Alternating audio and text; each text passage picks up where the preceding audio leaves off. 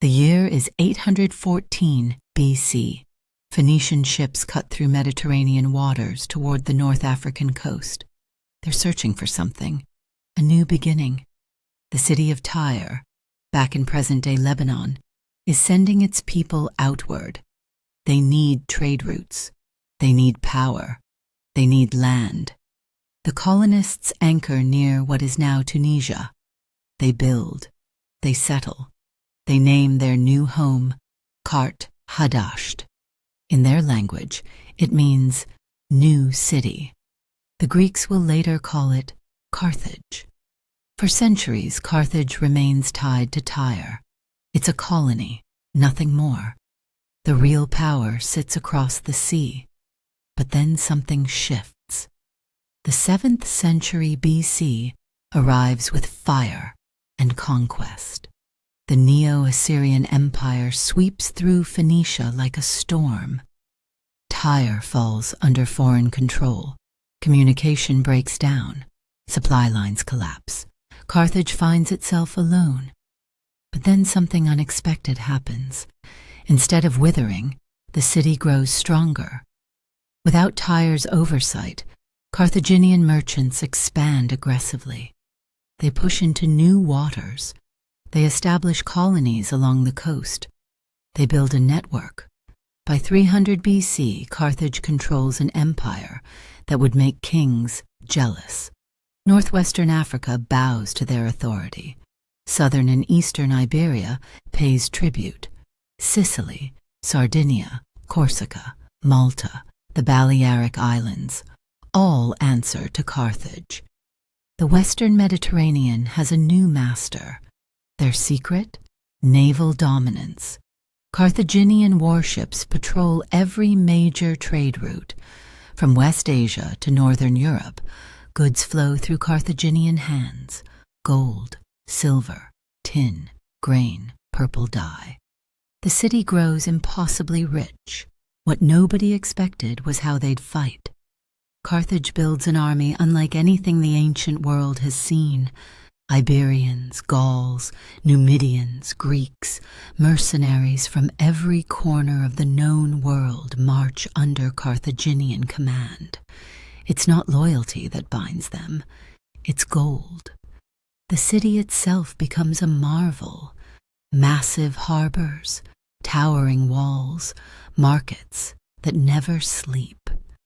By the 4th century BC, Carthage ranks among the world's largest cities. Hundreds of thousands live within its walls.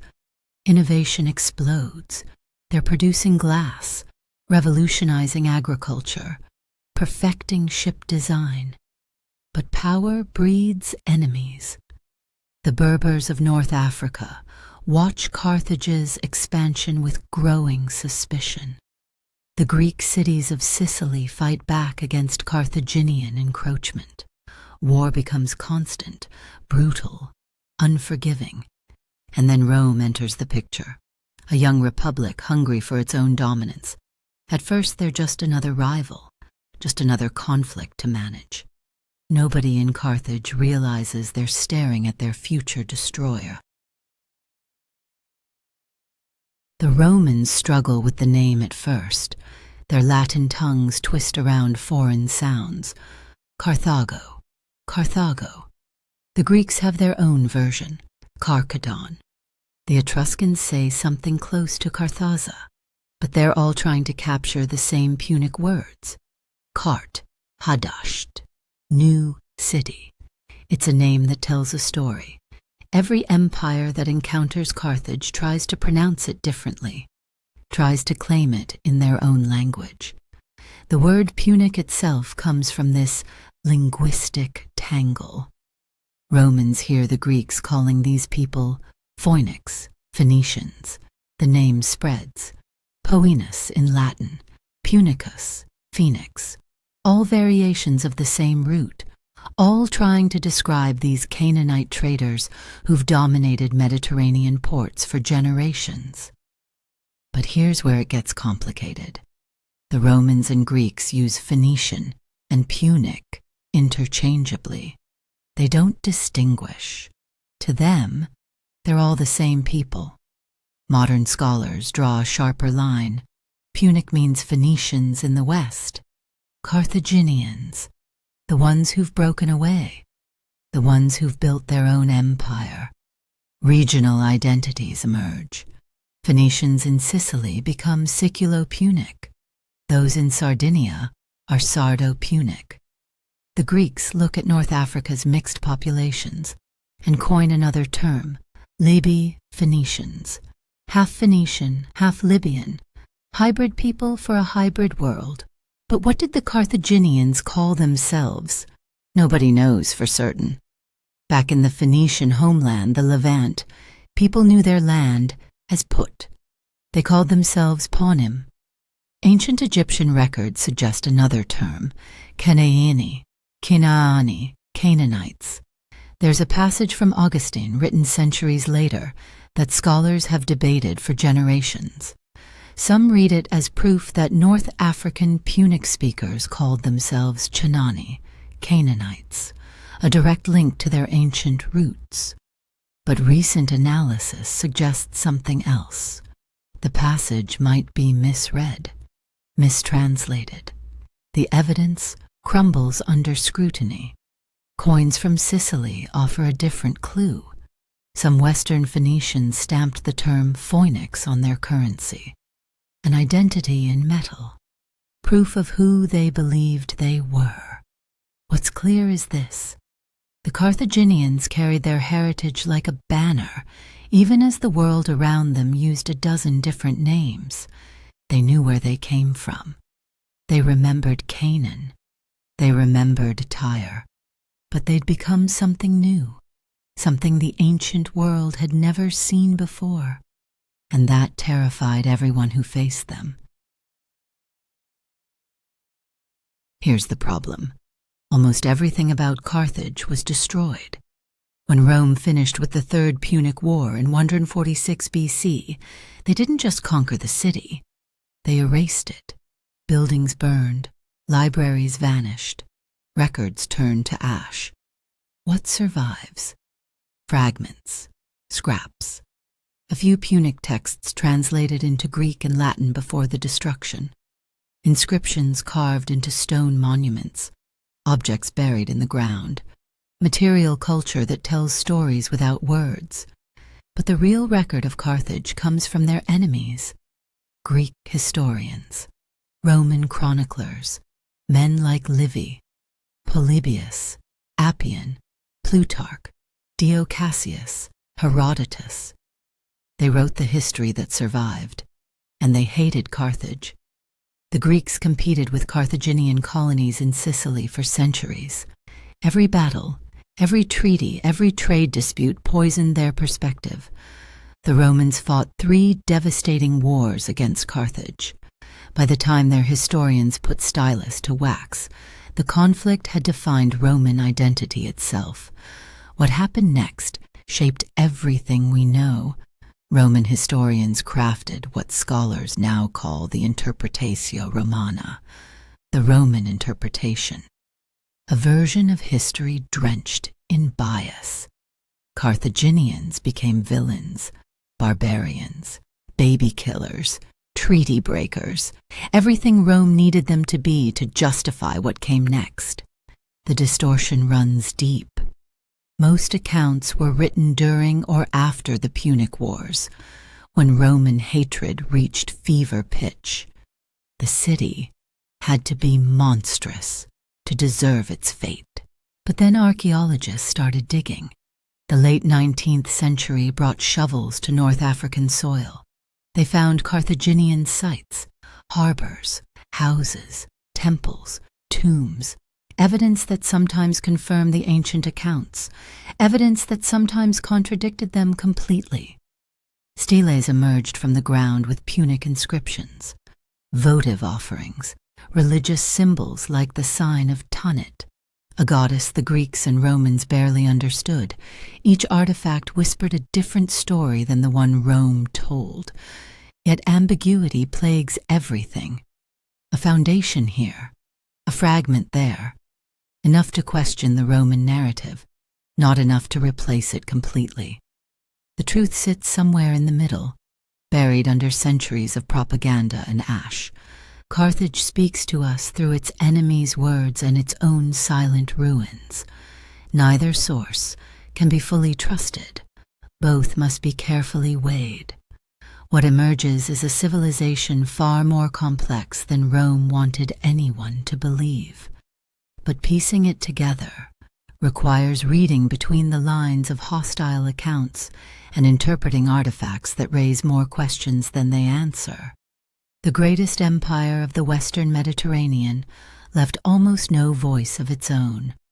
Only echoes, only shadows, only the version their destroyers wanted history to remember.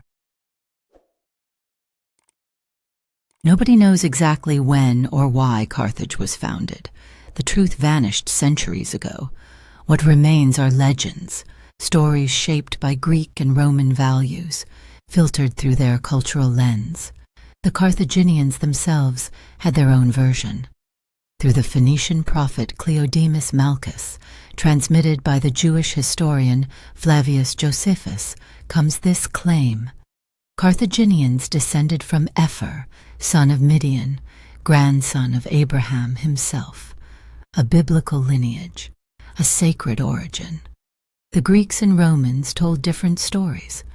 The oldest myth speaks of two brothers, Azoros and Carchedon, leading Tyrian colonists across the sea. Simple, direct, forgettable. But then there's Dido. Her story gripped the ancient imagination and never let go. King Pygmalion of Tyre murders his brother-in-law, Sisharbus, the high priest of Melkart. Why? Greed. Sisharbus possessed enormous wealth and power. Pygmalion wanted both. The victim was also married to Pygmalion's sister, Elisa, known to Greeks as Dido. What happened next changed everything. Dido refused to submit. She gathered loyal followers and fled across the Mediterranean. Her brother's tyranny would not become her prison. She lands on the North African coast. The local Berber chieftain Iarbas greets the refugees. He makes an offer. She can have as much land as a single ox hide can cover. It sounds like mockery, an insult disguised as generosity. But Dido reveals her genius. She cuts the ox hide into strips so thin they're almost thread. She lays them end to end. When she's done, the strips encircle the entire hill of Bursa. The Berber chieftain stares. He's been outwitted. The deal is done. The Tyrians begin digging foundations for their settlement. They unearth something unexpected: an ox head. In Phoenician culture, the omen is clear. The city will be wealthy but enslaved, forever laboring, forever subordinate. They abandon the site immediately. They dig elsewhere. This time they find a horse's head. The meaning reverses completely.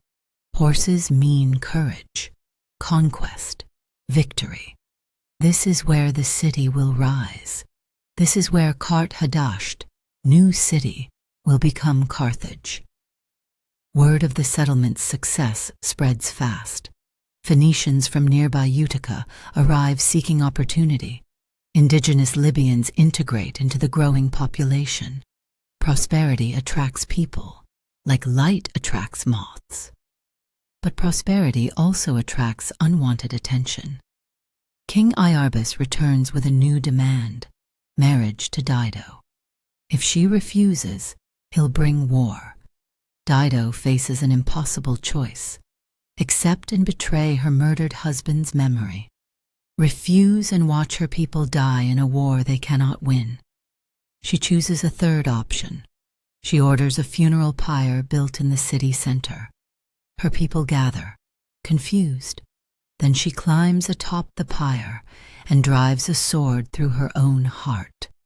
The queen dies rather than surrender her freedom or sacrifice her people. Carthaginians worship her as a goddess afterward. They remember her courage. They remember her cleverness. They remember the price she paid. Roman historians add a darker note. They claim Carthaginians practice human sacrifice. Even children burn when divine favor is needed. The implication is clear. Dido's people inherited her willingness to pay terrible prices. But Virgil's version, written a century after Carthage's destruction, cuts deepest. His Aeneid transforms Dido into something more complex, more tragic, more human. In Virgil's telling, everything starts the same. Tyrannical brother Pygmalion murders Dido's husband in secret, but she learns the truth through a dream. She tricks her greedy brother into funding an expedition, promising to bring back riches. Instead, she sails away with gold and followers toward freedom. She arrives in North Africa. She uses the ox-hide trick on Iarbas. She discovers the horse's head omen. Within 7 years, Carthage thrives under her rule. Her subjects adore her. Festivals celebrate her wisdom. Then Aeneas arrives. The Trojan hero, fresh from Troy's destruction, seeks refuge. Dido grants it without hesitation. They meet. They hunt together. They fall in love. Dido believes they'll marry. She's already planning their future. But Jupiter has other plans. The king of gods sends Mercury to remind Aeneas of his true mission: sail to Italy and found Rome. Love cannot compete with destiny. Aeneas obeys. He abandons Dido without explanation. She watches his ships disappear over the horizon. The queen climbs another funeral pyre. She takes his sword, the sword of the man she loved, and drives it into her chest. As she dies, she speaks a curse that echoes through centuries. Rise up from my bones, avenging spirit. She's invoking the future. She's invoking Hannibal. She's prophesying the Punic Wars themselves. Aeneas sees smoke rising from Carthage as he sails away. He doesn't know what it means, but he recognizes a bad omen when he sees one. His descendants will found Rome. Dido's descendants will build Carthage, and the two cities will clash in a struggle that nearly destroys the Western world. The message in these myths is unmistakable. Rome's greatest politician, Cato the Elder, would later say it plainly: Carthago delenda esta. Carthage must be destroyed, not because of politics, not because of territory, but because of fate. Because Aeneas chose duty over love. Because Dido cursed his descendants with her dying breath. Rome and Carthage were always destined to fight. The legends guaranteed it. 2 cities, 2 peoples, 2 versions of the same founding story, each ending in the other's destruction. Only one could survive. History records which one triumphed, but the legends ensure Carthage would never be forgotten. The Phoenicians needed places to dock their ships, safe harbors, trading posts, stops along routes that stretched across the entire Mediterranean, so they built colonies. These weren't empires. Most settlements held fewer than 1,000 people, fiercely independent city-states scattered along coastlines like beads on a string. The Phoenicians lacked the population for massive expansion. They lacked the desire, too. Their motives were simple: secure the trade routes, control natural resources, establish monopolies before competitors arrived, find places to conduct business without interference from local powers. But something else drove them outward. Back home, foreign empires were tightening their grip. Tribute payments increased, autonomy decreased. Many Phoenicians fled overseas not just for profit, but for freedom. And then there were the Greeks, a new maritime power expanding aggressively, establishing their own colonies across the Mediterranean and Black Sea. Competition bred urgency. The race was on. The Western Mediterranean became the prize.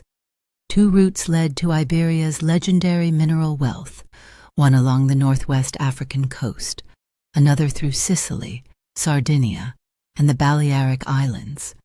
Whoever controlled these paths controlled the silver, copper, and tin that powered the ancient economy.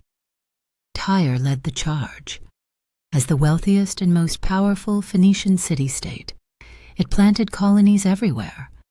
The historian Strabo later claimed Tyrians founded 300 settlements along the West African coast alone, obviously an exaggeration. But the real number was still staggering. Tunisia, Morocco, Algeria, Iberia, Libya. Colonies every 30 to 50 kilometers along the African coast. By the time Phoenicians reached North Africa in force, they'd already established footholds in Cyprus, Crete, Corsica, the Balearics, Sardinia, Sicily, and even the European mainland. Places that would become Genoa and Marseille saw Phoenician merchants centuries before Rome existed, but not everyone welcomed them. Greek colonists in Crete and Sicily fought back constantly. Wars erupted. Phoenician control over Sicily flickered and died. The Greeks proved too numerous, too aggressive. Most of these scattered colonies would eventually look to Carthage for leadership, for protection.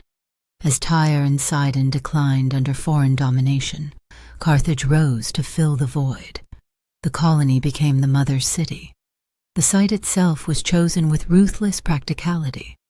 The central shore of the Gulf of Tunis offered Mediterranean access while protecting against the region's notorious storms.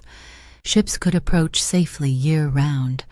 Nearby lay the Strait of Sicily, the most important maritime choke point in the western Mediterranean. Every trade route between east and west passed through that narrow channel. Control the strait. Control the trade. The geography got even better. Carthage occupied a hilly triangular peninsula backed by the Lake of Tunis. The lake teemed with fish. More importantly, it provided a sheltered harbor protected from every wind and wave. A narrow strip of land connected the peninsula to the mainland. A defensive dream. Rough terrain surrounded the approach. Any attacking army would face a nightmare. The Carthaginians built a citadel on Byrsa Hill, overlooking the sea. From there, defenders could see enemies coming from miles away. But the real genius was the location's position between two critical trade networks. One route ran from Cadiz in southern Spain, a Tyrian colony rich in raw materials, back to Tyre itself. The other connected North Africa with the northern Mediterranean, Sicily, Italy, Greece. Carthage sat at the crossroads. Every merchant sailing between Spain and the east passed near its harbors. Every ship trading between Africa and Europe came within reach. The city wasn't just defensible. It was inevitable. Geography and commerce had selected this exact spot for greatness. The Tyrians recognized it immediately. Within decades, the small trading post began transforming into something its founders never imagined. Not just another Phoenician colony scattered along a distant shore, a power that would eclipse Tyre itself, a city that would make kings tremble, an empire that would come closer than any other to stopping Rome's rise.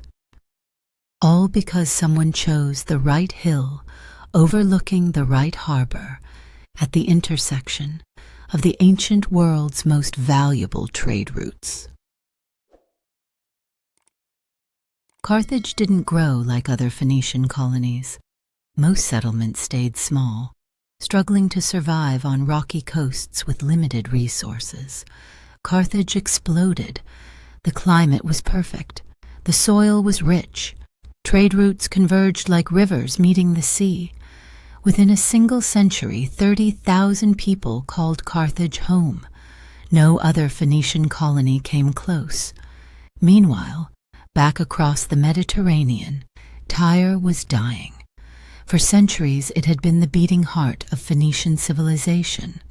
the center of commerce, the seat of power. But the 7th century BC brought catastrophe. The Babylonians came with armies and siege engines, once, twice, again and again. Each siege weakened Tyre further. Its walls held, but its strength bled away with every assault. Carthage watched from across the sea. By now the colony had grown impossibly wealthy. Its strategic location generated profits beyond anything Tyre could match, and unlike other Phoenician cities dependent solely on maritime trade, Carthage sat next to fertile farmland and rich mineral deposits. The earth itself made them wealthy. The city became the hub connecting Africa to the rest of the ancient world. Goods flowed through Carthaginian markets that existed nowhere else. Terracotta figurines, delicate ivory carvings, ostriches' eggs, jewelry that captured light like trapped stars, wine, exotic foods, luxuries that made merchants rich and kings jealous. But something deeper was changing. Carthaginians still worshipped Phoenician gods. They still spoke the Phoenician language. They still observed Phoenician customs. Yet by the 7th century BC, they'd become something new. A Punic identity emerged, distinct from their Phoenician roots. Local influences crept into their culture like water seeping into stone. Certain gods gained prominence in Carthage that barely registered back in Phoenicia. By the 5th century BC, Carthaginians were even worshipping Greek deities like Demeter. Adaptation, integration, evolution. The colony was outgrowing the mother city in every way. Then came the break. Sometime in the middle of the 6th century BC, the exact date lost to history, Carthage declared independence. No dramatic revolution, no bloody war, just a quiet severing of colonial ties. Carthage had become a thalassocracy, a sea power unto itself. It began planting its own colonies across the western Mediterranean. The student had become the master, yet they didn't abandon Tyre. Cultural ties remained strong. Political relationships continued. Commerce flowed both directions. Carthage still welcomed migrants from the homeland. For years, they even maintained the tradition of sending annual tribute to Tyre's temple of Melkart. The payments came irregularly, but they came. A gesture of respect, not obligation. Then Tyre made a fatal choice. The Persian king Cambyses rose to power around 530 BC with ambitions that stretched across the known world. Tyre submitted voluntarily. The entire Phoenician homeland became Persian territory without a fight. Cambyses turned his eyes toward Carthage. The former colony had grown so wealthy that conquering it seemed worth a massive overseas expedition. But he faced a problem. Persia was a land empire. He needed ships. He needed naval expertise. He demanded Tyrian cooperation. Tyre would provide the fleet to subjugate its own former colony. Herodotus records what happened next. The Tyrians refused. Their affinity for Carthage ran too deep. They would not become the weapon used to destroy what they had created. Cambyses faced a choice: launch an impossible campaign without proper naval support, or abandon the conquest entirely. He chose survival over ambition. The expedition was cancelled. Tyre escaped immediate punishment, but the damage was done. By refusing the Persian king, it sacrificed whatever privileged status it still possessed. The Persians shifted their favor to Sidon, Tyre's ancient rival. But Sidon remained subjugated too. Both great Phoenician cities now bent the knee to foreign masters. The power vacuum was complete. Carthage stood alone as the only independent Phoenician power in the Mediterranean. Not by conquest, not by rebellion, but by distance, wealth, and the slow, inevitable transfer of leadership from an exhausted empire to its ambitious offspring. The mother city had fallen. The colony had risen. Everything that Phoenicia once represented now lived in Carthage alone, and the ancient world was about to discover what that meant. Carthage kept the Phoenician love of trade and commerce, but they added something their ancestors never possessed: hunger for conquest.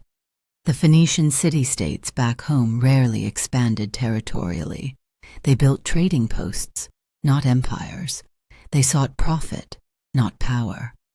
Carthage shattered that tradition. Nobody knows exactly why. The nearby city of Utica was older. It enjoyed the same geographic advantages, the same political opportunities.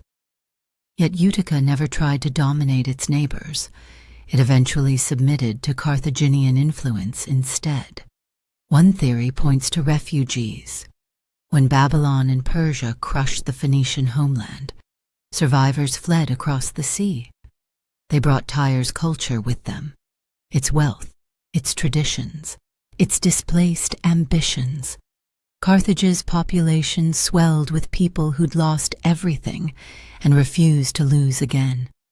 Competition provided another motive. Etruscans and Greeks were challenging Phoenician trade monopolies in the west.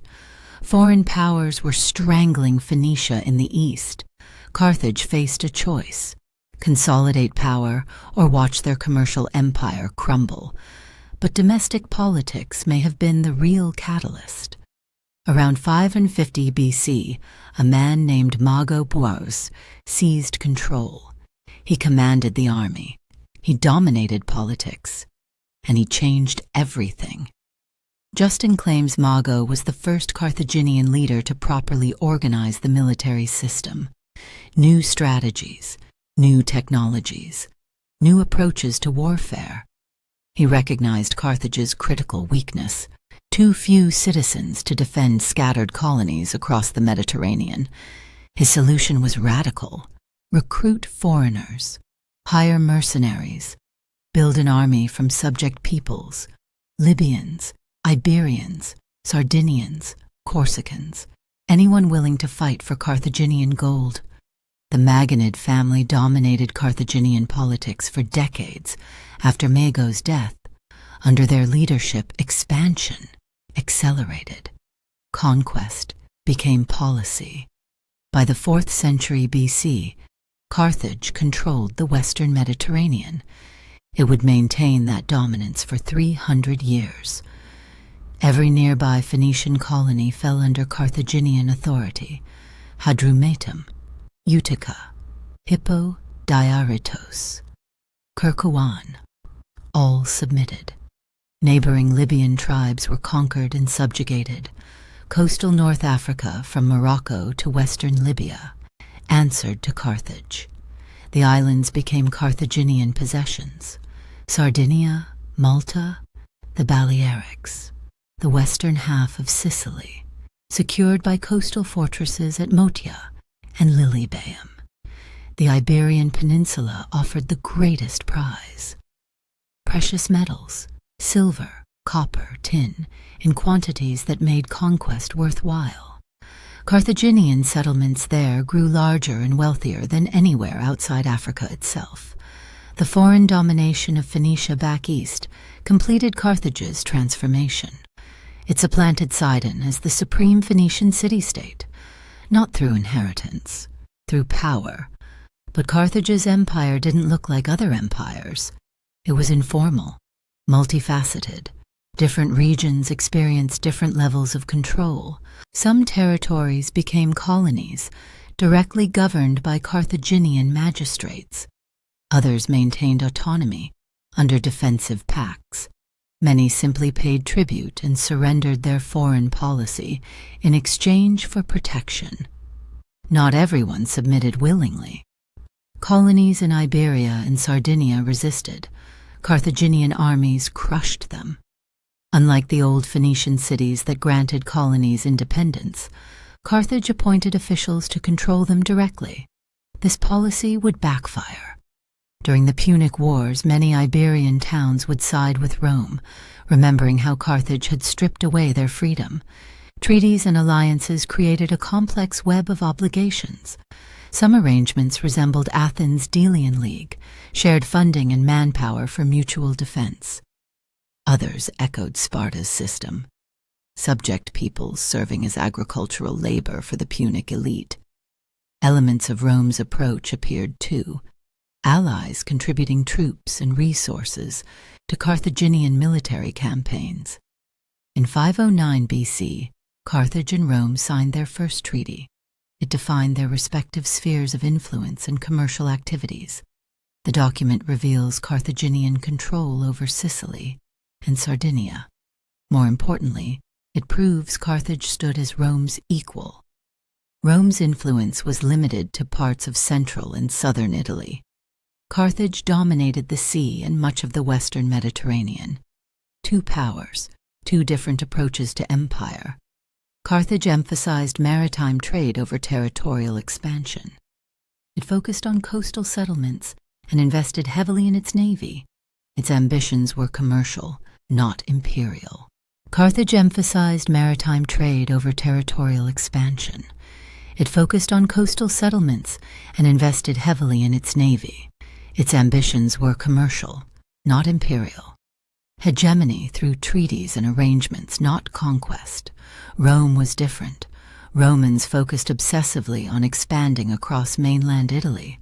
They wanted direct control, permanent annexation. Their ambitions stretched far beyond their homeland.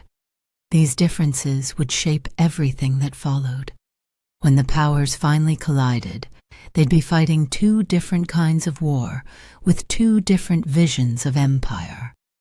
By the 3rd century BC, Carthage sat at the center of a sprawling network.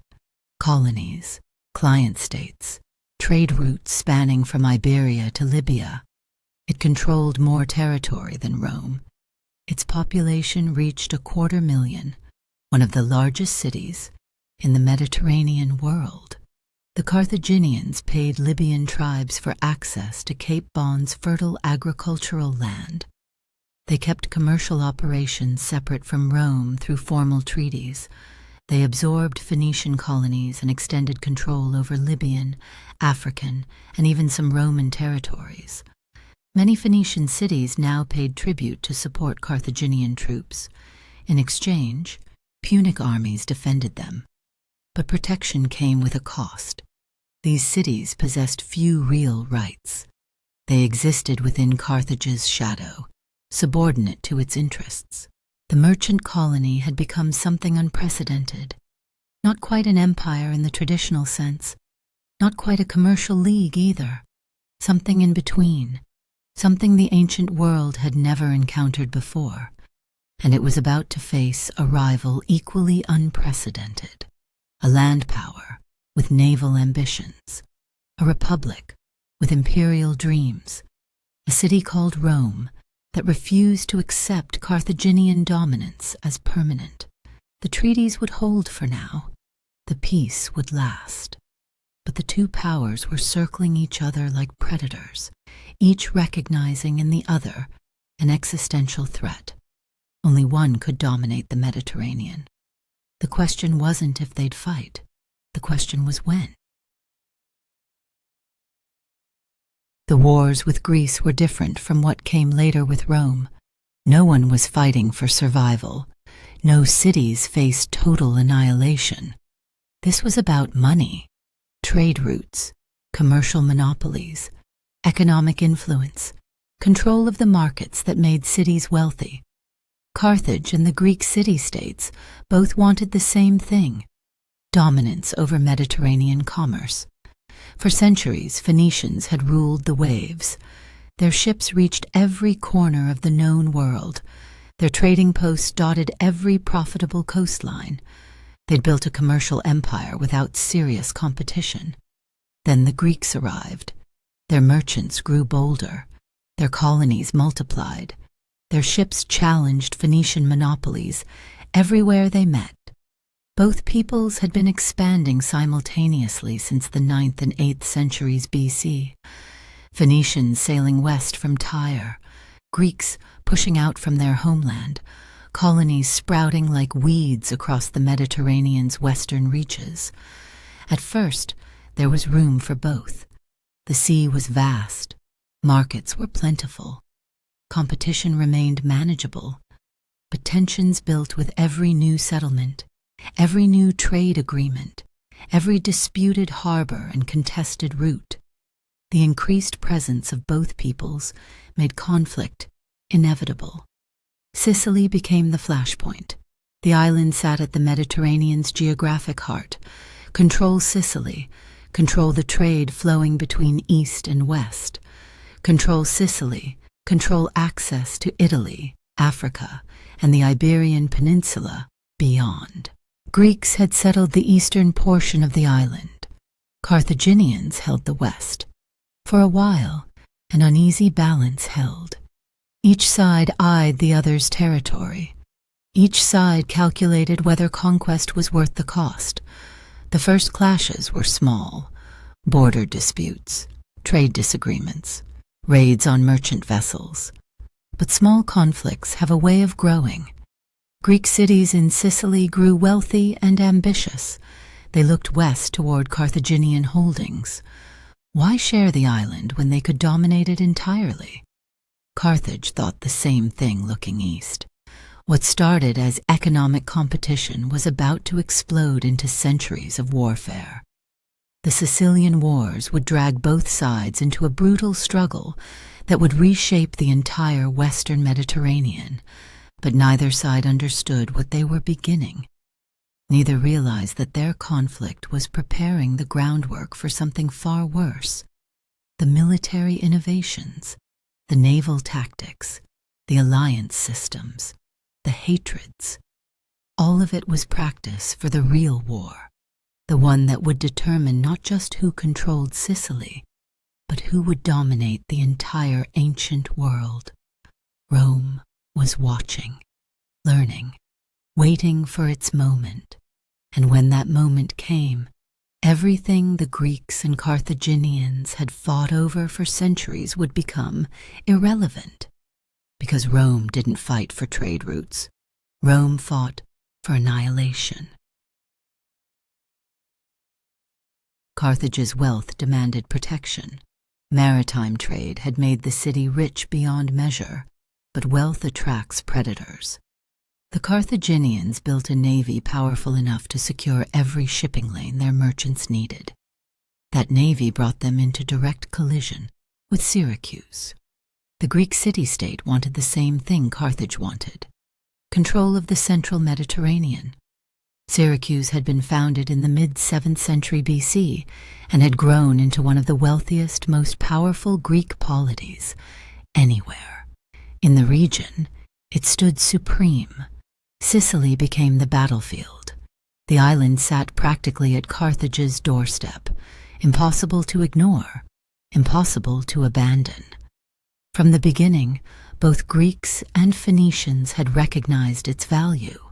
A large, centrally located island, perfect harbors, fertile soil, strategic position. Both peoples established colonies along Sicily's coasts. Those colonies clashed constantly. Battles raged for centuries. Neither side ever achieved total control. The island remained contested, bleeding both civilizations slowly. Then in 480 BC, everything escalated. Gelo, tyrant of Syracuse, made his move. He would unite Sicily under Greek rule. Other Greek city-states backed his ambition. If he succeeded, Carthage would face a unified, hostile power capable of choking off their western trade routes. Carthage couldn't allow it. King Hamilcar of the Maganid dynasty assembled an invasion force. Ancient sources claim he commanded 300,000 soldiers. The number is almost certainly inflated. Ancient historians loved exaggeration. But even accounting for embellishment, the army was massive, terrifyingly large. Hamilcar set sail with his fleet and army. Then the weather turned. Storms battered his ships. Vessels sank. Soldiers drowned. Equipment was lost to the waves. By the time he reached Sicily's coast and landed at Panormus, modern Palermo, his force was battered and demoralized. He spent 3 days at Panormus reorganizing, repairing damaged ships, reassembling scattered units, restoring morale. Then he marched. The army moved along the coast toward Himera. They established camp. Across from them, the forces of Syracuse and its ally Agrigentum prepared for battle. 2 armies, 1 island, everything at stake. The Greeks attacked. What happened next shocked everyone in the ancient world. The Carthaginian army, this supposedly unstoppable force, collapsed. The Greeks inflicted devastating losses, bodies piled up across the battlefield. King Hamilcar died. Some accounts say he fell in combat. Others claim he committed suicide in shame as his army disintegrated around him. Either way, Carthage's leader was dead. The invasion was finished. The Carthaginian nobility had no choice. They sued for peace. The terms were humiliating but necessary. Survival demanded compromise. The defeat changed Carthage forever.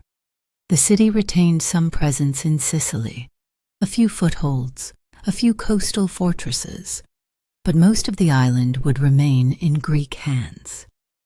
Later, Rome would take even those Greek territories. Carthage would never again expand meaningfully in Sicily. The disaster forced them to look elsewhere. North Africa became the priority. Iberia's mineral wealth demanded more attention. Sicily had proven too costly, too contested. Better to consolidate power where resistance was weaker. But the political fallout cut even deeper. King Hamilcar's death and the catastrophic failure of the campaign triggered a revolution. Not a violent one, but a fundamental restructuring of power. The monarchy died with Hamilcar. Carthage became an oligarchic republic. Kings would no longer command absolute authority.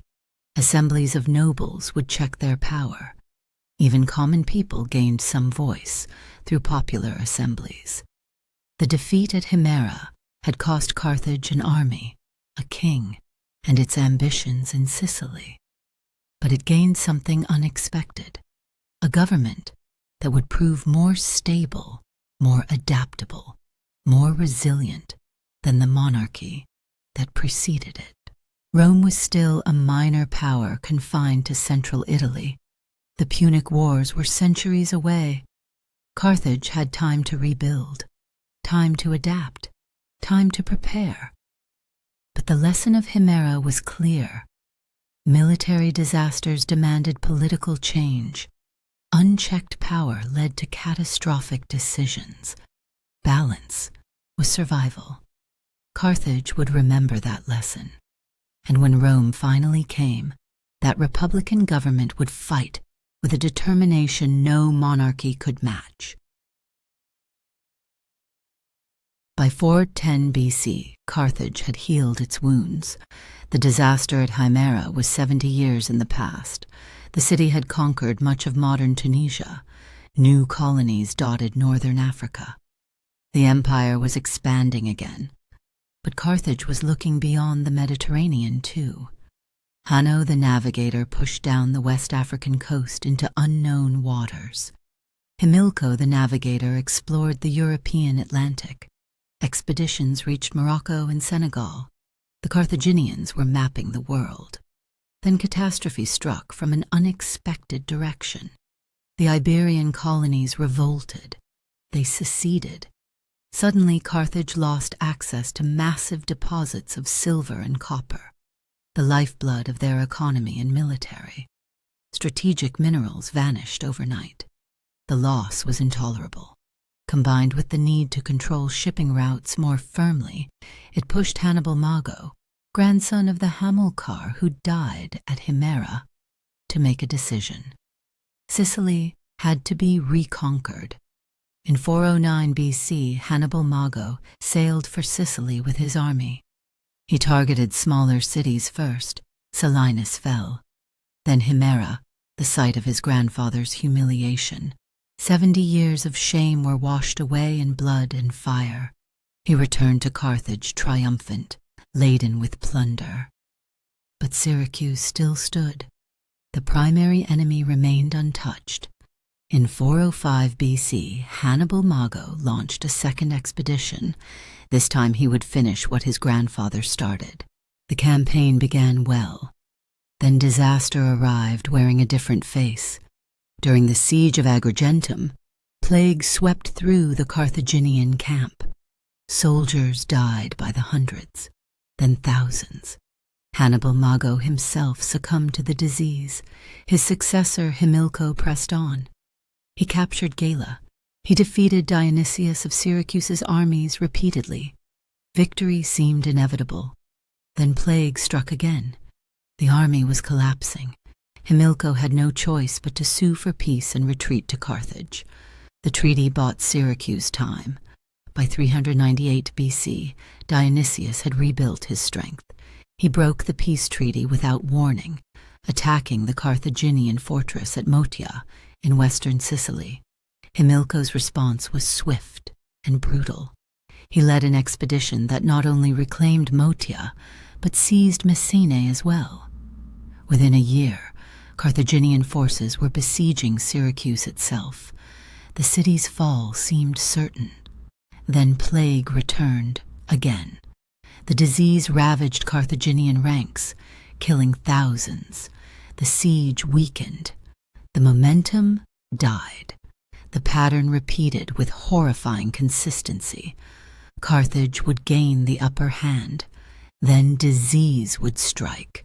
Then defeat would follow. By 387 BC, after winning a naval battle off Catania's coast, Hamilcar besieged Syracuse with 50,000 Carthaginians. This time, he thought, this time victory would come. Another epidemic erupted. Thousands died. The siege stalled. Dionysius saw his opening. He launched a surprise counterattack by land and sea simultaneously. While Carthaginian ship crews were ashore, Greek forces destroyed every vessel in the harbor. Ground troops stormed the siege lines and shattered them completely. Hamilcar faced total annihilation. He made a choice that would haunt Carthage. He abandoned his army. He and his chief officers fled Sicily, leaving their soldiers to die or surrender.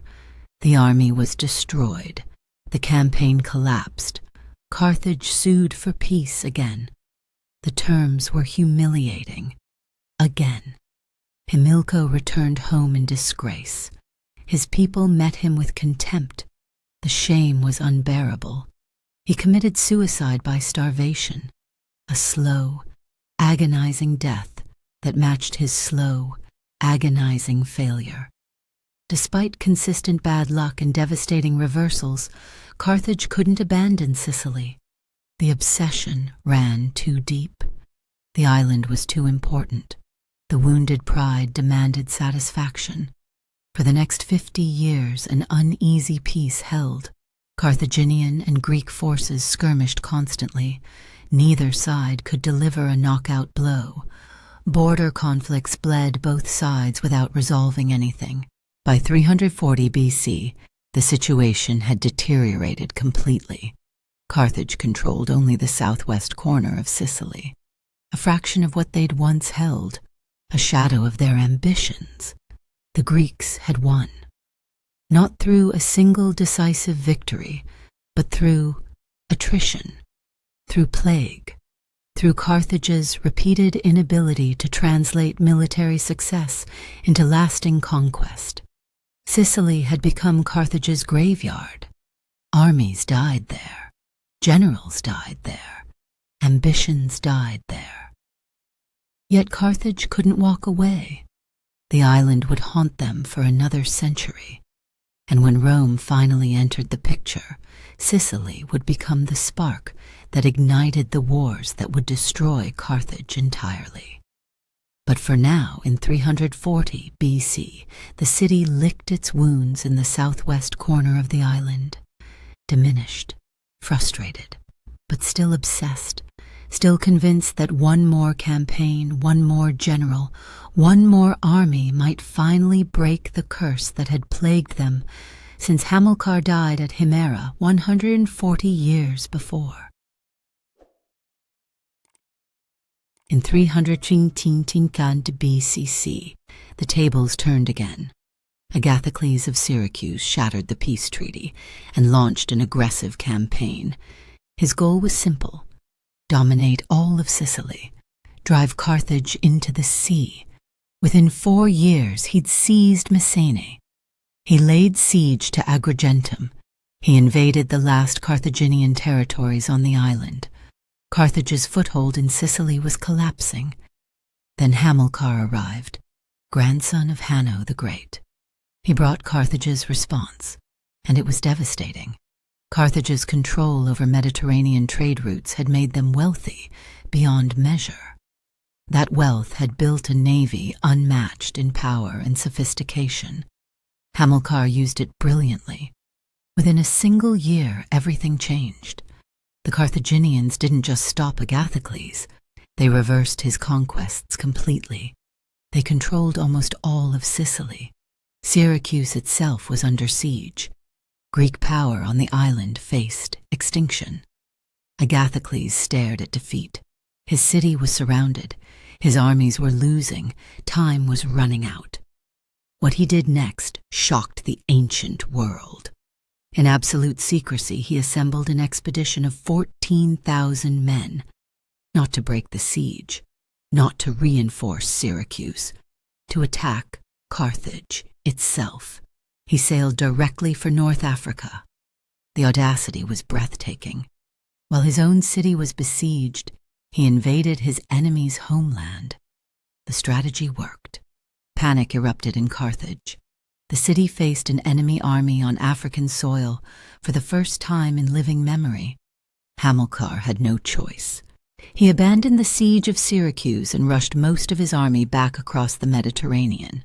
The pressure on Syracuse evaporated overnight. Agathocles had bought time with the boldest gamble imaginable. But time wasn't victory. By 307 BC, his forces in Africa were defeated. The campaign failed, yet Agathocles managed something equally impressive. He escaped. He slipped away from North Africa, returned to Sicily, and immediately opened peace negotiations. Carthage agreed. After years of warfare, both sides returned to the status quo. Syracuse remained a Greek stronghold. Carthage kept its territories. The island stayed divided. The pattern had repeated itself again. Carthage would dominate. Then something would go wrong. Then peace would restore the balance. Sicily remained unconquerable for either side. But Agathocles had demonstrated something dangerous. Carthage was vulnerable at home. Its African territories could be threatened. Its capital could be attacked. That lesson wouldn't be forgotten. A century later, a Roman general named Scipio would use the exact same strategy. He would invade Africa. He would threaten Carthage itself. He would force the great Hannibal to abandon his campaign in Italy and return home. Agathocles had shown Rome the blueprint for defeating Carthage. He just didn't know it yet. A new threat emerged in 280 BC. Pyrrhus of Epirus, ambitious, brilliant, dangerous.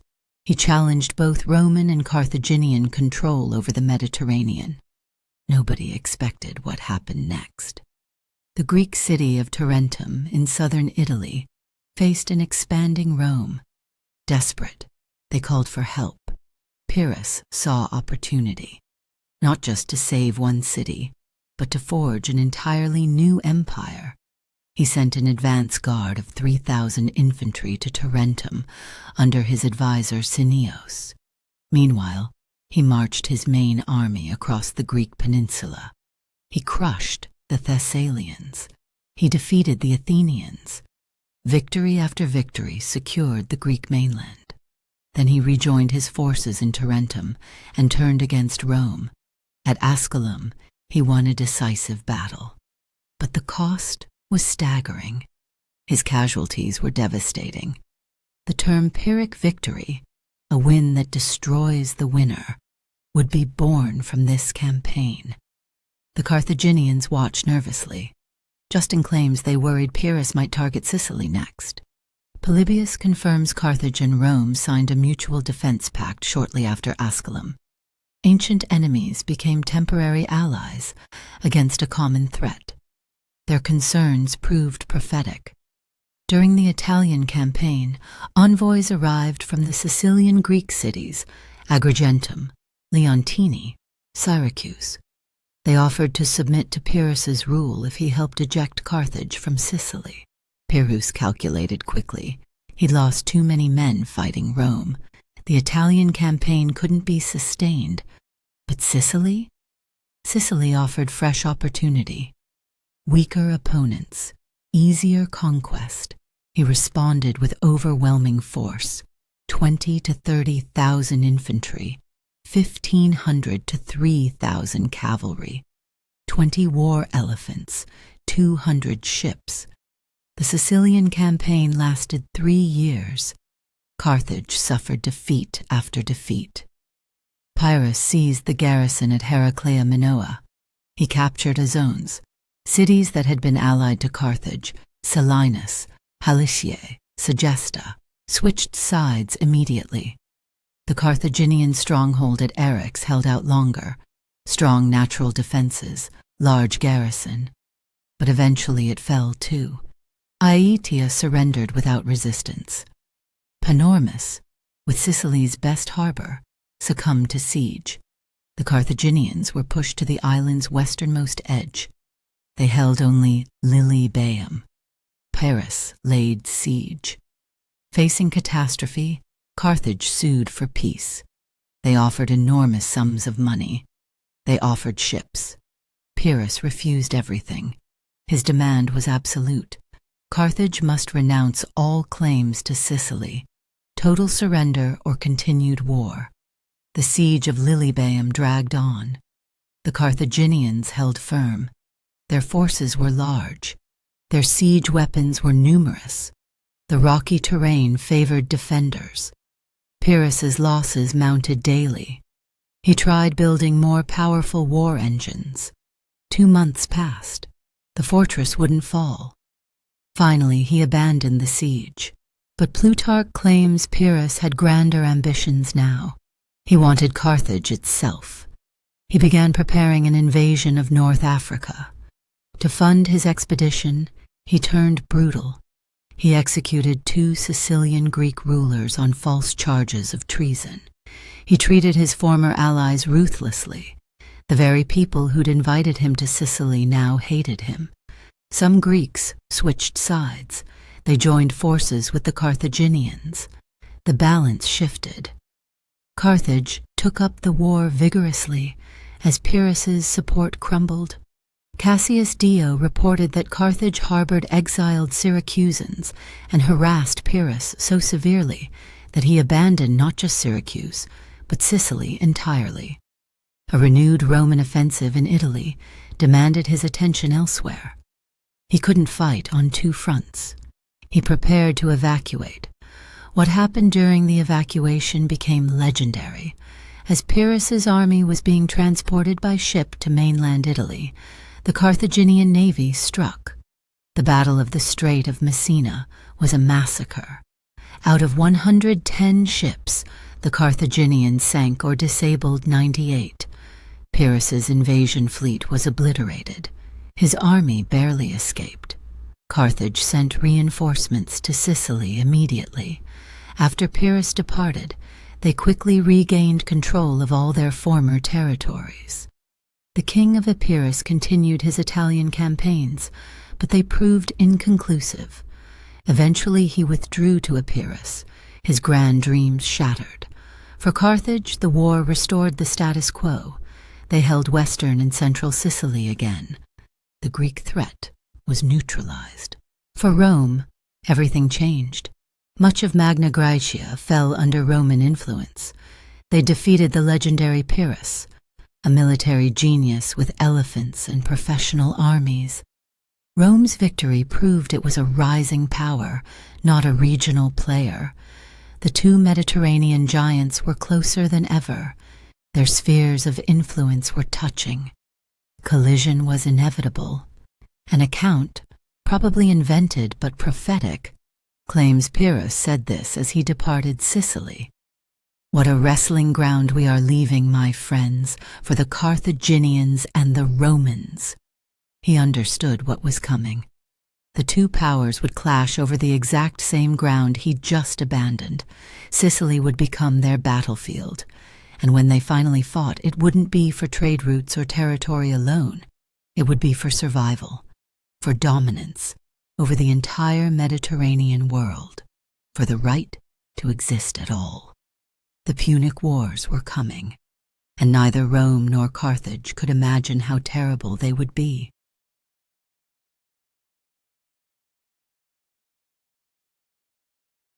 When Agathocles of Syracuse died in 288 BC, a problem emerged that nobody anticipated. A large company of Italian mercenaries who'd fought in his service suddenly had no employer, no pay, no purpose. They called themselves the Mamertines, sons of Mars. War was their profession, their identity, their reason for existing. They seized the city of Messana by force. Then they became exactly what unemployed soldiers always become without discipline: bandits. They terrorized the surrounding countryside, raiding, pillaging, answering to no authority. For decades, the Mamertines grew bolder. They became a threat to both Carthage and Syracuse. Nobody could ignore them anymore. In 265 BC, Hiero II of Syracuse, a former general under Pyrrhus, decided to end the problem. He marched against Messana with overwhelming force. The Mamertines faced annihilation. They divided into two factions. One group wanted to surrender to Carthage. The other preferred seeking Roman protection. While the Roman Senate debated what to do, Carthage acted immediately. The Carthaginians eagerly sent a garrison to Messana. Their forces entered the city. A Carthaginian fleet sailed into the harbor. Control seemed secure. But then something unexpected happened. The Carthaginians began negotiating with Hiero. Some kind of deal was being arranged. The details remain unclear, but the Mamertines panicked. They sent another embassy to Rome. Their message was urgent: expel the Carthaginians. Help us or we're finished. The situation had changed completely. Hiero's intervention meant Carthaginian military forces now sat directly across the Strait of Messina, the narrow channel separating Sicily from Italy. The Carthaginian fleet controlled this strategic bottleneck. Rome looked across that strait and saw danger, clear, present, immediate. Carthage could choke off Roman access to Sicily. They could threaten southern Italy. They could dominate the central Mediterranean entirely. The Roman assembly faced a difficult choice: ally with a band of lawless mercenaries, or allow Carthage to control the strait. They chose intervention. Rome sent an expeditionary force to Messana. Their mission: return control to the Mamertines, remove the Carthaginian presence. The Romans attacked Carthaginian forces at Messana. That single attack triggered everything that followed. The First Punic War had begun. Neither side realized what they'd started. Neither understood this was the beginning of a century-long struggle that would determine the fate of Western civilization. 3 major conflicts would erupt between Rome and Carthage. The wars would be brutal, devastating, unlike anything the ancient world had seen. The first war went badly for Carthage almost immediately. Early Roman naval victories surprised everyone. Rome, a land power, had built a fleet and learned to fight at sea. Under Marcus Atilius Regulus, Roman forces even managed to land in Africa. They threatened Carthage itself, but the Carthaginians, led by the Greek mercenary Xanthippus, repelled the invasion at the Battle of Tunis. The Roman army was destroyed, despite defending their homeland successfully and winning some naval battles early on. Carthage suffered a succession of defeats. The war dragged on, resources depleted, casualties mounted. Finally, Carthage sued for peace. The terms were harsh, but not catastrophic. They lost Sicily. They paid indemnities, but the city survived. What came next was worse. A massive mercenary revolt erupted. The soldiers Carthage had hired to fight Rome turned against their employers. The conflict was brutal. It nearly destroyed Carthage from within. The crisis changed Carthage's internal politics completely. The Barcid family, ambitious, militaristic, hungry for revenge, rose to prominence. They would dominate Carthaginian politics for the next generation. And while Carthage fought its own mercenaries, Rome struck again. Using the chaos as justification, Rome seized Sardinia and Corsica. Carthaginian possessions taken without a fight, another humiliation, another loss. Carthage had been forced to its knees. Its empire was shrinking. Its reputation was damaged. Its pride was wounded. The Barcid family remembered everything: the defeats, the betrayals, the territorial losses, the humiliation. One member of that family was a boy when the First Punic War ended. His father, Hamilcar Barca, made him swear an oath, a vow of eternal hatred against Rome. That boy's name was Hannibal, and he would keep his oath. The First Punic War was over, but the conflict between Rome and Carthage had only begun. The worst was yet to come. When Agathocles of Syracuse died in 288 BC, a problem emerged that nobody anticipated. A large company of Italian mercenaries who'd fought in his service suddenly had no employer, no pay, no purpose. They called themselves the Mamertines, sons of Mars. War was their profession, their identity, their reason for existing. They seized the city of Messana by force. Then they became exactly what unemployed soldiers always become without discipline: bandits. They terrorized the surrounding countryside, raiding, pillaging, answering to no authority. For decades, the Mamertines grew bolder. They became a threat to both Carthage and Syracuse. Nobody could ignore them anymore. In 265 BC, Hiero II of Syracuse, a former general under Pyrrhus, decided to end the problem. He marched against Messana with overwhelming force. The Mamertines faced annihilation. They divided into 2 factions. One group wanted to surrender to Carthage. The other preferred seeking Roman protection. While the Roman Senate debated what to do, Carthage acted immediately. The Carthaginians eagerly sent a garrison to Messana. Their forces entered the city. A Carthaginian fleet sailed into the harbor. Control seemed secure.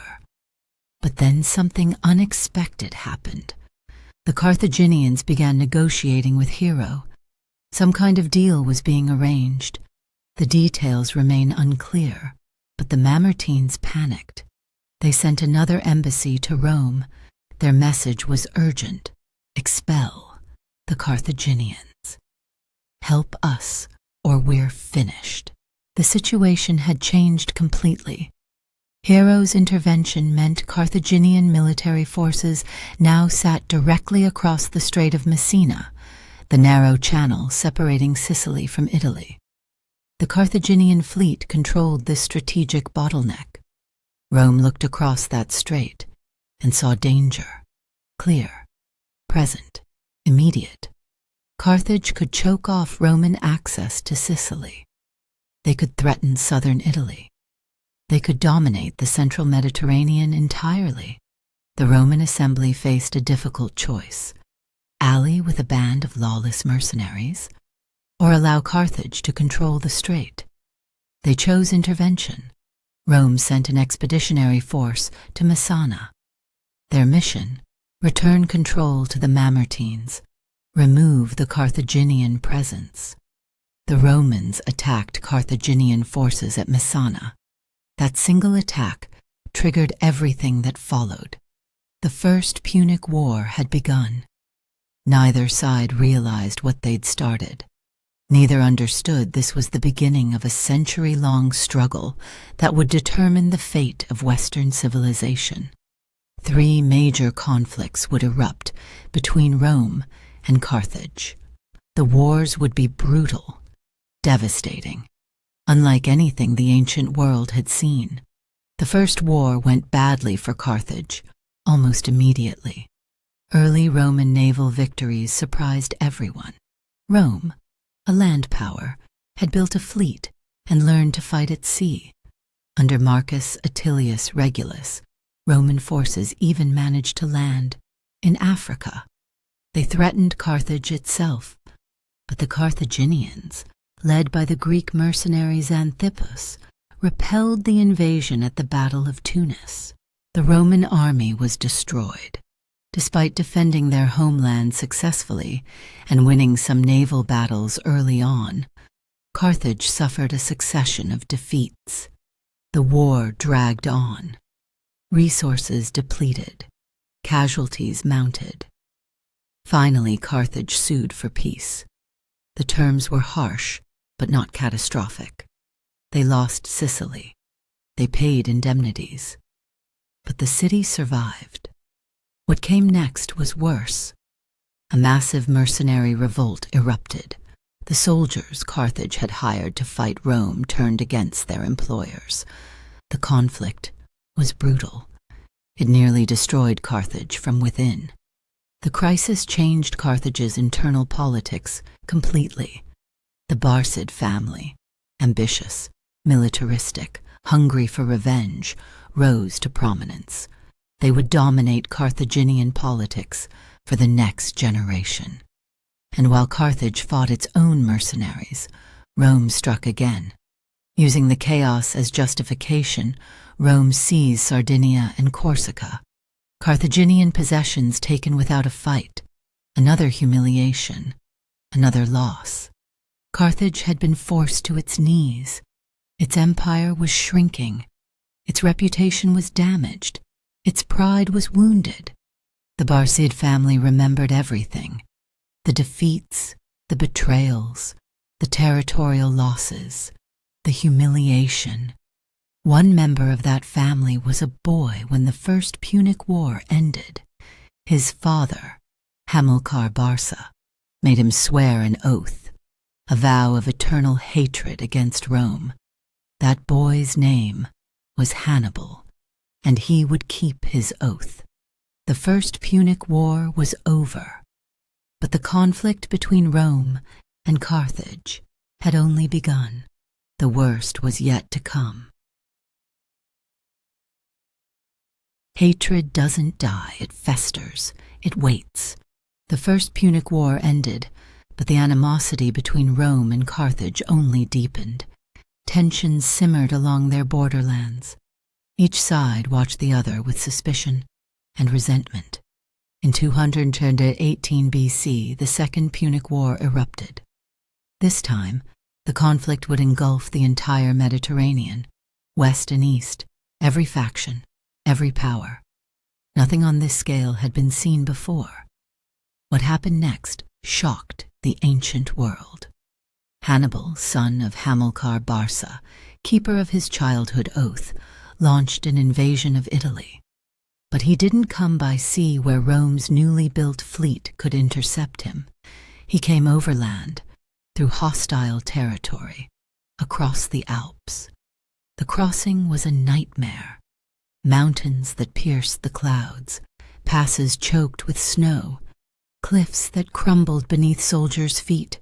Men froze, horses died. War elephants, those legendary beasts, perished in the cold. The losses were catastrophic. But Hannibal emerged in northern Italy with an army, battered, reduced, but intact, and determined. Gaulish tribes who hated Rome joined him immediately. His ranks swelled. Then he turned south toward Rome itself. At the Battle of the Trebia, he crushed a Roman army. The Romans regrouped and tried again. At Lake Trasimene, Hannibal orchestrated a giant ambush. Another Roman army was destroyed. Bodies floated in the lake for days. Rome panicked. They'd never faced a general like this. His tactical brilliance was supernatural. His understanding of terrain was perfect. His timing was impeccable. The Romans changed strategy. They appointed Fabius Maximus, who refused to engage Hannibal directly. Instead, he used the Fabian strategy: skirmishes, harassment, delay. Gradually wear down the invader, avoid pitched battles at all costs. It was effective. It was also politically toxic. Roman tradition demanded direct confrontation, honor, courage, standing armies facing each other in open battle. Fabius's approach looked like cowardice. The political pressure became unbearable. Rome abandoned the strategy. They assembled a massive army, superior numbers, fresh troops, confident commanders. They would crush Hannibal at Cannae and end this nightmare. The Battle of Cannae became one of history's greatest military disasters. Hannibal's smaller force encircled and annihilated the Roman army. 60,000 Roman casualties. The battlefield was covered with corpses stacked like cordwood. The victory was so complete that Roman allies across Italy began defecting to Carthage. Cities that had supported Rome for generations switched sides. The war that was supposed to last months dragged on for over a decade. Hannibal won battle after battle. He destroyed Roman armies nearly consistently. Any other nation would have sued for peace. Any other nation would have collapsed. But Rome had something Carthage didn't: manpower, massive reserves of citizens and allies. They absorbed horrific losses and kept recruiting, kept training, kept fighting. And they had something else: skill at siegecraft. They began recapturing cities that had defected, one by one. Former allies were besieged and returned to Roman control. The noose around Hannibal tightened. Carthage tried to send reinforcements. Hannibal's brother Hasdrubal crossed the Alps with a fresh army. If he reached Hannibal, Rome would face 2 Carthaginian armies in Italy simultaneously. The Romans intercepted him at the Battle of the Metaurus. Hasdrubal's army was destroyed. His severed head was thrown into Hannibal's camp. The message was clear: no help is coming. Meanwhile, in Iberia, the source of Carthaginian manpower and wealth, a brilliant young Roman general named Scipio Africanus was dismantling Carthage's empire piece by piece. He captured New Carthage. He defeated Carthaginian armies at the Battle of Ilipa. Iberia fell under Roman control. Hannibal was trapped in southern Italy. His allies were disappearing. His reinforcements were dead. His supply lines were cut. He couldn't win, but he wouldn't surrender. Scipio changed the game completely. He invaded Africa. just like Agathocles had done centuries before, just like Regulus had attempted in the First Punic War. He threatened Carthage itself. He defeated Carthaginian forces at Utica. He crushed them at the Great Plains. The city faced direct assault. Carthage had no choice. They recalled Hannibal from Italy. The greatest general in history abandoned his campaign, stalled, frustrated, undefeated in battle, but unable to achieve victory. The final confrontation came at Zama, in the Carthaginian heartland of Tunisia. Hannibal commanded superior numbers. He employed innovative tactics. He used war elephants. None of it mattered. Scipio had studied Hannibal for years. He'd learned from every Carthaginian victory. He understood his enemy's mind. The Battle of Zama was decisive and crushing. The Carthaginian army was destroyed. Hannibal survived, but his military career was finished. Rome had been pushed to the verge of destruction. Entire armies had been annihilated. Allies had defected. Italy had been ravaged. But they'd endured. They'd adapted. They'd won. The peace terms were brutal. Carthage paid a massive financial indemnity. Their once proud navy, the instrument of their power for centuries, was stripped away. Only 10 warships were permitted to remain. All territory outside North Africa was surrendered. The empire that had stretched from Iberia to Libya was reduced to a fraction of its former size. Carthage became a Roman client state, independent in name only. Every major decision required Roman approval. The great rival had been neutered, but Rome wasn't satisfied. The humiliation wasn't enough. The fear remained. As long as Carthage existed, as long as its walls stood, as long as its people remembered their former glory, Rome couldn't rest. A Roman senator named Cato the Elder understood this. He would end every speech, regardless of topic, with the same words: Carthago delenda est. Carthage must be destroyed, not defeated, not subjugated. Destroyed. The Second Punic War was over. But Carthage's story wasn't finished yet. One final act remained, and it would be the most terrible of all. 50 years of uneasy peace. Carthage rebuilt slowly, carefully. They paid their indemnities. They obeyed Roman dictates. They stayed within their borders. But their prosperity returned. Their agricultural lands produced enormous wealth. The city grew rich again. Rome watched with growing unease. Some Romans believed the matter was settled. Others saw a threat that refused to die. Cato the Elder belonged to the second group. His obsession with Carthage became legendary. He ended nearly every speech in the Senate, regardless of topic, with the same phrase: Ceterum censeo Carthaginem esse delendum. Moreover, I am of the opinion that Carthage ought to be destroyed. He wasn't speaking metaphorically, not about defeating them, not about containing them, about destruction, total, final, permanent. His faction had specific reasons. Carthage's African territories contained some of the richest agricultural land in the Mediterranean. Romans had seen it during the Second Punic War. They wanted it. They coveted it. And as long as Carthage existed, Rome couldn't take it. The pretext came from a border war. Numidia, Rome's ally, kept raiding Carthaginian territory. Carthage finally responded militarily. They defended themselves. Rome declared this a violation of the peace treaty. Carthage had acted without Roman permission. War was declared. The Third Punic War began in 149 BC. It would be smaller than its predecessors, shorter, but infinitely more brutal. Rome expected easy victory. Carthage was diminished. Their military was restricted.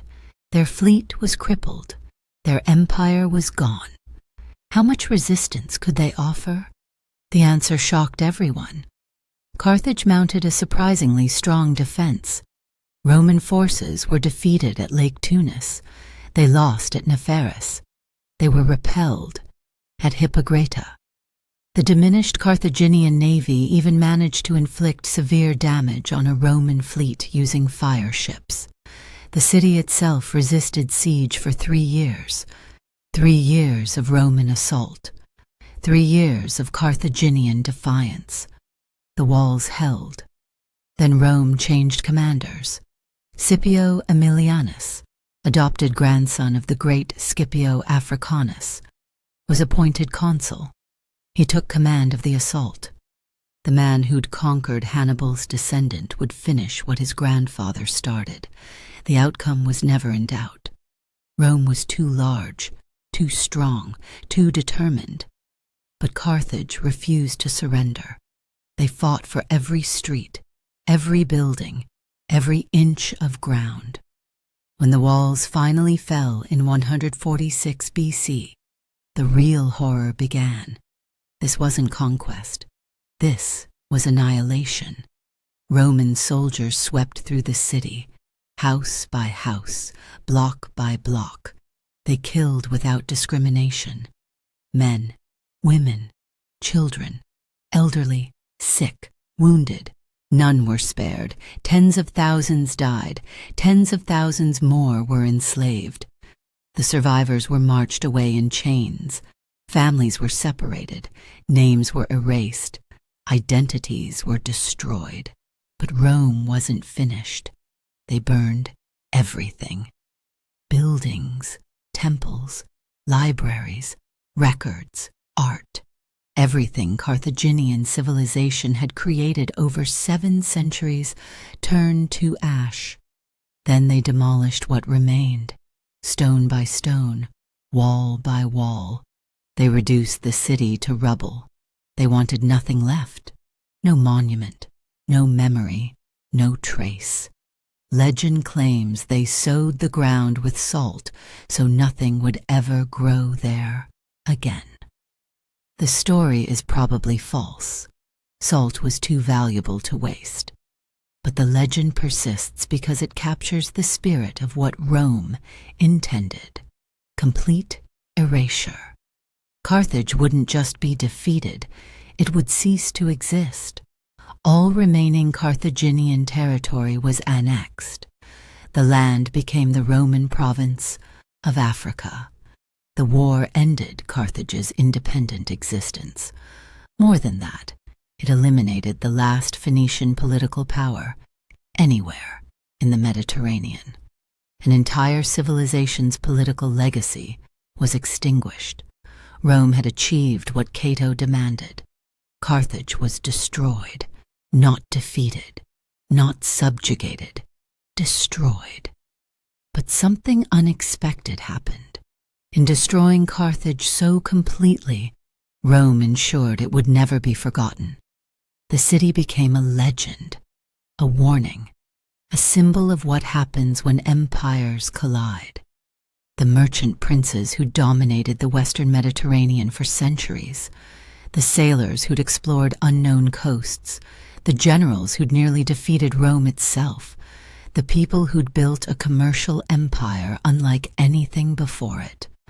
All gone, reduced to ruins and memories, preserved only in the writings of their enemies. Carthage was destroyed, but it would haunt Rome forever. The city they'd feared so much, they had to erase it completely. The rival so dangerous that mere defeat wasn't enough. The Punic Wars were over. Rome had won everything. But the victory came at a cost nobody anticipated. In destroying Carthage, Rome had destroyed a mirror, another republic, another maritime power, another civilization built on commerce and innovation. Rome would go on to build an empire that lasted centuries, but it would never again face a rival quite like Carthage. And in the quiet moments, perhaps some Romans wondered what the world might have been if both cities had survived. But that world was impossible now. Carthage lay in ruins. Its people were scattered. Its civilization was dead. All that remained was the legend of what had been, and the warning of what Rome was capable of when it decided something must be destroyed. The ruins still smoked when Rome established Africa Proconsularis, its first African province. The borders roughly matched old Carthaginian territory. The land that had made Carthage wealthy would now enrich Rome. Utica became the regional capital. The city had allied with Rome during the final war, betraying its Phoenician sister. Its reward was tax privileges and administrative power. Ironically, Utica became the leading center of Punic trade and culture after Carthage's destruction. In 122 BC, a populous Roman senator named Gaius Gracchus attempted something remarkable. He founded a colony near Carthage's ruins called Colonia Eunonia, named after Tanit, the Punic goddess Romans called Euno Caelestis. The purpose was practical: provide land for impoverished Roman farmers. But the symbolism was profound. Building on Carthage's grave, using a Carthaginian goddess's name, the Roman Senate abolished the colony quickly, not because of any Carthaginian sentiment, because they wanted to undermine Gracchus's political power. The land returned to silence, but then Julius Caesar arrived. Between 49 and 44 BC, he rebuilt Carthage on the same site, not as tribute, not as apology, as pure Roman pragmatism. The location was too valuable to waste. The harbor was perfect. The land was fertile. The position was strategic. Caesar built a Roman city where the Punic one had stood. Roman Carthage became the center of the African province. The region's agricultural wealth made it one of Rome's greatest breadbaskets, one of its wealthiest provinces. By the 1st century, the new Carthago had grown into the second largest city in the Western Roman Empire. 500,000 people called it home. But something unexpected happened. Punic culture didn't die with the city's destruction. It persisted. It adapted. It survived. The Punic language continued for centuries. In the 3rd century, 2 Roman emperors, Septimius Severus and his son Caracalla, were of Libyan Berber descent. Both spoke Latin with a Punic accent. The conquered people's language lived in the mouths of Rome's rulers. In the 4th century, Augustine of Hippo, himself of Berber heritage, noted that Punic was still spoken widely. People in the region identified as Knem Chanani, the name Carthaginians had called themselves. The word Punic evolved in meaning. In Latin, it stopped referring specifically to Carthaginians. It came to mean the locals, the native Berbers of North Africa, as opposed to Latin-speaking Romans. The conqueror's language absorbed and transformed the identity of the conquered. Some linguists argue that Maghrebi, dialectal Arabic, derives partly from Punic. The theory suggests contact between the languages, that Punic survived until Arab arrival in the 7th century. But the evidence is contradictory, unclear. Arab sources describe North Africa as Berber-speaking, with Latin in Romanized areas. The deep Maghreb was Berber, rural, tribal. Still, inscriptions prove Punic persisted. Temples, tombs, public monuments, artwork, all dating well after Roman conquest, all written in Punic script. Punic names were used until at least the 4th century, even by prominent citizens of Roman Africa. Local officials in formerly Punic territories used Carthaginian titles. Some Carthaginian innovations became Roman. Mago's Manual on Farming and Estate Management, one of the few Carthaginian texts spared from destruction, was translated into Greek and Latin by Senate order. Roman farmers learned agriculture from their destroyed enemy's book. Latin vocabulary absorbed Punic terms. Mala punica, paulichiepulus, became the word for pomegranates. Pavimentum punicum described patterned terracotta mosaics. Plostellum punicum referred to the threshing board Carthage had introduced. But not all linguistic inheritance was respectful. The phrase punica fides, Punic faith, became Roman shorthand for dishonesty, perfidy, treachery. The enduring hostility survived in language. Even as Rome adopted Carthaginian innovations, they remembered Carthage as the enemy who'd nearly destroyed them. The civilization was gone. The city was rebuilt by conquerors. The empire was absorbed, but pieces remained, scattered, transformed, surviving in unexpected ways.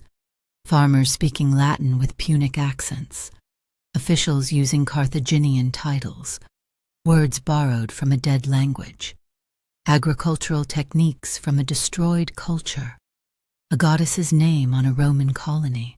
Carthage had been destroyed so completely that nothing remained, yet somehow, impossibly, it persisted. Not as a political power, not as an empire, but as echoes, influences, memories that refused to die. Rome had won everything, but it couldn't erase what Carthage had been, couldn't eliminate the 7 centuries of culture, innovation, and identity. The Phoenician political power was extinct, but the Punic people endured, changed, absorbed, transformed into something neither fully Roman nor fully Carthaginian, something in between, something new. The war was over, the city was destroyed, the empire was gone. But the story wasn't finished, because civilizations don't die cleanly. They linger, they influence, they survive in unexpected ways long after their destruction seems complete. Carthage fell in 146 BC, but pieces of what it had been would persist for centuries, in language, in agriculture, in the bloodlines of emperors, in the memories of people who still called themselves Shanani, generations after their city turned to ash.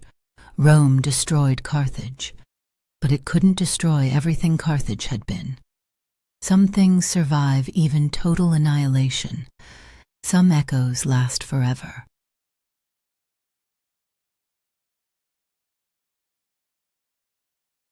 The ancient Greeks wrote about Carthaginian kings, but modern scholars suspect they got it wrong. They misunderstood what they were seeing. Carthage's political structure was foreign to them, unfamiliar, complex, unlike Greek monarchy. Historian Richard Miles argues the confusion goes back to Carthage's founding. The oligarchic system wasn't adopted later, it existed from the beginning. Phoenician monarchs back in the homeland never ruled alone. They shared authority with an advisory council, the Aedirum, the mighty ones, wealthy merchant elites who checked royal power. Carthage appears to have followed the same model with its governing council called the Bloem, nobles who oversaw religion, administration, military affairs, collective leadership, not individual rule. Miles takes the argument further. The legend of Queen Dido, dying without an heir, served a political purpose. It wasn't just mythology, it was propaganda. The story reinforced oligarchy's legitimacy by rejecting the idea of lasting royal dynasties. No succession, no hereditary power. The system was deliberate from the start. But historian Eve MacDonald points to a different moment. The 6th century BC brought major political upheaval, real transformation. A story recorded by Roman historian Justin reveals the chaos. Malchus was a Carthaginian general. He won victories in Sicily and became celebrated, a hero. Then he suffered defeat in Sardinia against local resistance. The reaction was brutal. Exile. What happened next shocked everyone. Malchus returned at the head of a personal army, his own soldiers, loyal to him, not Carthage. He besieged his own city.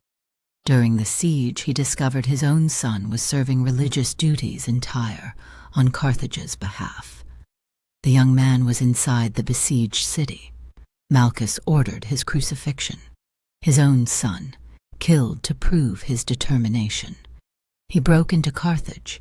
He executed several leading magistrates. For a moment he held absolute power, but rival factions moved against him. He was overthrown, put on trial, executed. The entire episode revealed Carthage tearing itself apart.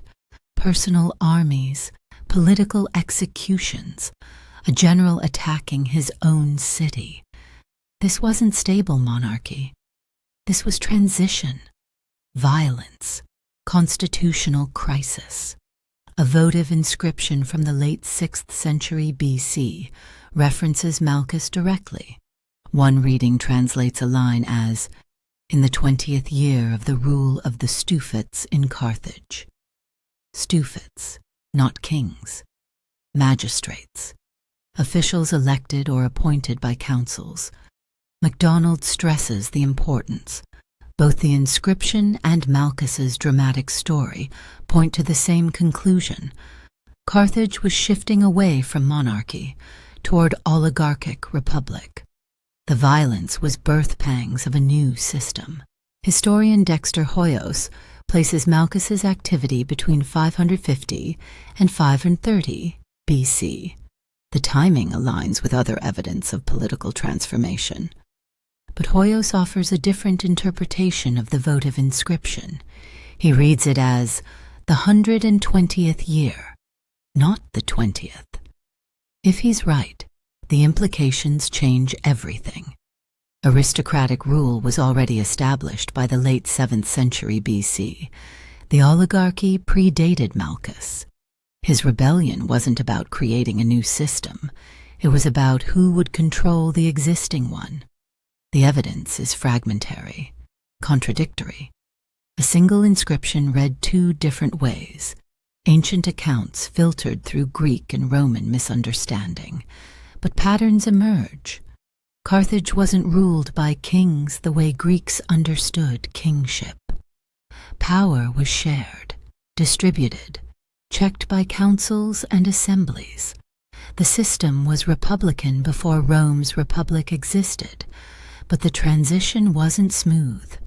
The 6th century BC brought violence, rebellion, political executions, generals with personal armies, the struggle to define how power would be exercised and limited.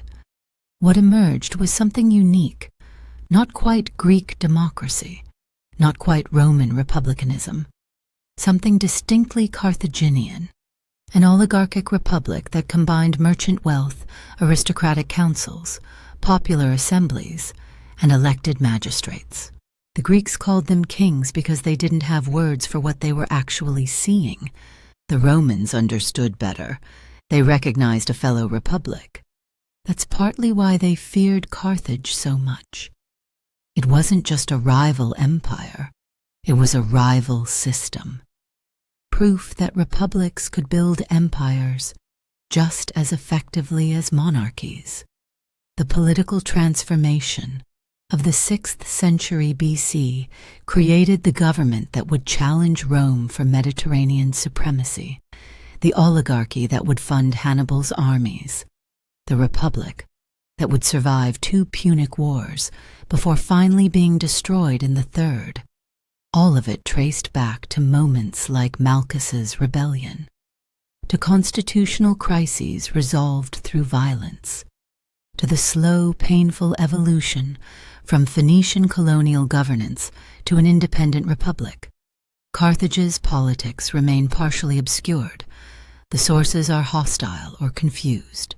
The inscriptions are ambiguous, but enough survives to reveal a sophisticated system. A government that balanced competing interests and distributed power among multiple institutions. A government that worked for centuries, that built an empire, that nearly defeated Rome itself. and that died when the city burned in 146 BC, taking most of its records with it. You think you know what power looks like. You think it's kings on thrones, emperors barking orders, warriors who never let go. But Carthage? Carthage broke every rule. This wasn't Rome. This wasn't Sparta. This was something the ancient world had never seen before. A republic built by merchants, controlled by money, balanced by the people themselves. And here's what nobody expected. It actually worked. Picture the Mediterranean in the 4th century BC. Carthage stands at the center of the known world, controlling trade routes that stretch from Africa to Spain, from Sicily to the Atlantic. But inside this empire, power doesn't belong to one man. It belongs to a system so intricate, so carefully designed, that even Aristotle, the greatest mind of Greece, stopped to study it. At the top sat the wealthiest merchant families, not kings, not divine rulers, just men who'd made fortunes moving goods across the sea. But here's the twist. No single family could hold power forever. Leadership rotated. One generation ruled, then stepped aside for another. Power depended on one thing: approval from the ruling council. Cross them, and you were done. 2 officials called Sufites ran the government. The Greeks called them judges. Some foreigners mistook them for kings. They weren't. By the 5th century BC, these men were elected annually from the richest families in Carthage. Nobody knows exactly how the elections happened or who could vote, but one thing was clear. These weren't hereditary positions. You didn't inherit the Sufetes chair. You earned it. But then something even stranger happened. The Sufetes had almost no military power. Think about that. In an age when generals became dictators, when military might meant absolute control, Carthage split the two.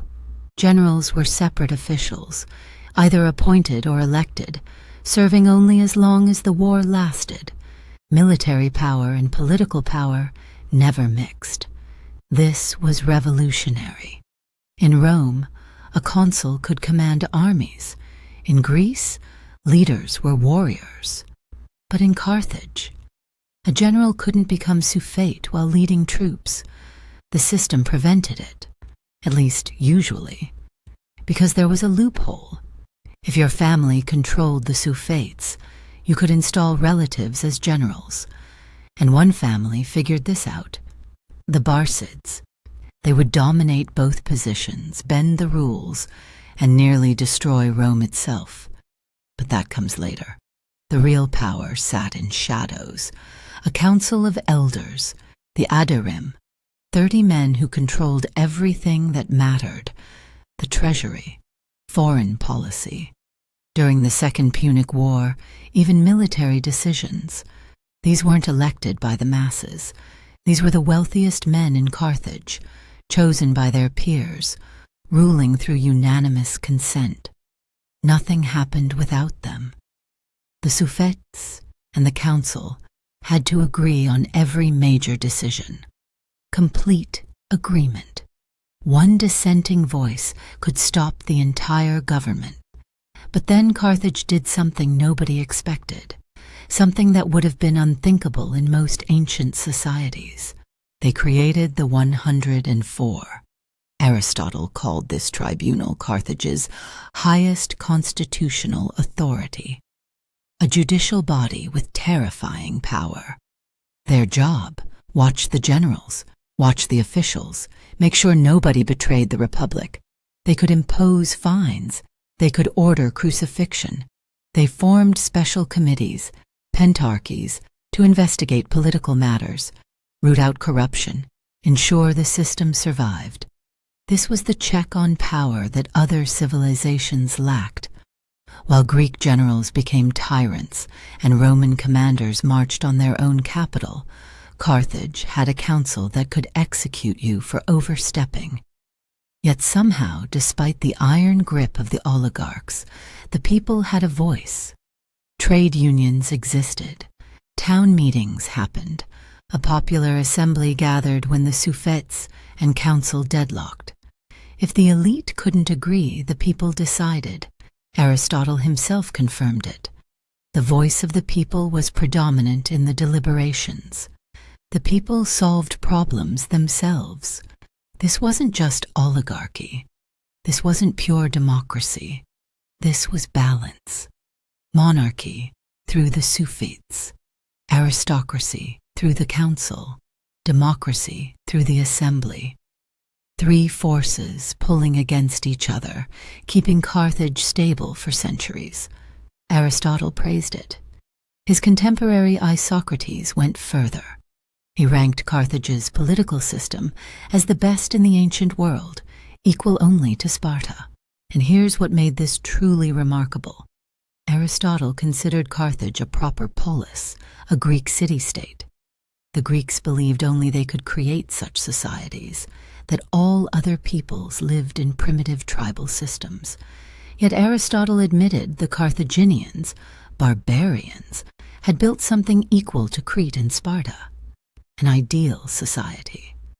During the Punic Wars, Polybius confirmed Carthage's people held more power over their government than Romans did over theirs. But he saw this as Carthage's fatal weakness. While Carthaginians debated and argued, Romans acted through their oligarchic senate, swift, decisive, unified. Maybe that's what killed Carthage in the end.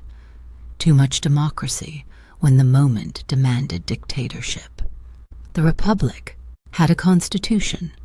Aristotle compared it favorably to Sparta's, calling it sophisticated and fulfilling all needs of moderation and justice.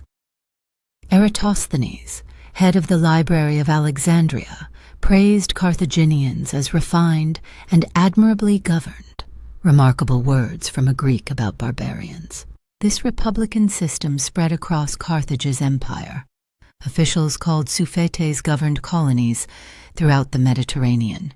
Inscriptions from Sardinia show 4 names on official documents, the island's 2 suffets and Carthage's 2 suffets.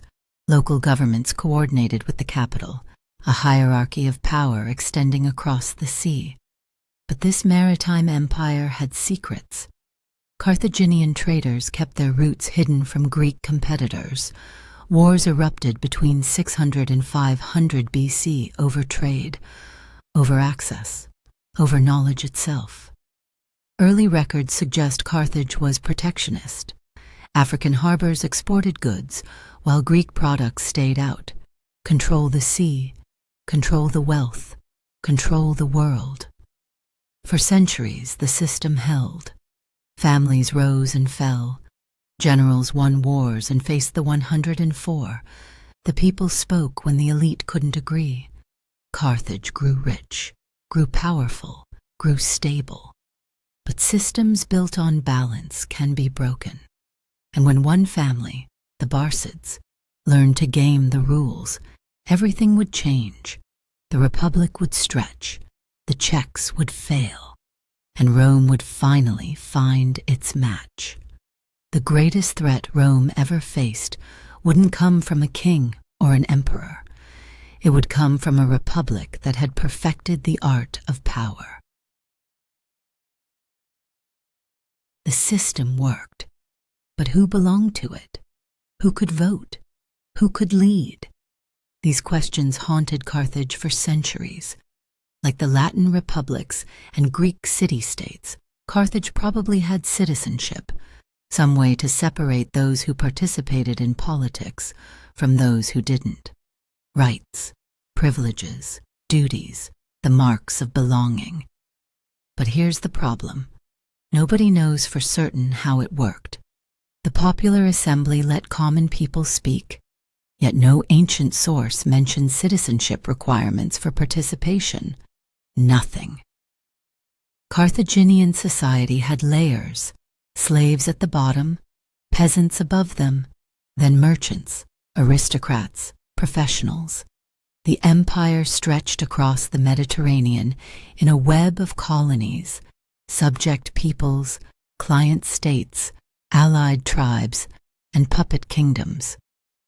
Did citizens from Sardinia have the same rights as those born in Carthage itself? Did conquered Libyans count?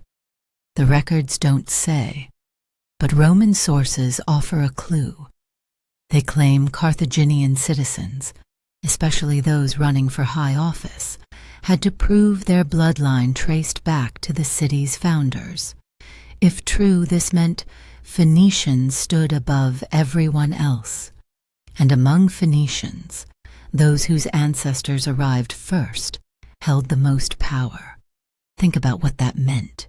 Your great-great-grandfather's arrival date determined your political future. First-wave Phoenicians looked down on second-wave Phoenicians. Everyone looked down on foreigners. Yet the system had cracks. Someone with partial foreign blood could still be a citizen. Hamilcar, who served as suffet in 480 BC, was half Greek. His mother's heritage didn't disqualify him. He ruled anyway. Greek writers claimed ancestry mattered, but so did wealth and merit. In a mercantile society, money opened doors. Prove yourself valuable, accumulate fortune, and suddenly your questionable bloodline became negotiable. Citizenship wasn't locked behind birth. It could be earned. Political power wasn't inherited by default. It could be bought. By ancient standards, this was radical. In Sparta, if you weren't born right, you had nothing. In Athens, citizenship passed through strict paternal lines. But Carthage needed traders, needed talent, needed anyone who could make the republic richer. And so the doors opened, just slightly, to those who proved themselves worthy. But then, there were the associations. Aristotle mentioned Carthaginian groups, similar to Greek hetairai. Essentially political parties or interest groups. The Carthaginians called them Mizrahim. Inscriptions reference them repeatedly, but reveal almost nothing about how they functioned. They appeared to be numerous, covering everything from religious devotion to professional guilds, trade associations, merchant collectives, cult groups, networks of power operating below the surface of official government. Did citizens have to join one? In Sparta, you belonged to a mess hall, or you weren't truly Spartan. Did Carthage work the same way? Nobody knows. Aristotle also described Carthaginian communal meals, similar to Greek syssitia, the shared dinners that marked citizenship and social class in Hellenistic societies. Men ate together, bonds formed. Political deals happened over wine and bread. But whether Carthaginians attached the same political importance to their meals remains a mystery. The records go silent. The evidence vanishes. But there's one place where citizenship becomes clearer: the military. Greek accounts describe a sacred band of Carthage fighting in Sicily in the mid-4th century BC. The term came from Greece, where it meant elite citizen soldiers selected for merit and ability. Not conscripts, not mercenaries, citizens who'd earned the right to fight in the most prestigious unit. If Carthage had a sacred band, that meant Carthage had citizens. And those citizens were good enough to stand against Greek hoplites. Roman writings about the Punic Wars describe the core of Carthage's military differently. They use the term Libyi Phoenicians, a broad label covering ethnic Phoenicians, people of mixed Punic and North African descent, and Libyans who'd adopted Phoenician culture. These men commanded units. They led armies. They formed the officer corps. This was citizenship in practice, not purely about bloodline, about integration, about becoming Carthaginian. But then came Hannibal's promise. During the Second Punic War, facing Roman legions with an army of foreigners, Iberians, Gauls, Numidians, Greeks, Hannibal made an offer that revealed everything. He promised his foreign troops Carthaginian citizenship as a reward for victory. Fight well enough, defeat Rome, and you'd become Carthaginian. Full rights, full status. At least 2 of his officers, both Greeks from Syracuse, already held Carthaginian citizenship. They'd earned it somehow, through service, through merit, through proving themselves valuable to the Republic. This was the truth about Carthage. Yes, bloodline mattered. Yes, Phoenician ancestry opened doors. Yes, the first families held advantages. But money could buy citizenship. Military service could earn it. Talent and merit could force the aristocracy to acknowledge you. The system wasn't closed. It was flexible. And that flexibility made Carthage powerful, made it able to absorb talent from across the Mediterranean, made it capable of building an empire that stretched from Spain to Libya. But flexibility has a cost. When citizenship could be bought, when loyalty could be purchased, when identity became negotiable, what held the Republic together? What made someone Carthaginian beyond a piece of paper and a seat at the communal meal? Rome had an answer. Roman law, Roman gods, Roman identity carved in stone. Carthage never quite figured it out.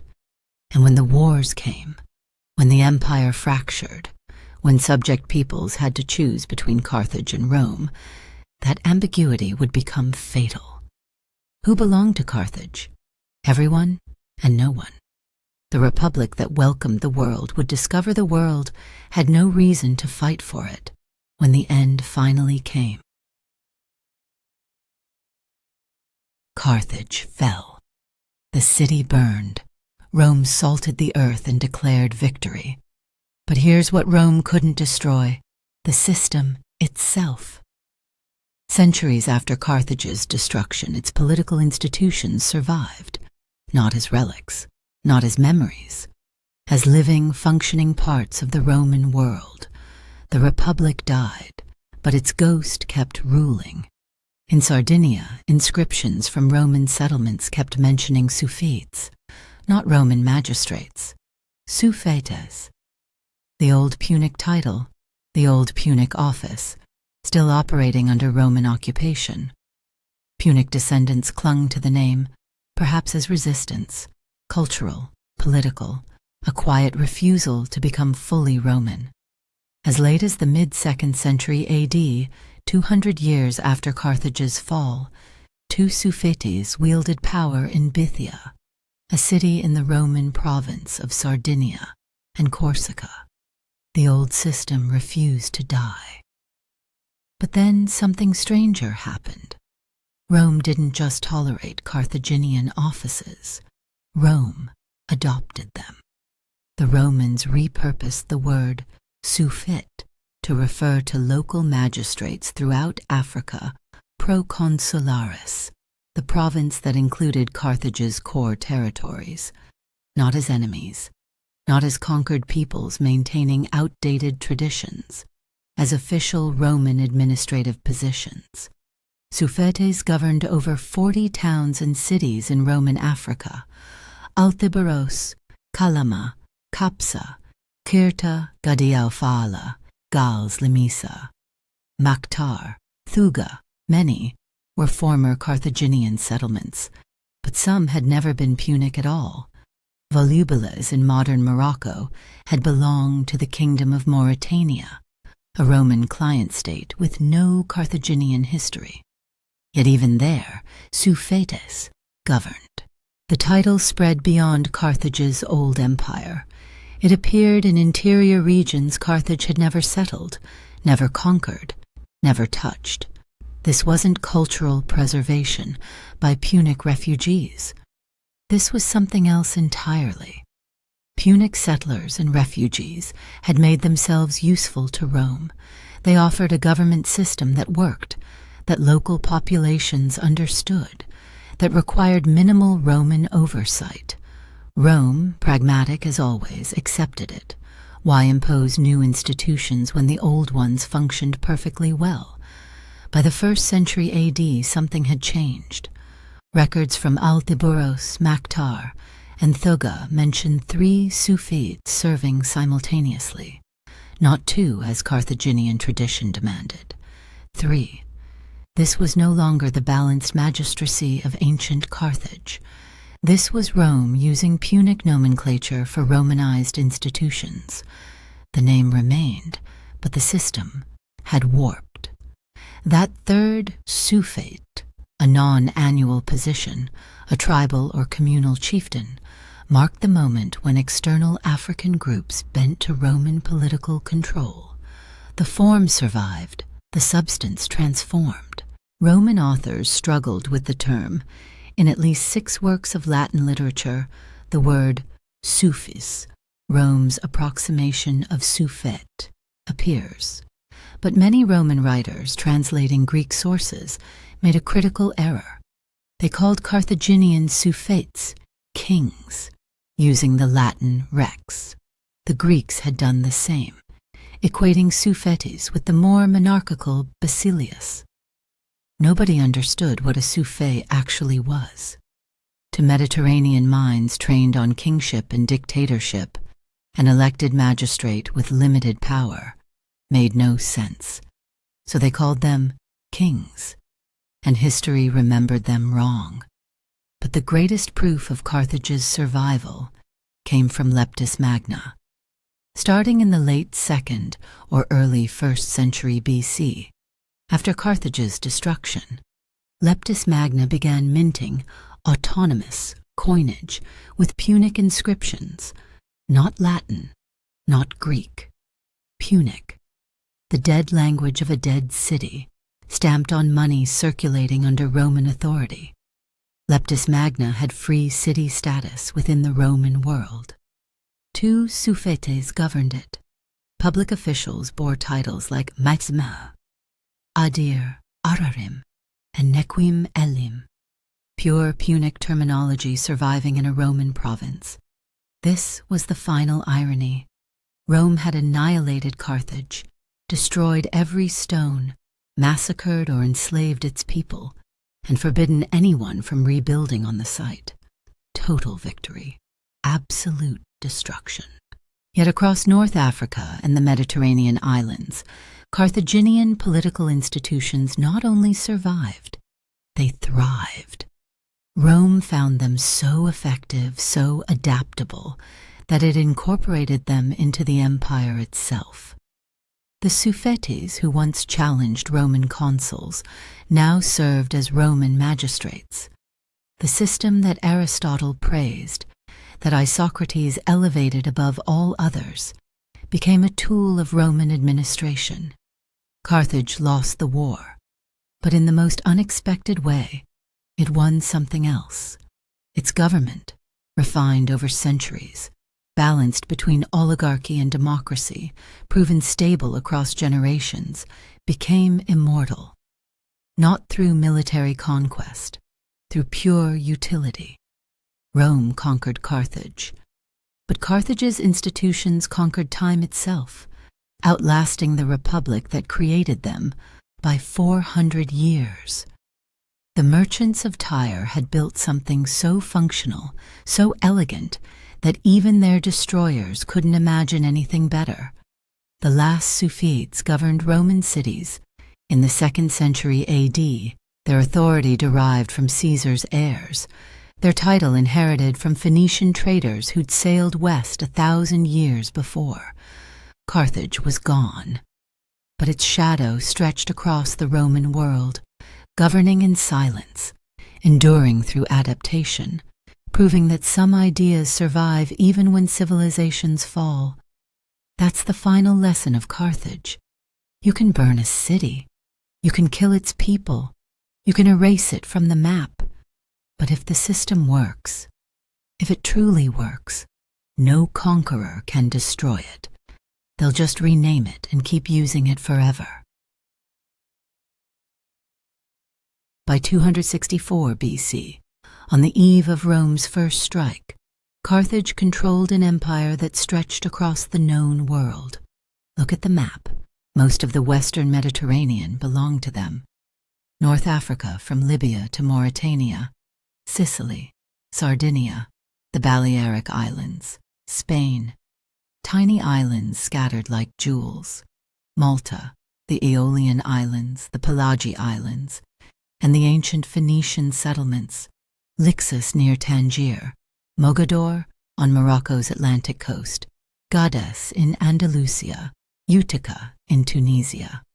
Great cities rose under Carthaginian influence: Hadrumitum, Ruspina, Cartagena, Hippone.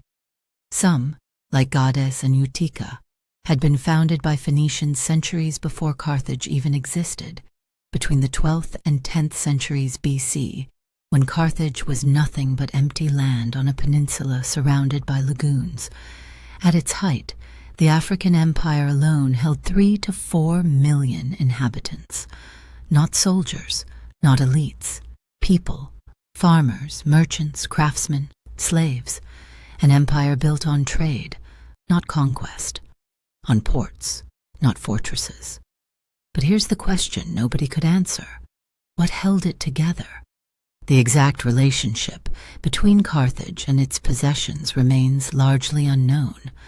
No comprehensive record survived. No constitution spelled out the terms. But the city likely directed foreign policy and controlled trade, the two things that mattered most to a mercantile republic. The empire's formation didn't look that different from Rome's, a city-state directly dominating nearby territory, exercising hegemony over allied or subjugated cities and peoples. Some allies enjoyed privileges that made them nearly equal to the hegemon: treaties, trade agreements, military pacts, a web of relationships that looked on paper remarkably similar to Rome's system in Italy. But then came the fatal difference. Sabatino Moscati, one of the greatest scholars of Punic civilization, identified what killed Carthage: not military weakness, not failed strategy, something deeper. Carthage's incapacity to create a solid and structured empire. Rome built the Roman Italic Federation, a framework that bound Italian allies to Rome through shared identity, mutual benefit, and the promise of Roman citizenship. When Rome went to war, Italy went with it. The system was rigid, structured, unbreakable. Carthage never built that. Its empire remained loose, transactional, held together by trade routes and naval power rather than shared identity or political integration. Cities traded with Carthage because it was profitable. They allied with Carthage because Carthaginian fleets protected them. But did they believe in Carthage? Did they see themselves as Carthaginian? Nobody knows. And that's the problem. When Rome came, when the wars started, when Carthage needed its empire to fight back with everything it had, the empire fragmented. Cities calculated their odds. Allies weighed their options. Subject peoples saw an opportunity. The merchants who built Carthage had created a commercial network so vast, so profitable, that it dominated the Western Mediterranean for centuries. They'd spread Phoenician culture, Phoenician trade, Phoenician wealth across 1,000 miles of coastline. They'd founded cities that would outlast them. They'd accumulated riches that made Greek city-states look poor, but they never transformed that network into something unbreakable. They never forged their subjects into a nation. They never made their allies believe that Carthage's survival was their survival. Rome did. Rome turned conquered enemies into partners, gave them stakes in the empire's success, bound them through law and citizenship and shared glory. When Rome stumbled, Italy caught it. When Rome needed soldiers, Italy provided them. The Federation held. Carthage's empire was an empire of convenience. And when things stopped being convenient, when Rome offered better terms or threatened worse consequences, The empire dissolved like morning fog. That was the weakness Moscati identified. Not a failure of tactics or leadership, a failure of vision. Carthage built an empire that worked as long as Carthage was winning. But empires don't just need to win. They need to survive losses. They need subjects who'll fight even when victory looks impossible. Rome had that. Carthage didn't. So when the wars came, when Hannibal marched on Italy with his foreign mercenaries and his promises of Carthaginian citizenship, when the greatest general in history won battle after battle against impossible odds, the empire he represented was already cracking. Cities defected, allies switched sides, subject peoples watched and waited. The loose network that had seemed like strength, flexibility, autonomy, local control, became fatal weakness. You can't build loyalty on profit margins. You can't forge brotherhood through trade agreements. You can't make someone die for you just because you've made them rich. Rome understood this. Carthage never did. And in the end, that's what killed the Republic, that had perfected the art of government, but never learned the art of nation-building. The empire stretched across the Mediterranean, touching 3 continents, ruling millions, but it was hollow at the core, beautiful, profitable, sophisticated, and completely unable to survive the test Rome was about to impose, too. The empire was hollow, but the military was real. Carthage commanded one of the largest armed forces in the ancient world, not through conscription, not through patriotic fervor, through something more reliable, money. The navy came first, always. For a republic built on trade, control of the sea meant control of everything. Carthaginian warships dominated the western Mediterranean for centuries, their quinqueremes cutting through waves from Spain to Sicily, their crews trained from childhood in the art of naval warfare. When Carthage's fleet appeared on the horizon, enemies retreated, cities surrendered, trade routes opened, the sea belonged to them. That was never in question. But empires aren't built by ships alone. At some point you have to put soldiers on the ground. You have to march inland. You have to face armies that don't care about your naval superiority because they're standing between you and the territory you need. So Carthage built an army, not like Rome's citizen legions, not like Greek hoplite militias, something entirely different. From the 6th to 3rd centuries BC, Carthaginian armies extended the Republic's power over native peoples of northern Africa and southern Iberia. They didn't recruit locals through appeals to shared identity. They didn't draft farmers from Carthaginian territories. They hired professionals, mercenaries, the best money could buy, Numidian cavalry from North Africa, the finest horsemen in the Mediterranean, capable of wheeling and charging with precision that terrified infantry. Iberian swordsmen with their deadly falcatas, curved blades designed to hack through shields and armor, Balearic slingers whose lead shot could crack skulls at 100 paces, Gallic warriors, massive and fierce, crashing into enemy lines with raw ferocity, Greek hoplites, disciplined and armored, forming walls of bronze and iron, and leading them, the sacred band, Carthaginian citizens, elite infantry selected for merit and ability, 2,500 of the best soldiers the Republic could produce, fighting alongside foreigners who spoke a dozen different languages. This was Carthage's military philosophy. Hire the best from everywhere, pay them well, point them at your enemies. Let specialists do what they do best. Numidians ride, Iberians slash, Balearics sling, Gauls terrify, Greeks hold the line. It worked. For centuries, it worked brilliantly. Carthaginian armies swept across North Africa, subjugating Libyan tribes, establishing control over the interior regions that provided grain, minerals, and manpower. They pushed into Iberia, seizing silver mines that funded further expansion, building cities like Cartagena that became centers of Punic power in the west. They defended Sicily against Greek colonists, fought back Syracusan tyrants, held critical ports that controlled Mediterranean trade. The army wasn't just for conquest. It was the mechanism that transformed Carthage from a city into an empire. Every new territory required soldiers to hold it. Every subject people needed reminders of who held power. Every trade route depended on military force to keep it secure. But then came the hidden cost. Mercenaries fight for pay. They're loyal as long as the money flows. But what happens when Carthage loses a war? When the treasury empties? When promised wages go unpaid? Rome would discover the answer when it defeated Carthage in the First Punic War. Carthage's mercenary army, unpaid and furious, turned on its employers. The mercenary war nearly destroyed the Republic from within.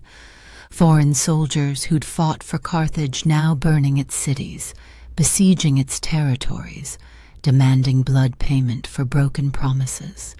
Carthage survived that rebellion, barely. But the lesson was clear. An army bought with gold can be lost when the gold runs out. Still, the system had one undeniable advantage. When Carthage needed a general, it found men who understood mercenary warfare better than anyone else in the ancient world.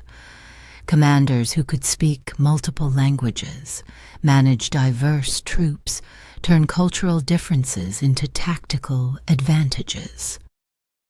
Generals who knew that Numidian cavalry needed freedom to maneuver, while Greek hoplites required rigid formations. Leaders who understood that you don't inspire mercenaries with speeches about glory.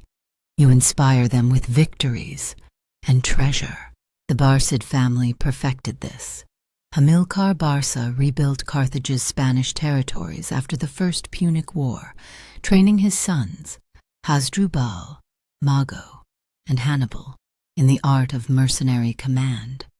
They grew up among foreign soldiers, learning their languages, understanding their motivations, earning their loyalty not through citizenship or shared blood, but through respect and proven competence. When Hannibal crossed the Alps with elephants, Numidians, Iberians, Gauls, and a corps of Carthaginian veterans, he wasn't leading a national army. He was leading a professional military machine assembled from every corner of the known world. And for 15 years, that machine tore through Roman legions like they were made of paper. But here's what Carthage never solved. What happens when the general dies? When the money stops? When foreign soldiers have to choose between a distant city that pays them and the land they're actually standing on? Rome's legions fought for Rome. When a consul fell, another stepped up. When Rome lost a battle, citizens rebuilt the army. The Republic's survival was personal to every Roman soldier because they were Romans. Carthage's soldiers fought for wages. When Hannibal needed reinforcements, Carthage's government debated whether to send them. When Carthaginian territories were threatened, mercenaries calculated whether the pay was worth the risk. The army was professional, disciplined, tactically brilliant, and ultimately temporary. That was the paradox of Carthaginian military power. The navy was eternal, crewed by Carthaginians who'd grown up on the sea. But the army was whatever Carthage could afford this year. Brilliant, effective, unstoppable in the right hands, and completely incapable of saving Carthage when those hands were gone and the treasury finally ran dry. The largest military in the ancient world, built on gold, destroyed by economics. The merchants who ruled Carthage understood trade better than anyone, but they never quite grasped that some things can't be bought, and loyalty in war is one of them. The truth about Carthage's military was more complicated than anyone wanted to admit. Polybius claimed Carthage relied heavily on foreign mercenaries, especially overseas. The Romans believed it. The Greeks accepted it. Everyone assumed Carthaginian armies were just hired guns, with no real stake in the fight. They were wrong. Modern historians have dismantled this myth piece by piece. Many of those foreign mercenaries were actually auxiliaries from allied or client states. They came through formal agreements, treaty obligations, military pacts. This wasn't just throwing gold at wandering soldiers. This was diplomacy backed by steel. Carthage maintained close relationships with rulers across North Africa and beyond, sometimes sealed through political marriages. The Numidian kings, controlling territory in modern northern Algeria, were key allies. These leaders didn't just send troops. They led them personally in Carthaginian campaigns, commanding their own warriors under the Carthaginian banner. This was alliance warfare. Rome would later perfect the same system, but Carthage pioneered it, leveraging wealth and hegemony to fill military ranks with soldiers who had reasons beyond money to fight. But here's what the martial Greeks and Romans never wanted to acknowledge.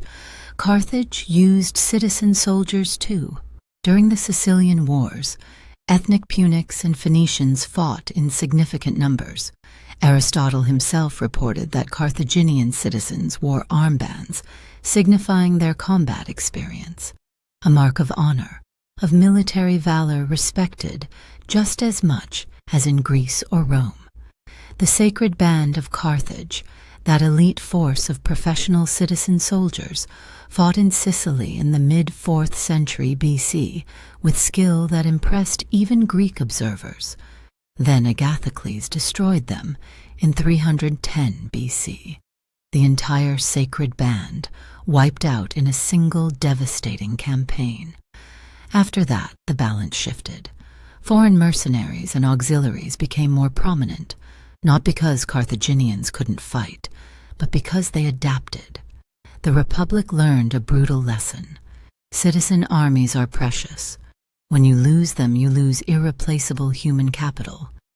But mercenaries, auxiliaries, those could be replaced. This was pragmatism at its coldest. When larger or more specialized forces were needed, like during the Punic Wars, Carthage employed foreigners accordingly. Carthaginian citizens would only be conscripted in massive numbers when absolutely necessary, like at the Battle of Zama or during the final siege in the Third Punic War.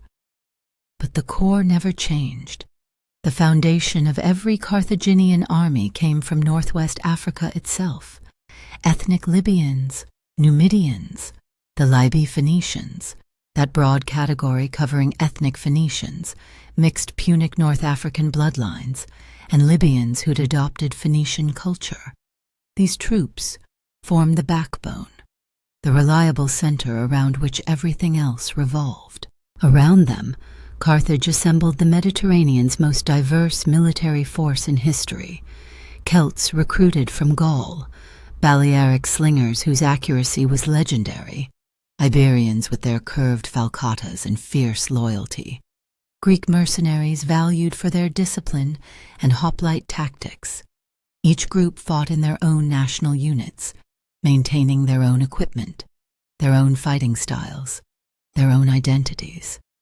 Carthage had employed Iberian troops long before the Punic Wars. Herodotus and Alcibiades both praised their fighting capabilities.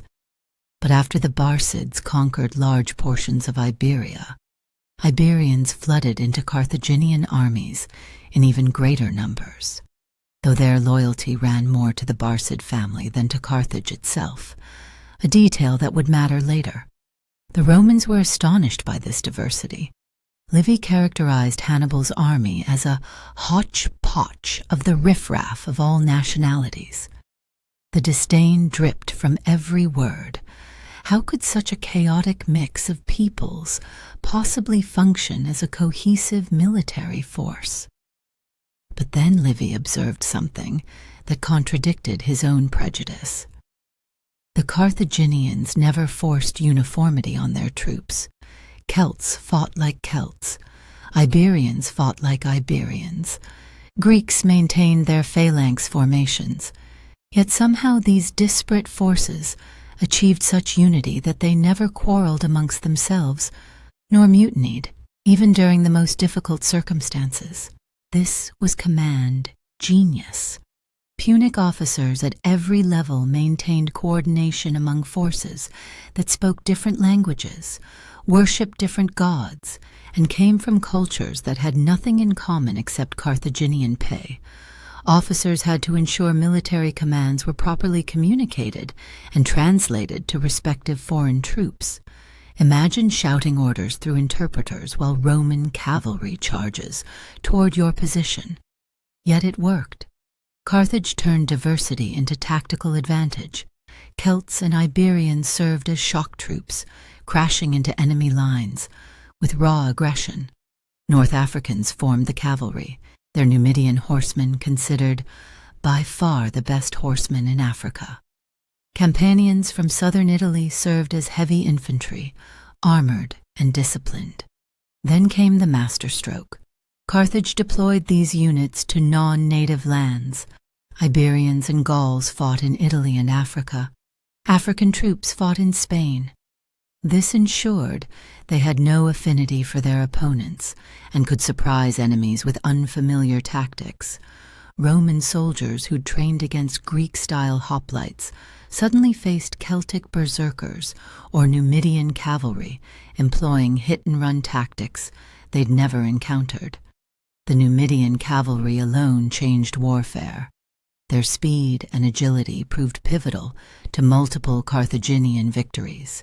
At the Battle of Trebia, the first major clash of the Second Punic War, Numidian horsemen shredded Roman flanks and turned a close fight into a massacre. Their reputation grew so fearsome that Rome hired its own Numidian contingent for the Battle of Zama. Those horsemen reportedly turned the scales in Rome's favor, the ultimate irony. Carthage's greatest tactical advantage, bought by Rome and used to destroy Carthage itself. Polybius noted that after the 3rd century BC shift to mostly foreign troops, cavalry remained the branch where Carthaginian citizens were most represented, perhaps because horsemen required years of training, expensive mounts, and deep cultural knowledge. You couldn't just hire cavalry, you had to raise them. But nothing captured ancient imaginations like Carthage's elephants. The North African elephant, now extinct, specially trained for warfare. Massive beasts deployed for frontal assaults or as anti-cavalry protection. An army could field up to several hundred. Though most campaigns used fewer than 100, their riders carried spikes and hammers, not to guide the elephants, but to kill them if they panicked and charged toward Carthaginian lines. Think about that. Every elephant was a potential disaster. One spooked animal could trample your own troops, break your formations, turn victory into chaos. Yet Carthage used them anyway, because when elephants worked, they were unstoppable. Roman horses had never seen such creatures. The terror alone could shatter enemy morale before combat even began. And commanding all of this, the diverse troops, the cavalry, the elephants, the complex logistics, were Carthaginian generals who held a unique position in the ancient world. Since the 6th century BC, the generalship became a distinct political office. Arbeit, or Rabbi-Mahomet. Unlike every other ancient society, Carthage separated military and political power completely. Generals were either appointed by the administration or elected by citizens, But they couldn't simultaneously hold political office as suffetes. Generals didn't serve fixed terms. They were selected based on the war's length or scale. Initially, the position split between two equal offices, an army commander and an admiral.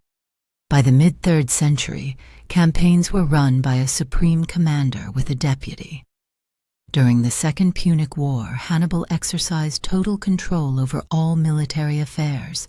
He had up to 7 subordinate generals divided across different theaters of war: Spain, Africa, Italy, Sicily.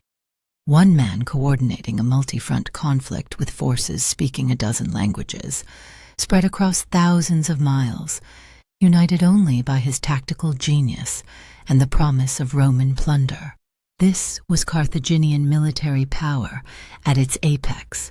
Not just mercenaries, not just hired guns, a sophisticated system of alliances, auxiliaries, citizen soldiers, and professional commanders capable of coordinating the most diverse military force the ancient world had ever seen.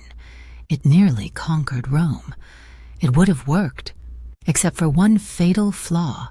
The system required constant wealth, constant victories, and commanders of extraordinary ability. When any of those failed, the entire structure collapsed. And eventually, all 3 failed at once. But the Navy was different. While the army relied on foreign soldiers and complex alliances, the Carthaginian navy remained purely Carthaginian.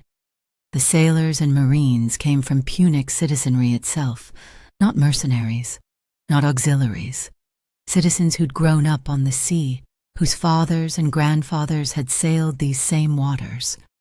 This was the ancient Phoenician legacy made manifest.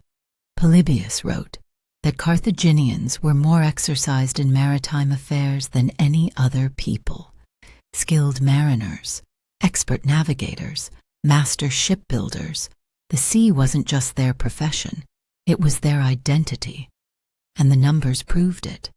During the Second Punic War, after Carthage had lost most of its Mediterranean islands, after defeats had drained resources and manpower, the Republic still fielded 300 to 350 warships, not through desperation, through industrial efficiency. Carthage used serial production to maintain massive fleets at moderate cost, standardized designs, assembly line techniques, ships built in sections, then assembled rapidly when needed. While other nations treated each warship as a unique creation, Carthage manufactured them like pottery, identical, replaceable, endless. The navy offered something the mercenary army never could: stability, a stable profession, financial security. Young Carthaginians joined the fleet knowing they'd have steady pay, reliable work, a place in society. This prevented the kind of revolutionary unrest that plagued other ancient cities, where unemployed, debt-ridden poor rallied behind demagogues promising radical change. Keep the citizens employed at sea, and they won't burn the city down. Simple, effective, brilliant. Training happened in peacetime. Oarsmen and coxswains practiced year-round, maintaining skills that gave Carthage's navy its cutting edge. When war came, the fleet didn't need time to prepare. It was already ready. But the navy served more than military purposes. It was the backbone of Carthage's commercial dominance. Warships secured trade routes, protected harbors, enforced trade monopolies against competitors. Greek merchants who violated Carthaginian waters found their ships seized, their cargo confiscated, their crews sometimes thrown overboard. The fleet also explored. Hanno, the navigator's expedition, possibly sailed along the West African coast to regions south of the Tropic of Cancer, waters no Mediterranean people had ever seen, not for glory, for trade routes, new markets, resources nobody else knew existed. This was Carthaginian thinking. Use military power to expand commercial opportunity. The navy wasn't separate from the economy. It was the economy's enforcement arm, and supporting this massive fleet required infrastructure that astonished even Rome. Cicero described Carthage as surrounded by harbors, not one port, multiple harbors engineered for different purposes, spread around the city like defensive walls made of water. The crown jewel was the kothon, Greek for drinking vessel, a name that captured its circular perfection. Appian and Strabo described it in detail, their words mixing admiration and envy. Based on Phoenician harbor designs used for centuries, the kothon was the key factor in Carthaginian naval supremacy. Other cities in the empire had comparable harbors, Utica, Motia, but Carthage's was the masterpiece. The design was genius. A rectangular merchant harbor handled commercial traffic, keeping trade ships separate from military vessels. Then an inner protected harbor, circular and walled, reserved exclusively for warships. The inner harbor was surrounded by an outer ring of structures, partitioned into individual docking bays. At the center stood an island structure, housing more naval ships. Each docking bay featured a raised slipway, allowing ships to be dry docked for maintenance and repair, without dragging them onto beaches or sinking them in shallow water. Above the docking bays, a second level consisted of warehouses storing oars, rigging, wood, canvas, everything needed to outfit or repair a fleet at a moment's notice. No waiting for supplies, no scrambling for materials. Everything organized, categorized, ready. The island structure at the harbor's center had a raised cabin where the admiral could observe the entire harbor and the surrounding sea. One man standing in that cabin could see every ship, coordinate every movement, spot threats before they arrived. The inner complex housed up to 220 ships. Think about that. 220 warships protected, maintained, ready for deployment. An entire fleet hidden inside the city, invisible to enemies until the moment Carthage decided to unleash it. The entire harbor was protected by an outer wall. The main entrance could be closed with iron chains, sealing the fleet inside like treasure in a vault. No surprise attacks, no raids, absolute security. This was the infrastructure that terrified Rome, not just ships, not just sailors. A system designed to produce, maintain, and deploy naval power more efficiently than anything else in the ancient world. But then Rome learned. The Romans had little naval experience before the First Punic War. They were land warriors, farmers who'd conquered Italy through infantry tactics and stubborn determination. The sea was foreign territory, yet they adapted. They reverse-engineered captured Carthaginian ships, copying designs they didn't fully understand. They recruited experienced Greek sailors from conquered cities, buying expertise they lacked. They invented the corvus, an unorthodox boarding bridge that turned naval battles into land fights, letting Roman marines swarm enemy decks. And they overwhelmed Carthage through sheer numbers. More marines, more rowers, more ships lost and immediately replaced. Rome couldn't match Carthaginian skill, so it matched them with volume. Carthage tried to innovate. During the Third Punic War, with resources dwindling and the fleet reduced to remnants, Carthaginian engineers augmented their few remaining triremes with small vessels carrying hooks to attack enemy oars and fire to attack hulls. With this combination, they stood against numerically superior Romans for an entire day. An entire day. That's all they managed. The navy that had dominated the Mediterranean for centuries, reduced to desperate improvisation, fighting for hours instead of winning in minutes. Rome won. Rome always won, through attrition. And when Carthage finally fell, when the city burned, and its people were sold into slavery, Rome did something revealing. They kept the Chthon. The conquerors who'd destroyed everything Carthaginian, who'd salted the earth and forbidden anyone from rebuilding, preserved the harbor. They used it, maintained it, let it support the region's commercial and strategic development under Roman control. Even Rome, which had defeated Carthage's navy through brute force, recognized genius when they saw it. The Chthon was too valuable to destroy, too efficient to abandon, too perfect to replace.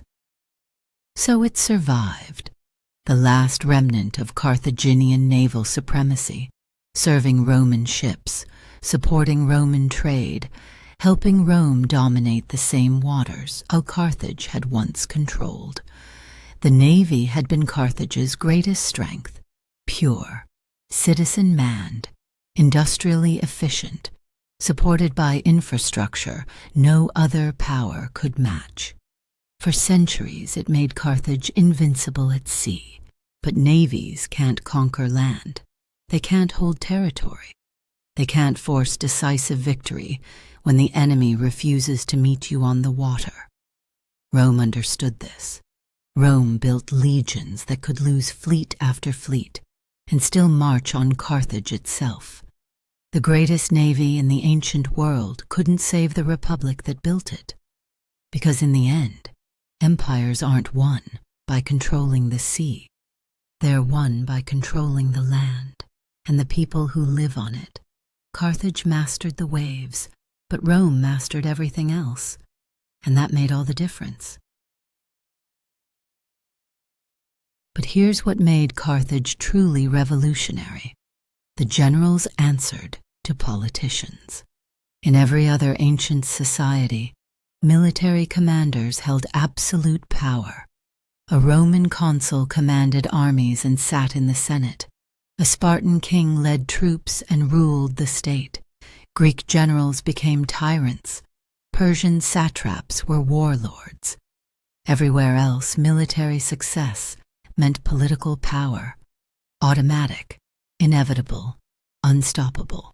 Not in Carthage. Carthage separated political and military offices completely, and the politicians controlled the generals, not the other way around. This was unheard of. Radical. The kind of system that should have been impossible in an age when swords determined legitimacy. Generals were appointed or elected by the state. They served at the government's pleasure.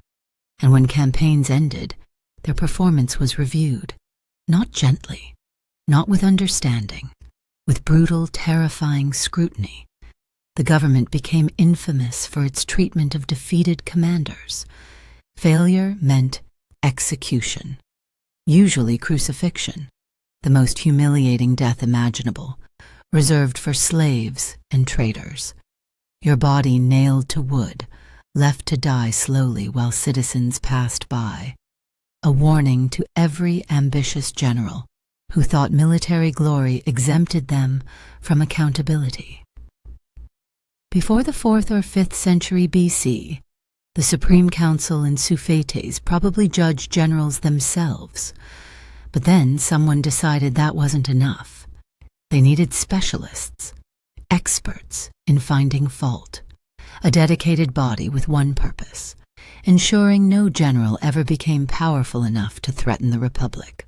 So they created the 104. Aristotle documented this tribunal, describing it as Carthage's highest constitutional authority. Justin claimed it was established during republican reforms led by the Maganids, a political revolution designed to prevent military dictatorship. The tribunal's sole function, scrutinizing and punishing generals after every military campaign. Every campaign, win or lose, you faced the 104. Modern scholars call it the nemesis of generals. That's not hyperbole. This body existed to destroy military careers, to remind commanders that their authority came from Carthage and could be revoked at any moment. The logic was sound. Military leaders needed to serve the Republic's interests, not their own ambitions. The 104 ensured loyalty through terror. Betray Carthage and you died. Fail Carthage and you died. Prioritize personal glory over state interests and you died. But there was a cost. The tribunal's draconian approach made generals overly cautious. Why take bold risks when failure meant crucifixion? Why attempt innovative tactics when playing it safe kept you alive? The very system designed to prevent military dictatorship may have prevented military genius from flourishing. Imagine commanding an army knowing that one mistake, one unexpected defeat, one moment of bad luck could end with you nailed to a cross. How aggressive would you be? How willing to gamble on unconventional strategies? Yet here's the strange part. Actual recorded punishments are rare. An admiral named Hannibal was crucified for his disastrous defeat in the First Punic War. His failure was so complete, so catastrophic, that even political connections couldn't save him. But other commanders escaped punishment entirely. Hannibal, despite ultimately losing the Second Punic War, was never executed, never even formally condemned. This inconsistency tells a darker story. Some historians speculate the tribunal's decisions were influenced by familial or factional politics. Many high-ranking military officers had relatives and allies holding political office. If your family controlled Sufis or sat on the Supreme Council, suddenly the 104 became lenient. Your defeats were understandable, your failures forgivable, your political connections worth more than military results.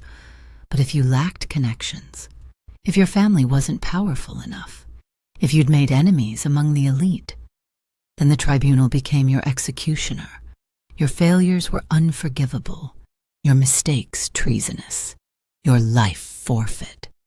This was the hidden corruption in Carthage's seemingly perfect system. The 104 was supposed to hold everyone accountable equally, but in practice, it became another tool for the oligarchy to eliminate rivals and protect allies. Connected generals took risks and survived failures. Unconnected generals played cautiously and still faced crucifixion. The system that should have ensured meritocracy instead reinforced aristocratic power. Hannibal survived because he was a Barcid. His family dominated Carthaginian politics for decades. When he lost the Second Punic War, the most catastrophic defeat in Carthage's history, the 104 couldn't touch him. Too powerful, too connected, too dangerous to execute. But some nameless general without family backing, some competent commander who happened to lose one battle, crucified, forgotten. A warning to others. This dual standard poisoned the military's relationship with the government. Generals learned that success alone wasn't enough. You needed political protection. You needed allies in the council. You needed family members among the elite. Otherwise, military brilliance just made you a taller target. The separation of military and political power, Carthage's revolutionary innovation, became a weapon wielded by oligarchs against anyone who threatened their control.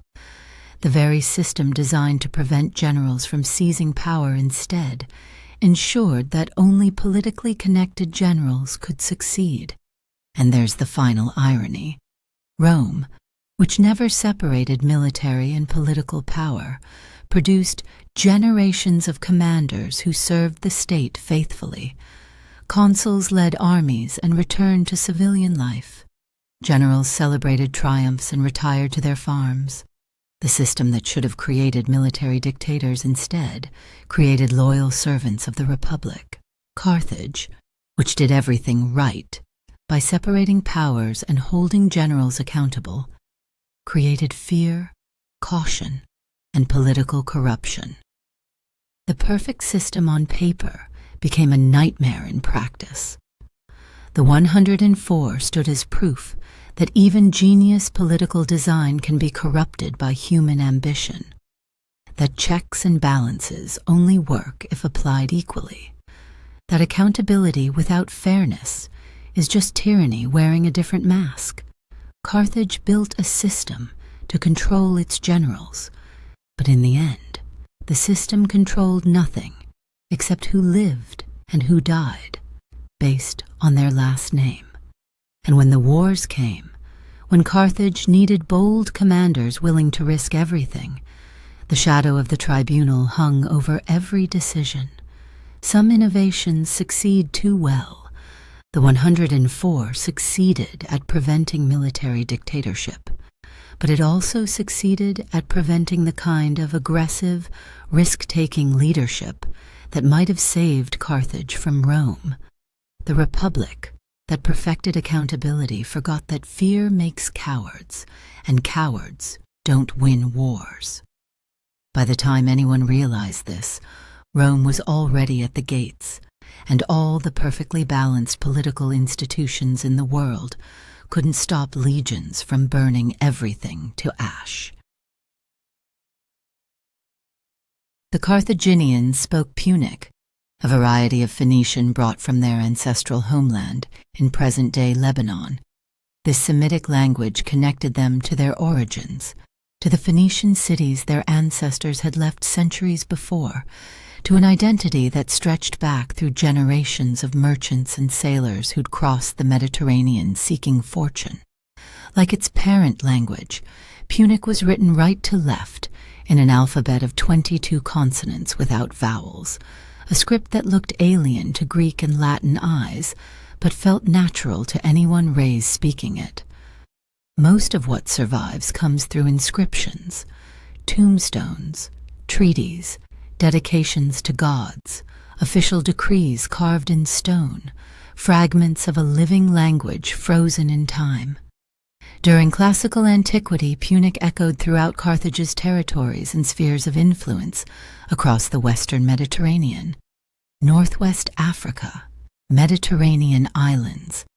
Anywhere Carthaginian merchants traded, anywhere Punic settlers established communities, the language followed. It became the commercial tongue of the Western Sea, the language of contracts and negotiations, the sound of profit and power. But despite Carthage's cultural ties to Phoenicia, despite maintaining connections to the homeland, Punic gradually absorbed influences from the Berber languages spoken by ancient Libyans in and around Carthage. The language evolved, changed, became something distinct from its eastern roots. Words borrowed from neighbors, pronunciation shifted by local tongues, grammar bent by daily interaction with people who spoke different languages, but needed to trade, to communicate, to survive together. Following Carthage's fall, after Rome destroyed the city and scattered its people, something unexpected happened.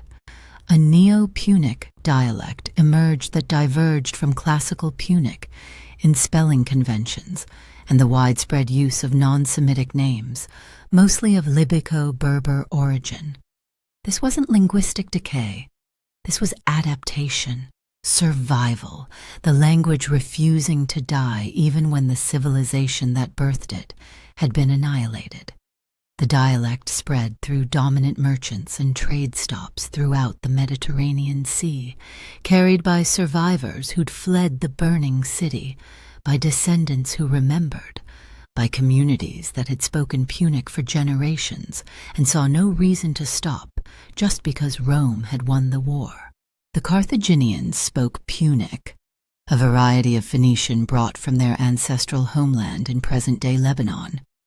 This Semitic language connected them to their origins, to the Phoenician cities their ancestors had left centuries before, to an identity that stretched back through generations of merchants and sailors who'd crossed the Mediterranean seeking fortune. Like its parent language, Punic was written right to left in an alphabet of 22 consonants without vowels, a script that looked alien to Greek and Latin eyes, but felt natural to anyone raised speaking it. Most of what survives comes through inscriptions, tombstones, treaties, dedications to gods, official decrees carved in stone, fragments of a living language frozen in time.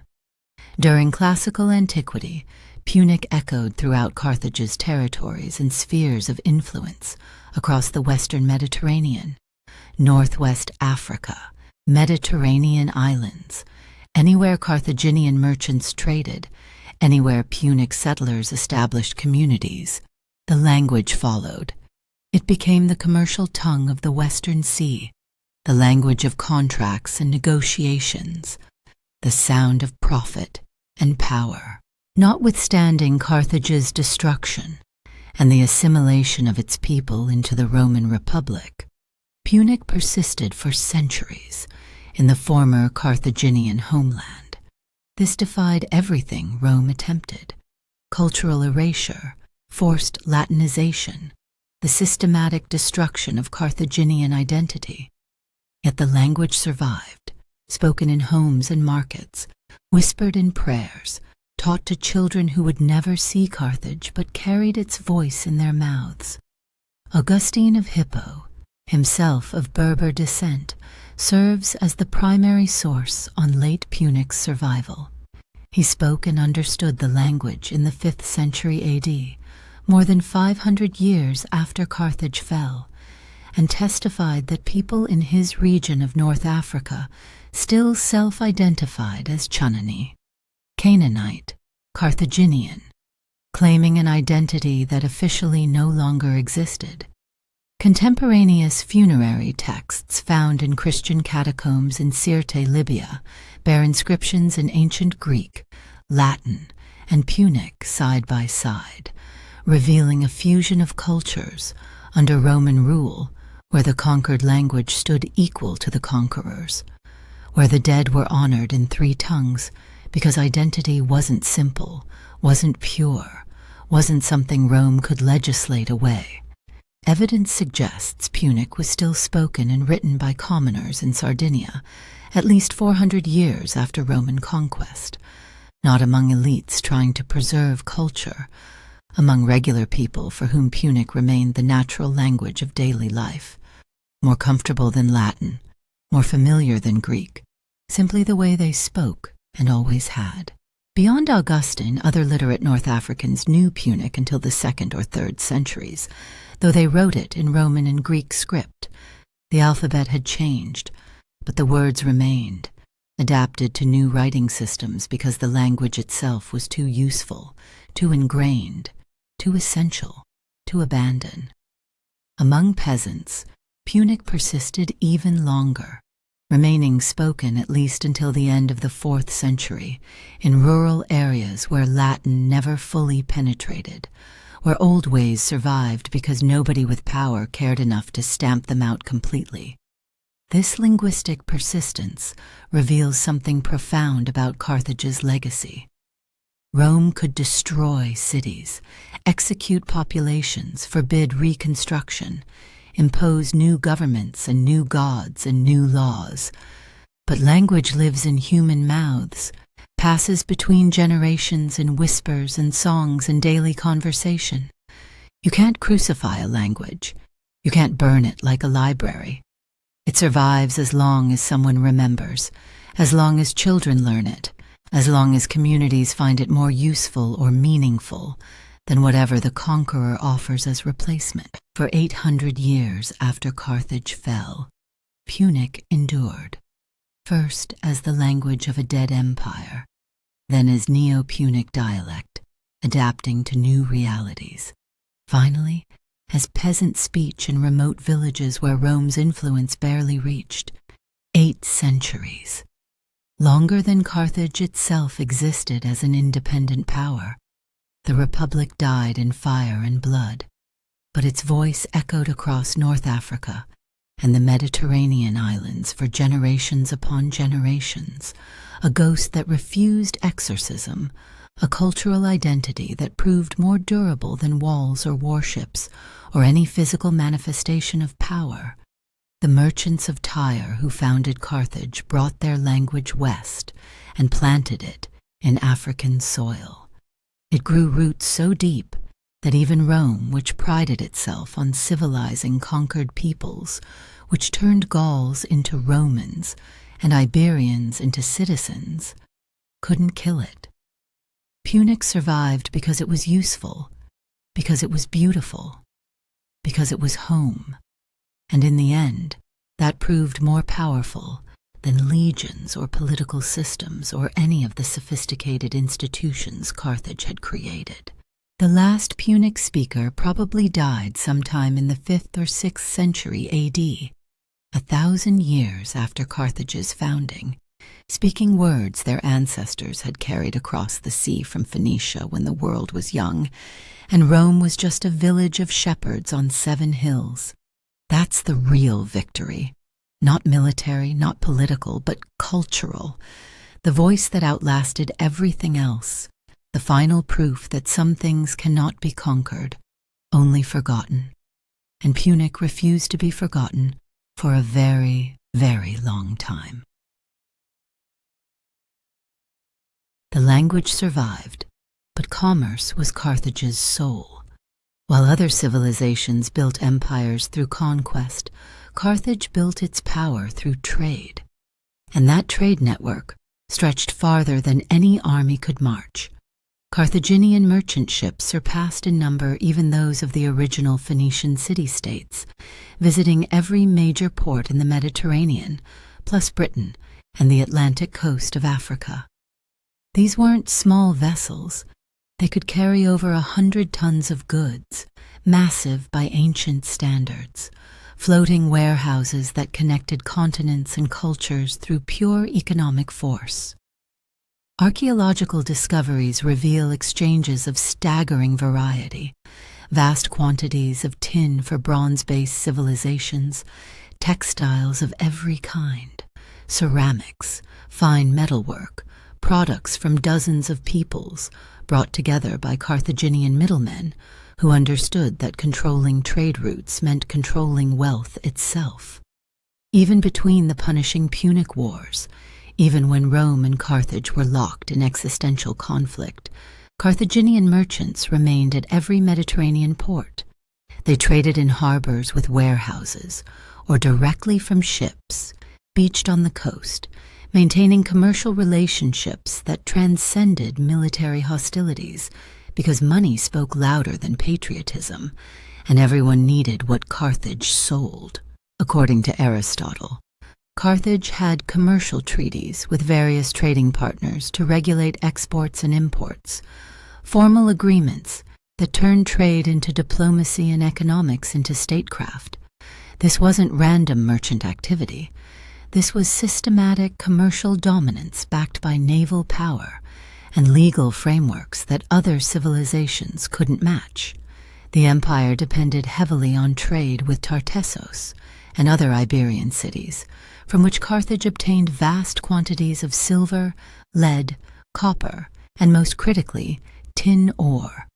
Tin was essential for manufacturing bronze objects highly prized in antiquity, and Carthage's trade relations with Iberians, combined with naval might that enforced monopolies on this trade, and the Atlantic tin routes, made it the sole significant broker of tin and maker of bronze in its era. Think about what that meant.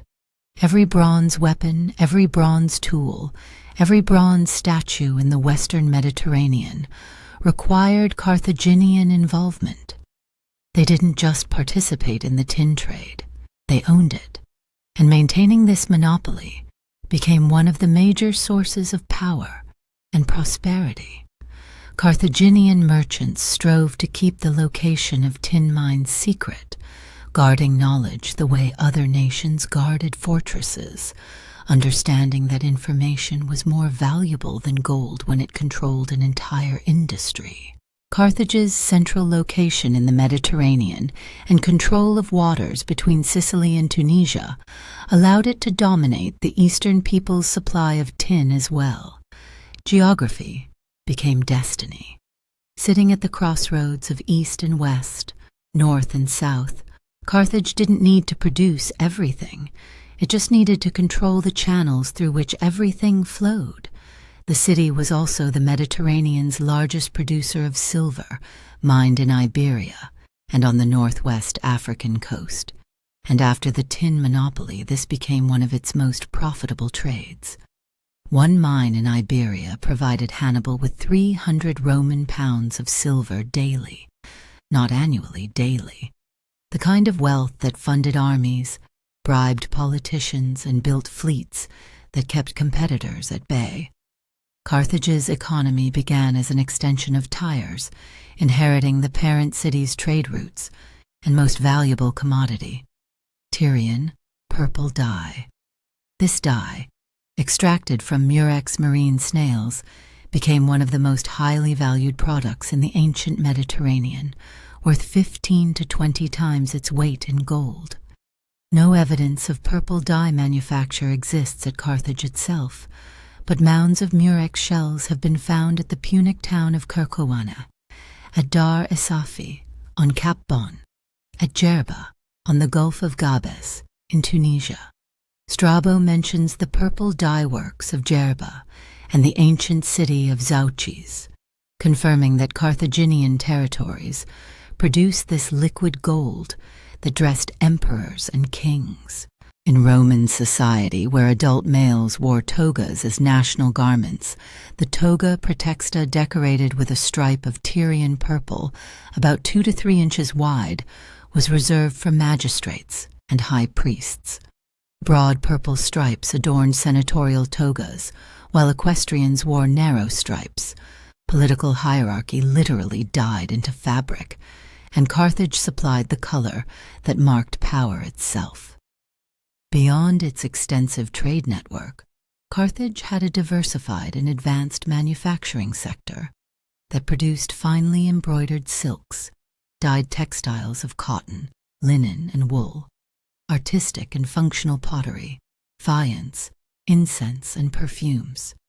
Its artisans worked expertly with ivory, glassware, and wood, as well as alabaster, bronze, brass, lead, gold, silver, and precious stones to create mirrors, furniture, and cabinetry, beds, bedding and pillows, jewelry, arms, implements, and household items.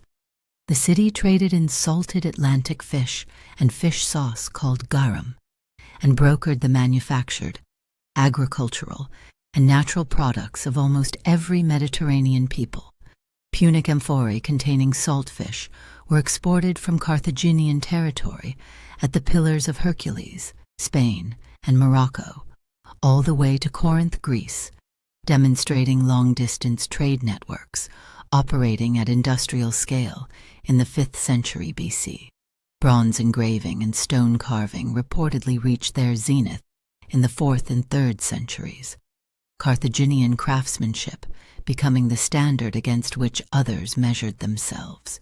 While primarily a maritime power, Carthage also sent caravans into the interior of Africa and Persia, trading manufactured and agricultural goods to coastal and interior peoples for salt, gold, timber, vory, ebony, species, peacocks, skins, and hides. Its merchants invented the practice of sale by auction, using it to trade with African tribes in a revolutionary commercial technique that spread throughout the ancient world.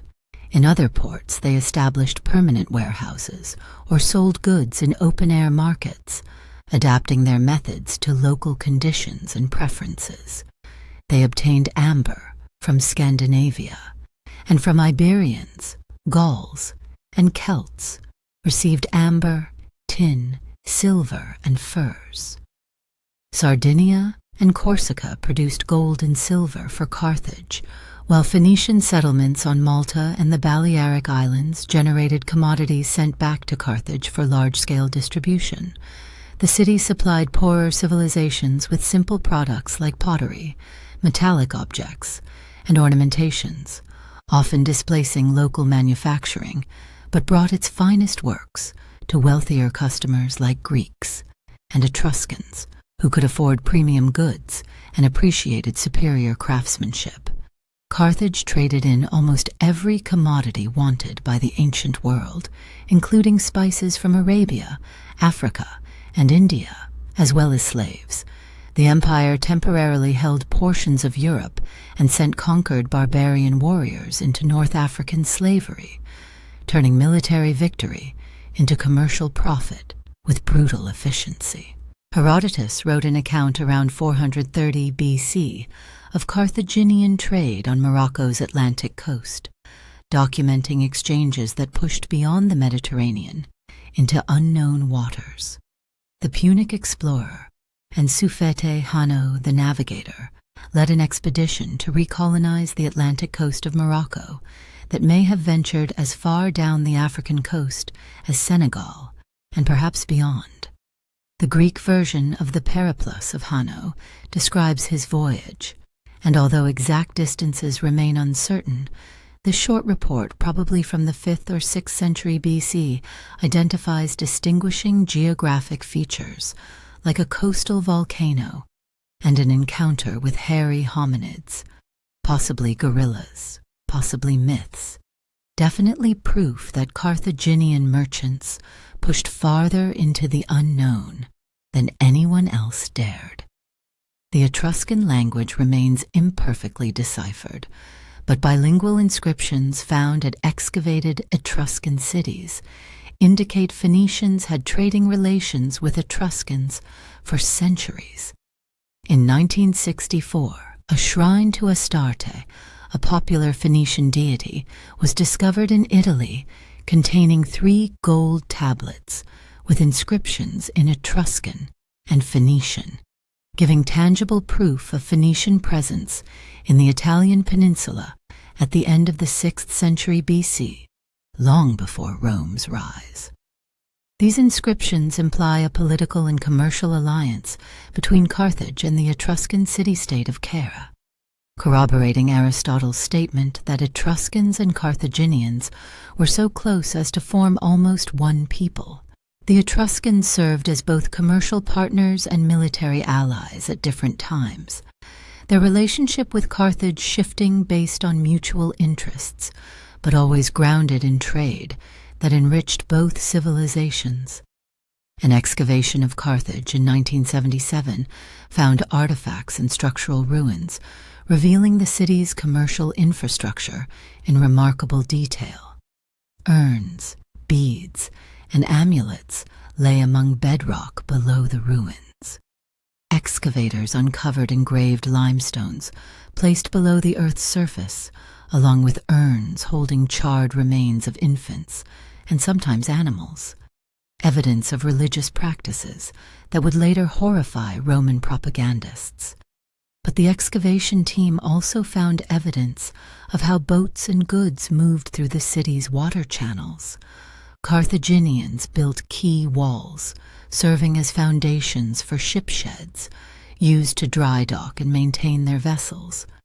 The city's inhabitants excavated several tons of sand beneath the water to form deeper basins for their ships, a method exceptionally difficult in ancient times, requiring coordinated labor, sophisticated engineering, and understanding of hydrology that few civilizations possessed.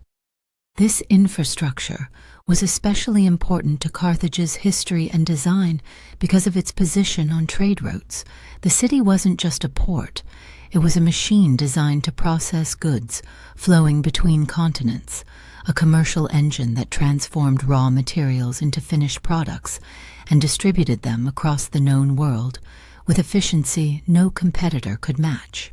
This was Carthage's true genius, not its political system, brilliant as that was, not its military, formidable as it proved, not even its navy, dominant as it remained for centuries. Carthage's genius was understanding that wealth flows like water, seeking the easiest path, and whoever controls the channels controls everything. They built those channels, physical harbors and basins, commercial treaties and trade agreements, monopolies and distribution networks, and through them flowed the riches that funded fleets, paid mercenaries, built cities, and made Carthage the wealthiest power in the Western Mediterranean for half a millennium. Rome conquered through legions. Carthage conquered through ledgers, and for a very long time, the ledgers worked better than swords. The wealth didn't just flow from the sea. Beneath Carthage's power lay something older, something that would outlast every warship and trading route: the land itself. Carthage's North African hinterland was famed in antiquity for its fertile soil and ability to support abundant livestock and crops. Diodorus recorded an eyewitness account from the 4th century BC describing what visitors saw when they traveled inland: lush gardens stretching to the horizon, verdant plantations that seemed to have no end, large and luxurious estates that rivaled anything in Greece or Italy, and a complex network of canals and irrigation channels that turned semi-arid land into paradise. Roman envoys visiting in the mid-2nd century BC, including Cato the Censor, a man known for his love of agriculture as much as his hatred of foreign cultures, couldn't hide his amazement.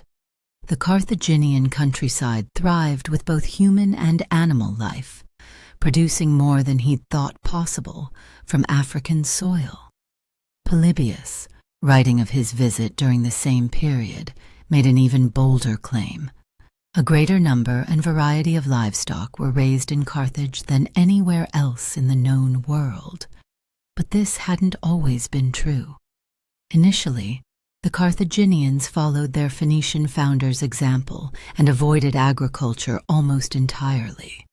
Like nearly all Phoenician cities and colonies, Carthage was settled along the coast, its people looking outward to the sea rather than inward to the land. Evidence of settlement in the interior dates only to the late 4th century BC, several centuries after the city's founding, generations after the first merchants had built their warehouses by the harbor. Then something changed. As Carthaginians settled further inland, they discovered the region's rich soil and made the most of it, developing what may have been one of the most prosperous and diversified agricultural sectors of its time. They didn't just farm. They revolutionized farming. Iron plows cut deeper furrows than bronze ever could. Irrigation systems channeled water to fields that would have dried up without human intervention. Crop rotation kept soil fertile year after year. Threshing machines processed grain faster than any manual method. Hand-driven rotary mills and horse mills, both invented by the Carthaginians in the 6th and 4th centuries BC respectively, transformed grain processing from tedious labor into efficient industry. But then came the test. After the Second Punic War, after Hannibal's defeat, after Rome imposed a crushing war indemnity of 10,000 talents, 800,000 Roman pounds of silver, Carthage faced economic annihilation. The treasury was empty. The fleet was reduced. Territories were lost. Any other nation would have collapsed under that debt. Hannibal promoted agriculture to help restore Carthage's economy and pay Rome's blood price. And it worked. The farms that had seemed like a secondary concern became the lifeline that kept Carthage alive. Fields produced enough surplus to generate revenue. Estates managed by skilled overseers turned profits that filled the treasury. Exports of Carthaginian agricultural products flowed across the Mediterranean, and with them came the silver Rome demanded. Strabo reported that even in the years leading up to the Third Punic War, the otherwise devastated and impoverished Carthage had made its lands flourish once more. This wasn't luck. This was expertise, refined over generations, applied with desperate intensity by a civilization fighting for survival through grain and livestock instead of swords and ships. The importance of agriculture to Carthage shows in an unexpected place. Of the few Carthaginian writers known to modern historians, 2 were retired generals who concerned themselves with agriculture and agronomy. Hamilcar wrote about farming. Mago wrote what was essentially an encyclopedia on farming and estate management totaling 28 books, a comprehensive guide to agricultural practice so detailed, so practical, so valuable that when Rome finally destroyed Carthage and burned everything Carthaginian, the Roman Senate made one exception. They decreed Mago's work be translated into Latin. It was one of the few, if not the only Carthaginian text spared from total destruction. The civilization was erased, but the farming manual survived because even Rome's hatred couldn't overcome the recognition that Mago knew something they needed to learn. The original work is lost now, but fragments and references by Roman and Greek writers remain, scattered through agricultural texts written centuries later, Carthaginian expertise living on in the advice Roman farmers followed, without knowing they were learning from the enemy their ancestors destroyed. Circumstantial evidence suggests Carthage developed viticulture and wine production before the 4th century BC, exporting wines widely across the western Mediterranean. Distinctive cigar-shaped Carthaginian amphorae appear at archaeological sites from Spain to Greece, their shape so unique that archaeologists immediately recognize their origin, though the contents haven't been conclusively analyzed. The wine drank millennia ago, only the containers remaining.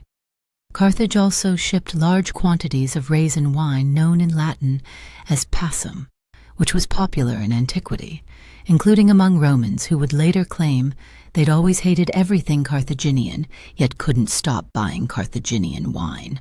Fruits grew in abundance throughout the extensive hinterland: figs, pears, and pomegranates, which Romans called Punic apples, naming them after the people they despised. Nuts, grain, grapes, dates, and olives covered the landscape.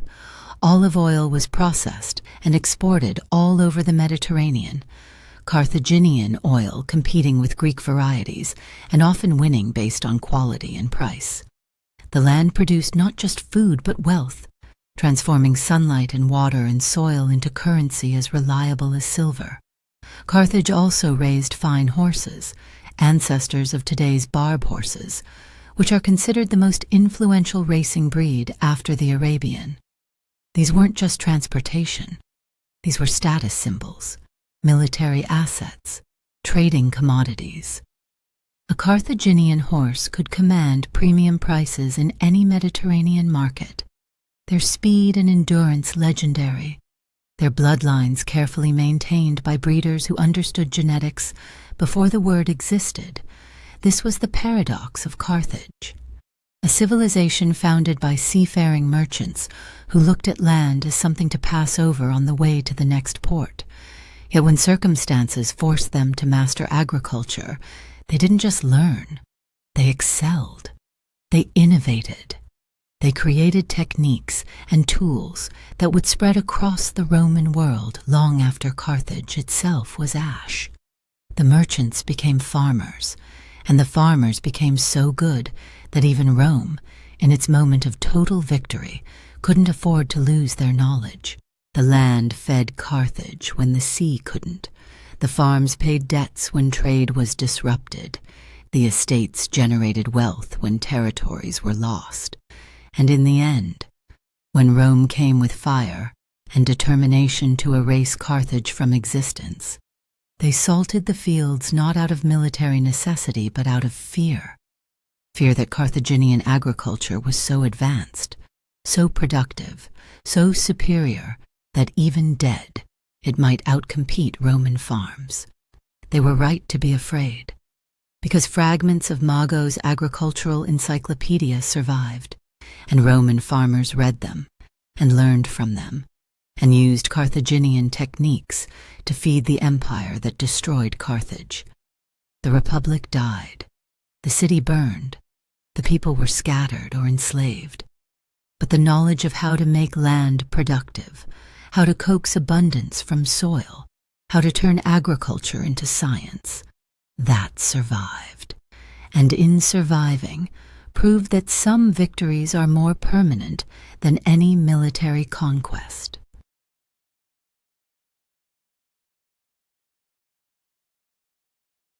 The Carthaginians believed in gods, not just one, dozens of them. Each god controlled something different: war, harvest, storms, death. This wasn't some distant faith borrowed and forgotten. This was power. This was survival. The religion came from Phoenicia, from the ancient eastern lands across the Mediterranean. But Carthage didn't just copy what their ancestors did. They changed it. Over centuries, new gods emerged, new rituals, new prayers whispered in the dark. The temples grew taller. The sacrifices grew darker. What started as tradition became something else entirely, something uniquely Carthaginian, something that would define them, unite them, and eventually horrify the world watching from across the sea. But then the Romans heard what happened inside those temples, and what they heard would justify every war, every siege, every drop of blood spilled to destroy Carthage forever. Two gods ruled above all others: Baal-Hamon and Tanit, divine husband and wife. Supreme power split between male and female. Baal-Hamon came first. Back in Phoenicia, he was just one aspect of the great god Baal, one face among many. But when Carthage broke free and stood alone, everything changed. Baal-Hamon became their patron, their protector. He controlled the harvests, decided if families ate or starved. Every farmer prayed to him. Every merchant honored him. But his consort was different. Tanit was called the face of Baal, goddess of war, virgin mother, nurse to the dying, symbol of fertility and death intertwined. In Phoenicia, she barely mattered, a minor deity lost among dozens. But in Carthage, she became everything. The people named her Rabat, the chief, the leader. And here's what shocked outsiders. When priests spoke of the divine couple, they always said her name first, not his, hers. Her symbol appeared everywhere. A simple shape, outstretched arms, stylized female body. You'd find it carved into tomb walls, pressed into pottery, woven into mosaics, worn as jewelry. No other Carthaginian god had an icon, only Tanit. The city belonged to her more than anyone realized. When Roman soldiers finally breached Carthage's walls during the Third Punic War, they knew exactly who protected this place. They knew whose temples to burn first. But Tanit and Baal weren't alone. Eshmun controlled health and healing. When fever struck, when wounds festered, his name was whispered in desperation. Reshef brought plague, or thunder, everything that killed quickly. Kusor held knowledge, secrets written in stars and stone. Hawot waited at the end of everything. Death incarnate, death unavoidable. Then there was Astarte, fertility, sexuality. Wata. In the early days of Carthage, she commanded devotion. Temples rose in her honor. But something shifted. Slowly her identity blurred. Her prayers became Tanit's prayers. Her symbols merged. By the height of Carthage's power, most couldn't tell where Astarte ended and Tanit began. One goddess consumed the other. Melkart told a different story. He was Tyre's patron god, the old homeland's divine protector. In Carthage itself, his temples stood smaller, his festivals quieter. But across the sea in Punic Sicily, he ruled absolutely. The Carthaginians even renamed the western tip of the island Cape Melkart in his honor. Sicily belonged to him the way Carthage belonged to Tanit. His cult practiced something strange. Every day, or perhaps once a year, records differ, a priest performed a ritual of death and rebirth. They called this priest the awakener of the god. Inside sealed temples, behind locked doors, Melkart died, and then the awakener brought him back. What happened in those rooms nobody outside truly knew, but the ritual never stopped, not for centuries. The Carthaginians kept their secrets well. No prayer books survived, no theological texts, no detailed accounts of what happened inside those temples, what words the priests spoke, what the rituals actually meant. The Greeks and Romans who wrote about Carthage never witnessed the ceremonies firsthand. They relied on rumors, on whispers, on propaganda designed to justify conquest. What we know comes from fragments, stone inscriptions listing prices, archaeological sites showing what happened, never why. The awakening rite of Melkart, that strange ritual of death and rebirth, remained mysterious even to those who watched it from outside temple walls. But silence can be revealing. The Carthaginians deliberately kept outsiders away from their most sacred practices. They built walls around their holiest sites. They performed their deepest rituals behind closed doors. Even their own people, common citizens, foreign residents, allied soldiers, were barred from certain ceremonies. This wasn't accidental. Whatever happened in those inner sanctums, whatever occurred during their most important rites, the Carthaginians protected it fiercely. They would rather let the knowledge die than share it with the world. And die it did. When Rome finally destroyed Carthage in 146 BC, the priests took their secrets to the grave. The rituals stopped. The theology vanished. 3,000 years of religious tradition, erased in a single generation. Except for those sanctuaries, those urns, those tiny bones that couldn't lie. The Greeks called them godless. The Romans called them impious barbarians who twisted religion into cruelty. They were completely wrong.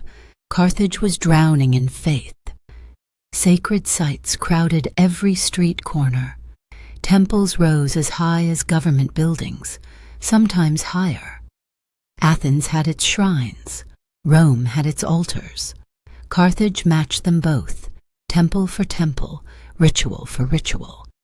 But here's what made Carthage different. The priests weren't humble servants. They came from the wealthiest families, the most powerful bloodlines. You could spot them instantly. Clean-shaven faces in a culture where beards meant manhood. That smooth skin marked divine authority. It separated the holy from the common. And the temples, they weren't just places of worship. They were economic engines, political powerhouses. Each temple employed dozens of specialized workers, chanters, sacrifice preparers, record keepers, ritual performers. Every ceremony had a price. Every offering had a cost. The Carthaginians listed these prices in meticulous detail, carved into stone tablets.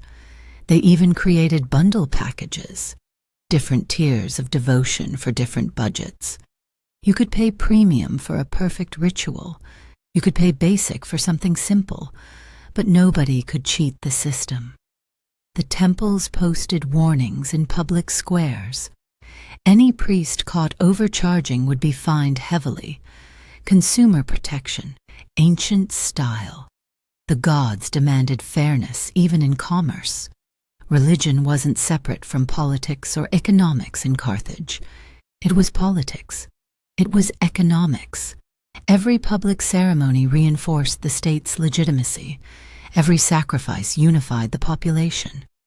The temples held more gold than most city treasuries, and soon they would demand something far more valuable than gold.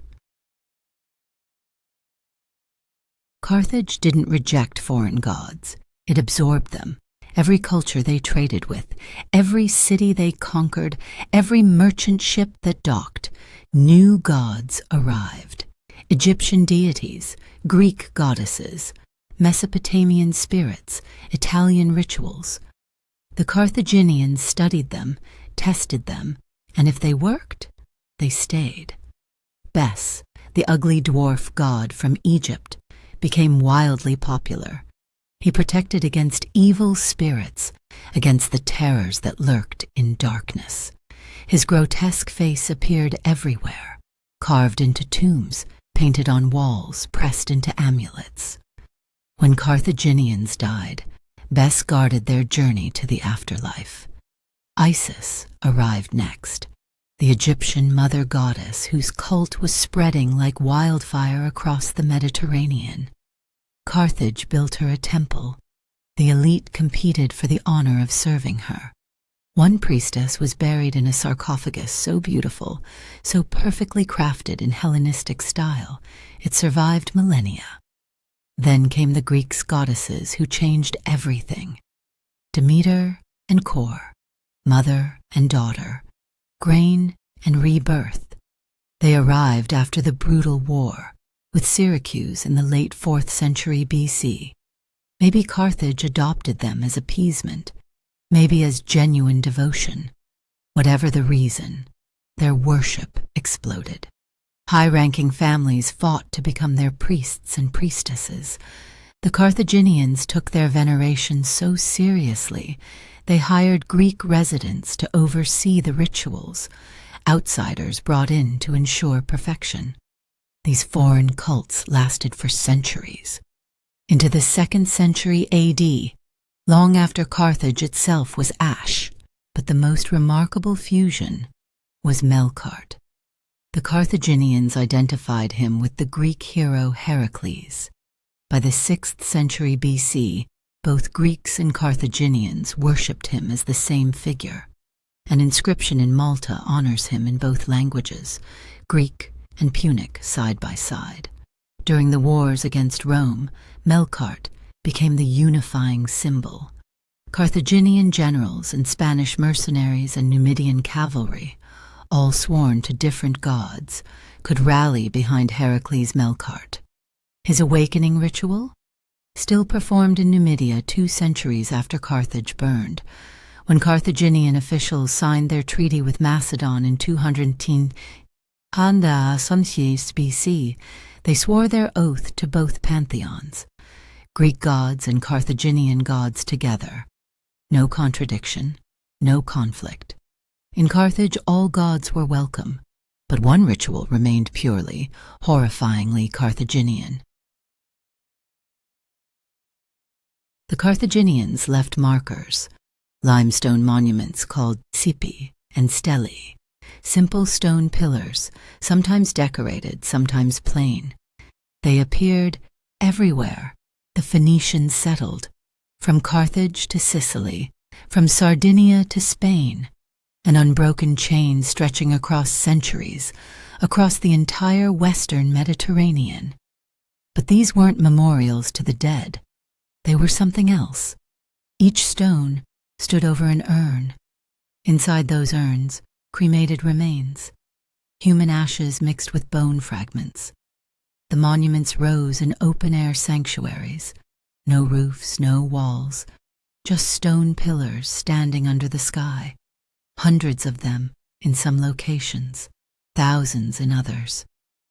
These sanctuaries survived when everything else crumbled. While Carthaginian homes collapsed into dust, while their harbors filled with silt, while their libraries burned and their temples were demolished stone by stone, these sanctuaries remained. The Romans couldn't erase them. Time couldn't wear them away. They still stand today, silent, waiting. Archaeologists who excavated these sites found something that made them stop digging, something that made them radio for help, something that would rewrite everything the world thought it knew about Carthage. Because when they opened those urns and examined the bones inside, they realized something terrible. These weren't adults.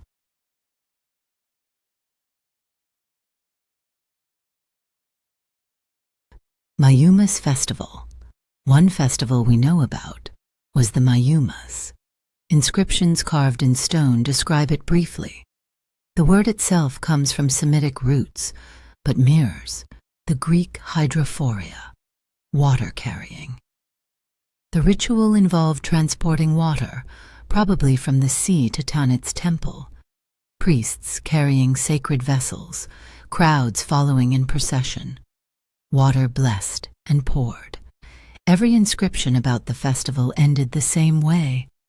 For the lady, for Tanit face of Baal, and for the Lord, for Baal of the Amanus, that which so and so vowed. Always her name first, always the lady before the Lord. The pattern repeated across dozens of stones, spanning centuries. These weren't random prayers. They were fulfillment of vows, promises made in desperation, paid back in gratitude. What did people promise Tanit in exchange for answered prayers? The inscriptions don't say. But archaeologists notice something strange about the dates on these stones. Many clustered around times of crisis. Wars, plagues, failed harvests, desperate moments when normal offerings wouldn't be enough, when the city itself hung in the balance. The vows made during those dark times must have been extraordinary. The payment for divine intervention must have matched the stakes. And in those open-air sanctuaries, beneath those limestone markers, the urns kept accumulating. Small urns, with small bones inside. Belief in afterlife. The Carthaginians believed death wasn't the end. When archaeologists opened their tombs, they found food vessels, drinking cups, wine jars sealed for the journey ahead. Nobody provisions a corpse unless they think the dead still need sustenance. But the paintings told a deeper story. Tomb walls displayed scenes in faded colors, a human figure approaching massive gates, a walled city rising in the distance, the soul making its final journey. The dead person walking toward something that looked remarkably like Carthage itself, but grander, eternal, perfect. This wasn't vague symbolism. The Carthaginians believed in an afterlife so concretely they painted maps for it. They gave their dead supplies for the road. They prepared them for arrival at those celestial gates, which raised a darker question. If the afterlife existed, if the gods were real and watching, if souls traveled to divine judgment after death, then what the Carthaginians did in those sanctuaries wasn't just ritual. It was transaction. The living made vows to Tanit and Baal. They promised something valuable in exchange for divine favor. And when crisis came, when war threatened, when harvest failed, when plague swept through streets, those vows came due. Payment had to be made. The gods demanded their price. And in Carthage, with the afterlife waiting beyond those painted gates, with eternity hanging in the balance, there was no price too high, not even the highest price imaginable. Human sacrifice.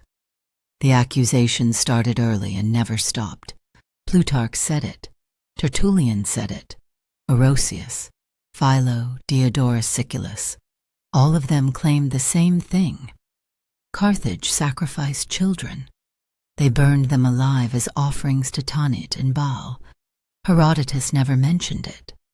Polybius stayed silent, but the others described it in horrifying detail. During times of crisis, war, drought, famine, plague, the priests demanded payment. Not gold, not livestock, children. Specifically the children of the wealthy and powerful. Noble blood for divine favor. According to Plutarch, the Carthaginians found it distasteful themselves. They tried alternatives, bought children from poor families instead of sacrificing their own. raised servant children specifically for this purpose, anything to avoid the unthinkable. But when catastrophe struck, when the city faced annihilation, the priests wouldn't accept substitutes. Diodorus recorded the worst of it. During one crisis, 200 children from the most powerful families were gathered, the sons and daughters of senators, generals, wealthy merchants. They were thrown into a burning pyre while their parents watched. 200 in a single ceremony. Modern scholars debated whether any of this was true. Maybe it was propaganda. Roman and Greek writers exaggerating enemy practices to justify conquest. After all, both Greeks and Romans regularly killed unwanted infants by exposure, left them on hillsides to die. Why would they be horrified by Carthaginian practices unless those practices were somehow different, somehow worse? Then archaeologists started digging. They found the sanctuaries, those open-air sites filled with limestone markers. The locals had known about them for centuries, but never excavated properly. When the digging finally began in earnest, they uncovered something that made international headlines: the Tophet. That's what archaeologists called it, though the Carthaginians' own name for these places died with them. 20,000 urns deposited between 400 and 200 BC in Carthage alone. Similar sites in Motia, in Tharos, in every major Punic city. Inside the urns, charred bones, tiny bones.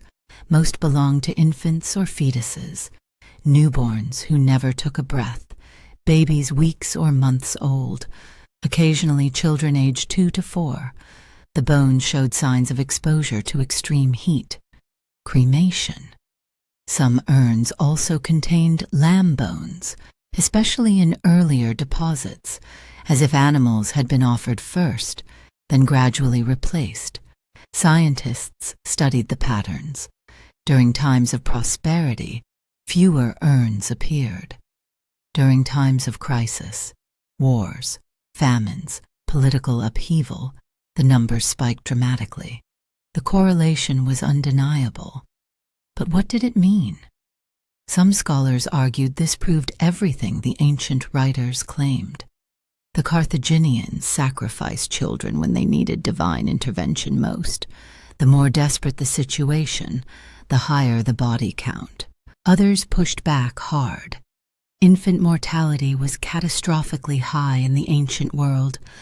1/3 of Roman babies died naturally in their first year. Maybe the Tophet was simply a specialized cemetery for children who died of natural causes, a sacred space where grieving parents offered their lost children to the gods. Forensic analysis added another wrinkle. Most of the infants appeared to have died before cremation, not during it. Their bones showed no signs of struggle, no defensive wounds, no evidence of being alive when the flames struck.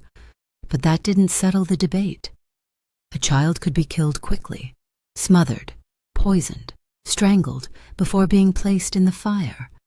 Clean death before ceremonial cremation. The bones wouldn't tell that story.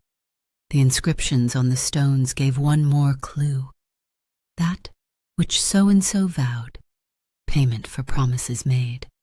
Desperate bargains struck with Punic during moments of terror. What could be desperate enough to vow your own child? The city under siege, crops failing for the 3rd year running, plague killing dozens daily.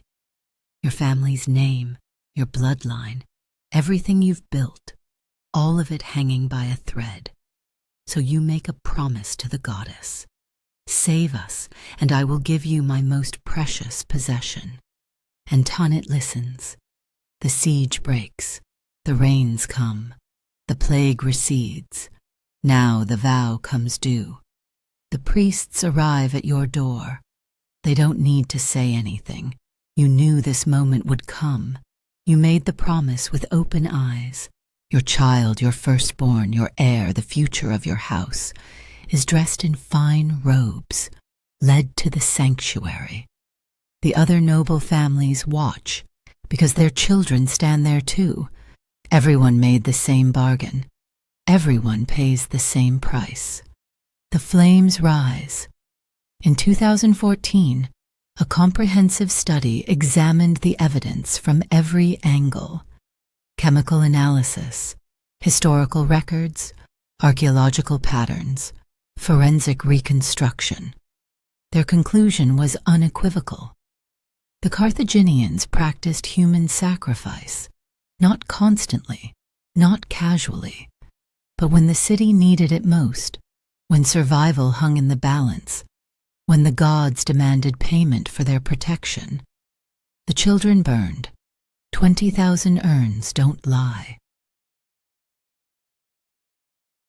But Carthage was more than burning pyres and dark rituals. Most of what the world knew about them came from enemies: Greek historians, Roman senators, military commanders who fought them.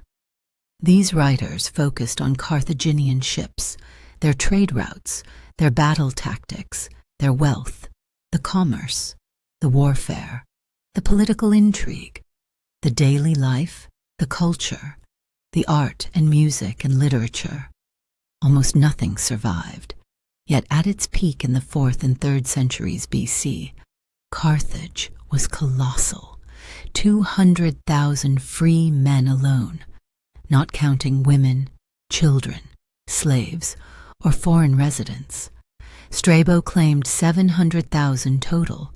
Modern scholars estimate 500,000 by 300 BC, the largest city in the world, and the richest. Hermocrates of Syracuse called it the wealthiest city on earth in the early 5th century BC. Centuries later, even after devastating defeat in the First Punic War, after losing territories and paying massive tribute to Rome, the universal view remained unchanged. Carthage was still the richest city in the world. The Greeks and Romans couldn't stop talking about Carthaginian wealth, sometimes with admiration, often with contempt. Cicero claimed their love of money caused their downfall. Writers regularly called them perfidious, greedy, treacherous. The stereotype became so ingrained that Roman comedy featured a stock character, Hanno from Punic, the garish, crafty Carthaginian merchant dripping with jewelry and schemes. But stereotypes contained fragments of truth. Excavations revealed goods from across the Mediterranean, pottery from Greece, ivory from sub-Saharan Africa, amber from the Baltic, silver from Spain, gold from everywhere. The Carthaginians didn't just trade. They dominated every market they entered. Their countryside matched their city's wealth. Polybius claimed the land around Carthage provided everything its people needed. Foreign visitors, even enemies like Cato the Censor and Agathocles of Syracuse, couldn't hide their amazement. The countryside was verdant, prosperous beyond measure. Massive private estates stretched for miles, beautified for their enjoyment. Diodorus Siculus visited around 310 BC and described what he saw: market gardens everywhere, orchards heavy with fruit, streams channeled to irrigate every plot, country homes built lavishly, covered in gleaming stucco, vineyards rolling across hillsides, olive groves ancient and productive. Beyond them, plains filled with cattle and sheep, meadows where horses grazed. This wasn't wilderness. This was engineered paradise. The Carthaginians became as famous for agriculture as for sailing. They placed genuine cultural value on farming, not just as necessity, but as art form. Wealthy citizens competed to create the most beautiful estates. Senators wrote treatises on proper vine grafting. Mago's agricultural manual became legendary. 28 books covering everything: olive cultivation, pomegranate care, almond trees, date palms, viniculture, beekeeping, cattle breeding, sheep management, poultry raising, wine production. The Romans valued it so highly that after destroying Carthage, after burning every other Carthaginian book they found, they translated Mago's work into Latin, the only Carthaginian text they deliberately preserved. After the Second Punic War, Carthage lost Spain, lost Sicily, lost most of its overseas empire. Rome imposed crushing tribute payments, 200 talents of silver annually for 50 years. The Carthaginians turned to their land. They farmed with desperate intensity, expanded irrigation systems, improved crop yields, bred better livestock. Within decades, they weren't just paying Rome's tribute, they were prospering again. Their fields were saving them. But Rome was watching, and Rome was growing afraid, because a city this wealthy, this resilient, this capable of rising from defeat, could never be truly conquered, only destroyed. Carthage wasn't just markets and temples. It was a living, breathing city, complex, urbanized, stratified, similar to Greek city-states or Roman towns, but distinctly Carthaginian. Inscriptions on tombstones revealed the texture of daily life. Artisans, dock workers, farmers, cooks, potters, metalworkers, weavers, every profession imaginable, a diversified economy supporting thousands of different lifestyles. At the city's heart stood the Agora, the central square where everything happened.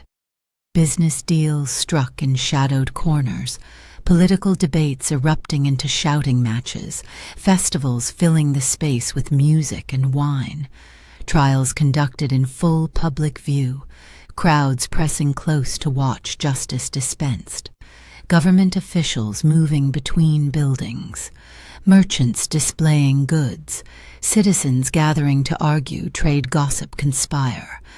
The pulse of Carthage beat strongest here. Archaeologists uncovered workshops scattered throughout the city. 3 metalworking sites hammering bronze and iron, pottery kilns firing thousands of vessels, a fuller's shop where workers trampled woolen cloth in vats of urine and clay, transforming rough fabric into soft, luxury. But the real wealth came from the countryside. Mago's agricultural manual revealed something unexpected about Carthaginian society. Small estate owners, not massive landholders, were the backbone of production. These weren't slaves toiling on distant plantations. These were free men managing their own properties, employing workers, supervising overseers, and Mago counseled them to treat everyone fairly. Workers, managers, overseers, even slaves deserved decent treatment. This created tension. Traditionally, Carthage's nobility were merchants, ship owners, traders who made fortunes on Mediterranean routes. But now rural landowners were accumulating wealth and power. Agricultural expertise became status. Senators competed to demonstrate farming knowledge. The old merchant elite found themselves challenged by a new landed aristocracy.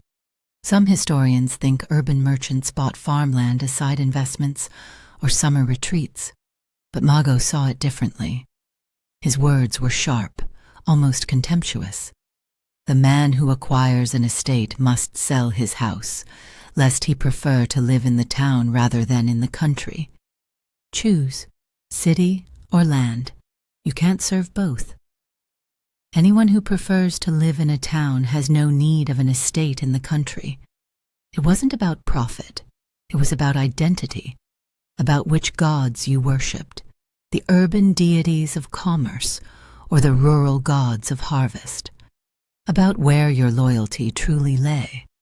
The workers themselves came from everywhere. Hired laborers were mostly local Berbers. Some became sharecroppers, farming land they'd never own. Slaves filled the gaps, prisoners of war from distant campaigns, working fields far from home. Beyond Carthage's direct control, independent Berbers cultivated grain and raised horses, free, but always watched. Ethnic divisions ran deep. Punic masters, Berber peasants, a semi-feudal system where blood mattered as much as wealth. The countryside simmered with resentment. Invaders noticed. When armies approached Carthage, they counted on rural uprisings, expected the Berbers to revolt, the slaves to flee, the whole system to collapse. It rarely did. Carthage managed the tension carefully, not through kindness, through control, through calculated concessions balanced with overwhelming force. The system held because it had to. Inside the city, other structures maintained order. Aristotle mentioned organizations called Mizrahim. Some were devotional cults gathering around specific gods. Others were professional guilds, metalworkers, potters, merchants banding together for mutual benefit, political interest groups forming and dissolving based on current issues, like Greek political clubs, but uniquely Carthaginian. There were also communal meals. Aristotle compared them to Spartan syssitia, elite men gathering to eat together, reinforcing bonds, displaying status, plotting political moves. What exactly happened during these meals, what oaths were sworn or deals struck, nobody recorded. But the practice continued for centuries. Carthage wasn't a simple society of traders and priests. It was layered. Competing factions, multiple power bases, urban versus rural, merchant versus landowner, Punic versus Berber, free versus slave. A complex machine with 1,000 moving parts. And it worked brilliantly. Until Rome decided it couldn't be allowed to work anymore. The books burned first. When Roman soldiers stormed through Carthage in 146 BC, they didn't just kill people and demolish buildings. They hunted down every library, every archive, every collection of scrolls, centuries of literature, poetry, history, philosophy, drama, religious texts, personal letters, all turned to ash. According to Pliny the Elder, some texts survived. The Romans gave them to minor kings of Africa as gifts or bribes. Whether those kings could even read Punic, whether they preserved or destroyed what they received, nobody knows. Only one Carthaginian work mattered enough to Rome for deliberate preservation. Mago's Agricultural Manual, 28 books of farming expertise. The Roman Senate ordered it translated into Latin immediately. They recognized genius when they saw it, even in a dead enemy's writing. But even Mago's work didn't survive intact. Only excerpts remain, scattered references in later Roman texts. Everything else? Gone. Almost. Ammianus Marcellinus, writing in the 4th century AD, claimed that Juba the Teu of Numidia had read Punici Libri, Punic books, possibly Carthaginian, in origin. Ammianus also mentioned Punic books still existing in his own time, 600 years after Carthage fell, hidden somewhere, preserved by someone, still being read in a dead language by scholars nobody remembered. Other Roman and Greek authors referenced Carthaginian literature casually, as if everyone knew it once existed.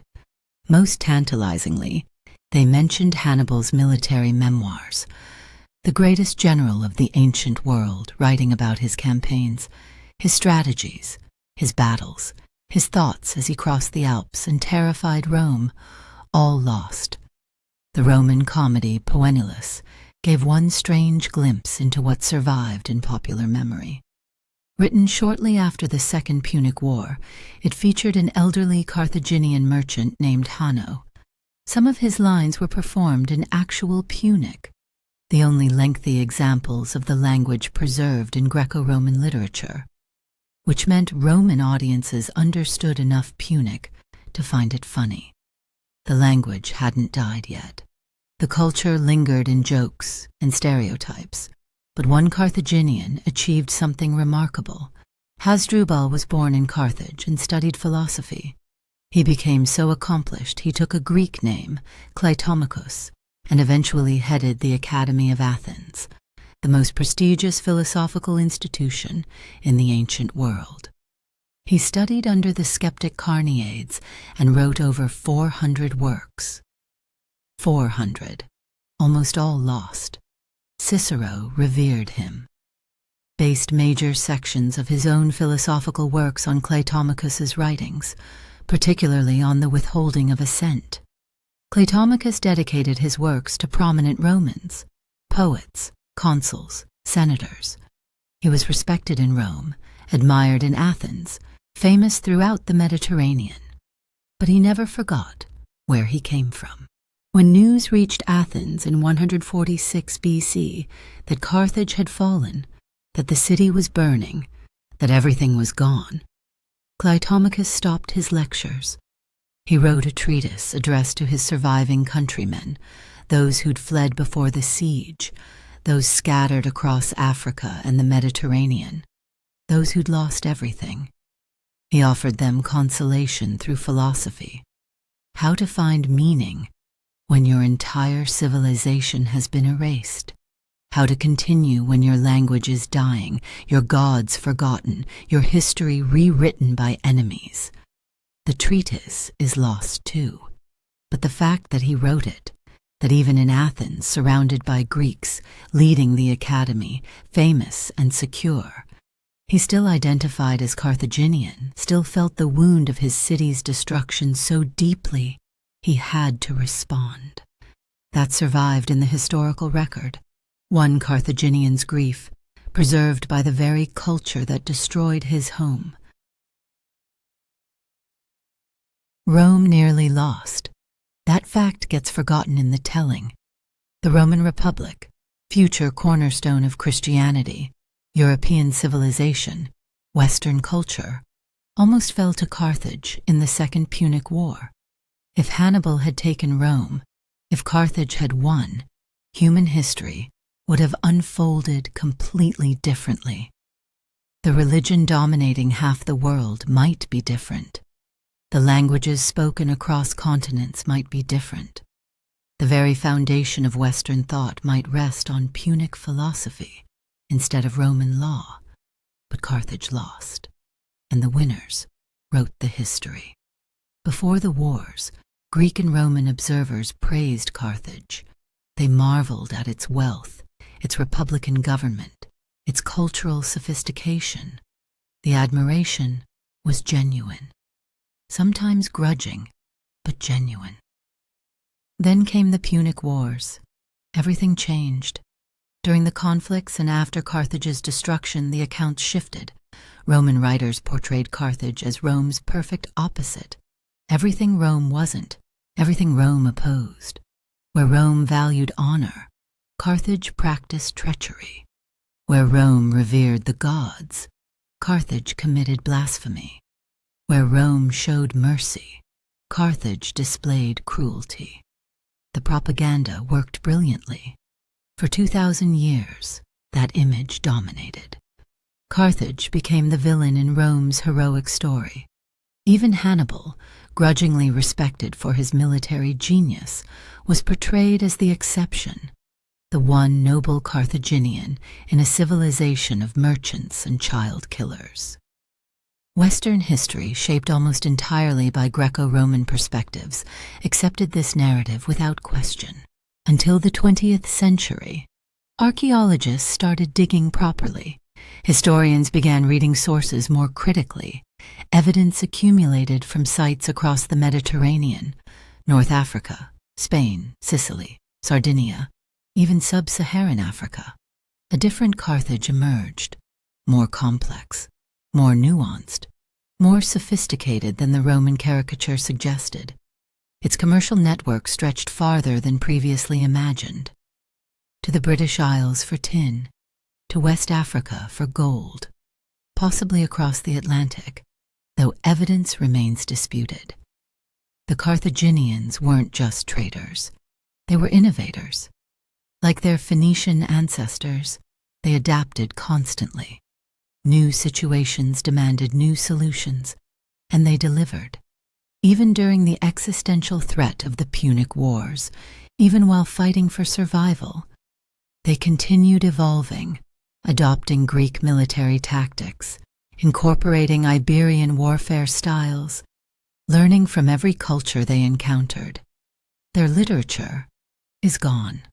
Their art mostly destroyed, but circumstantial evidence tells a story the Romans tried to erase. Carthage was multicultural in ways Rome never achieved. They didn't just conquer and assimilate. They incorporated. They formed genuine partnerships with peoples across the ancient world. Berbers, Greeks, Iberians, Italians, all found places in Carthaginian society, all contributed to its cosmopolitan framework. They married foreign nobles. They honored foreign gods. They learned foreign languages.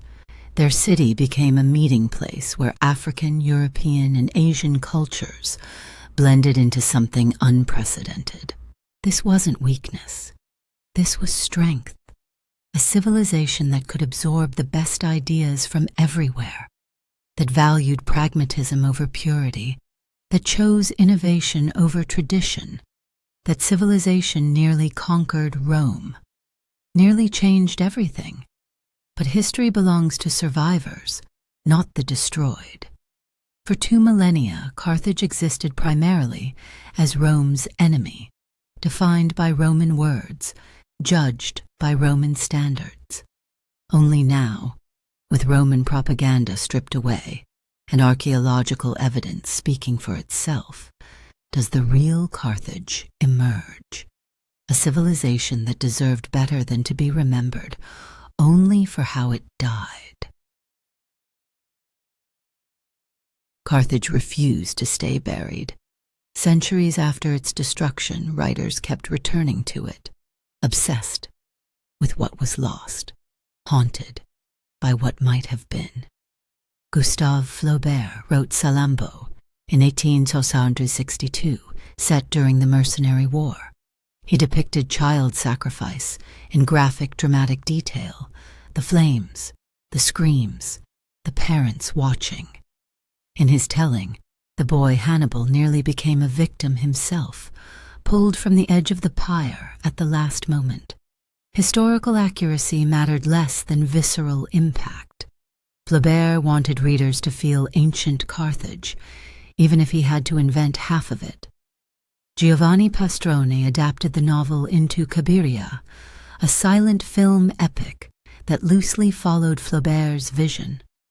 The images burned into early cinema: temples, sacrifices, exotic cruelty packaged for mass consumption.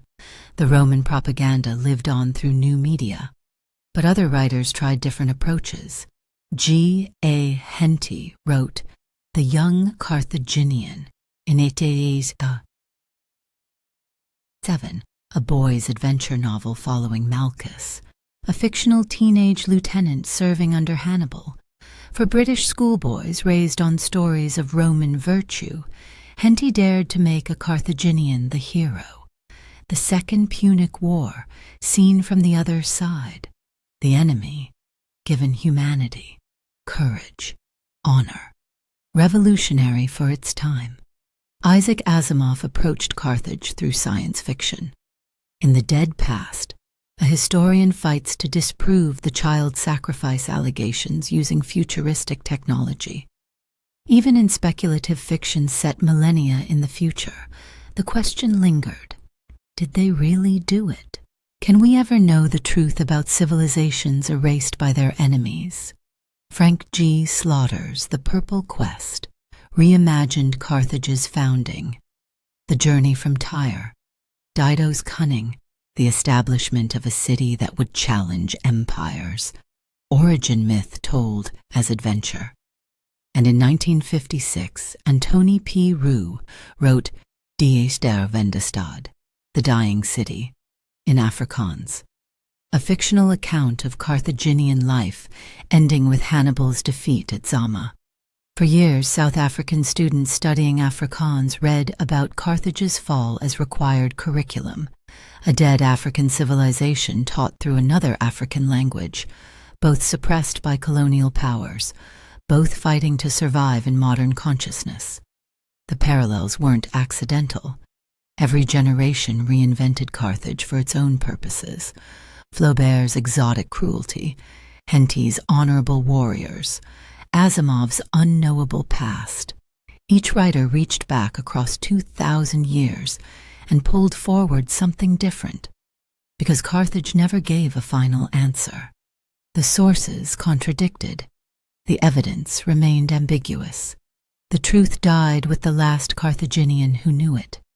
So Carthage became whatever writers needed it to be.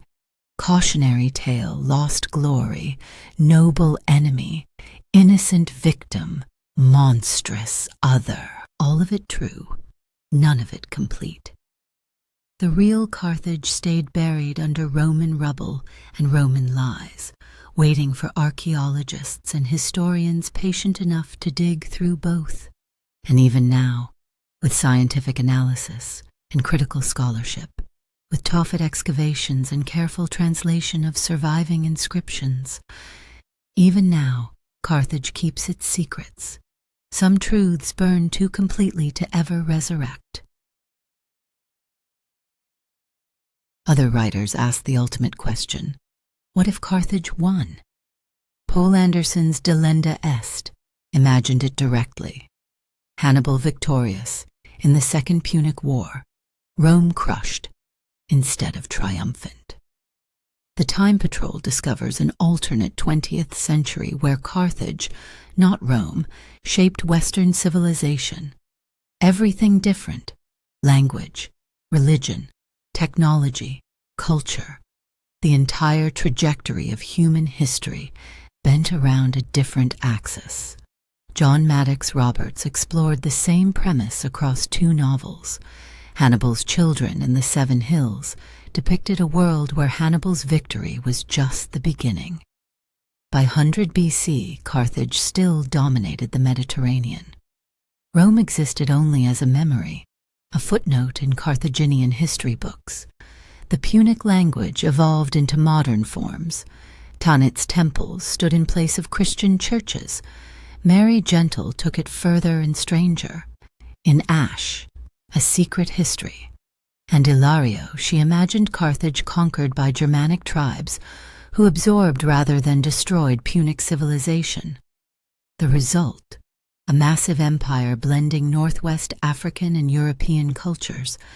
Leaders called themselves Lord Amir. Scholars titled Scientist Magus. Arian Christianity became the state religion, mixing Germanic theology with Punic ritual. This Carthage repelled the Muslim conquest, creating an entirely different medieval world. Stephen Baxter's Northland trilogy followed similar paths. Carthage subjugating Rome, building an empire on different foundations, creating technologies and philosophies that never existed in our timeline. All of these stories shared one recognition: Carthage came that close. The margin between Roman victory and Carthaginian triumph was razor thin. A different decision at Cannae, different weather crossing the Alps, different political support from Carthage's Senate for Hannibal's campaigns. Any of these changes, and Hannibal wins. And if Hannibal wins, everything changes. No Roman Empire means no Latin foundation for Romance languages, no Roman law shaping European legal systems, no Roman Christianity spreading across continents. The entire architecture of Western civilization, built on assumptions that only exist because Carthage lost. These alternate histories weren't just fantasy. They were thought experiments. Serious attempts to understand how contingent our reality is, how much depends on single battles, individual choices, moments of luck, or weather, or human error. Carthage's ghost haunts these stories because Carthage represents the path not taken, the alternate modernity, the other way history could have unfolded if one variable changed. And buried beneath the speculation is an uncomfortable truth. We'll never know what Carthaginian civilization would have become given centuries to develop. We'll never read their literature, hear their music, study their philosophy at its peak. We'll never see what innovations they might have pioneered, what empires they might have built, what ideas they might have contributed to human progress. Rome erased all of that. Not just a city, not just a government, an entire branch of human possibility, cut off before it could flower. The alternate histories try to resurrect what was lost, but they're just guesses, educated speculation, dreams about a civilization that existed for 600 years and vanished so completely that modern writers have to invent it from fragments. Carthage won in fiction because Carthage lost in fact, and that loss left a void imagination keeps trying to fill.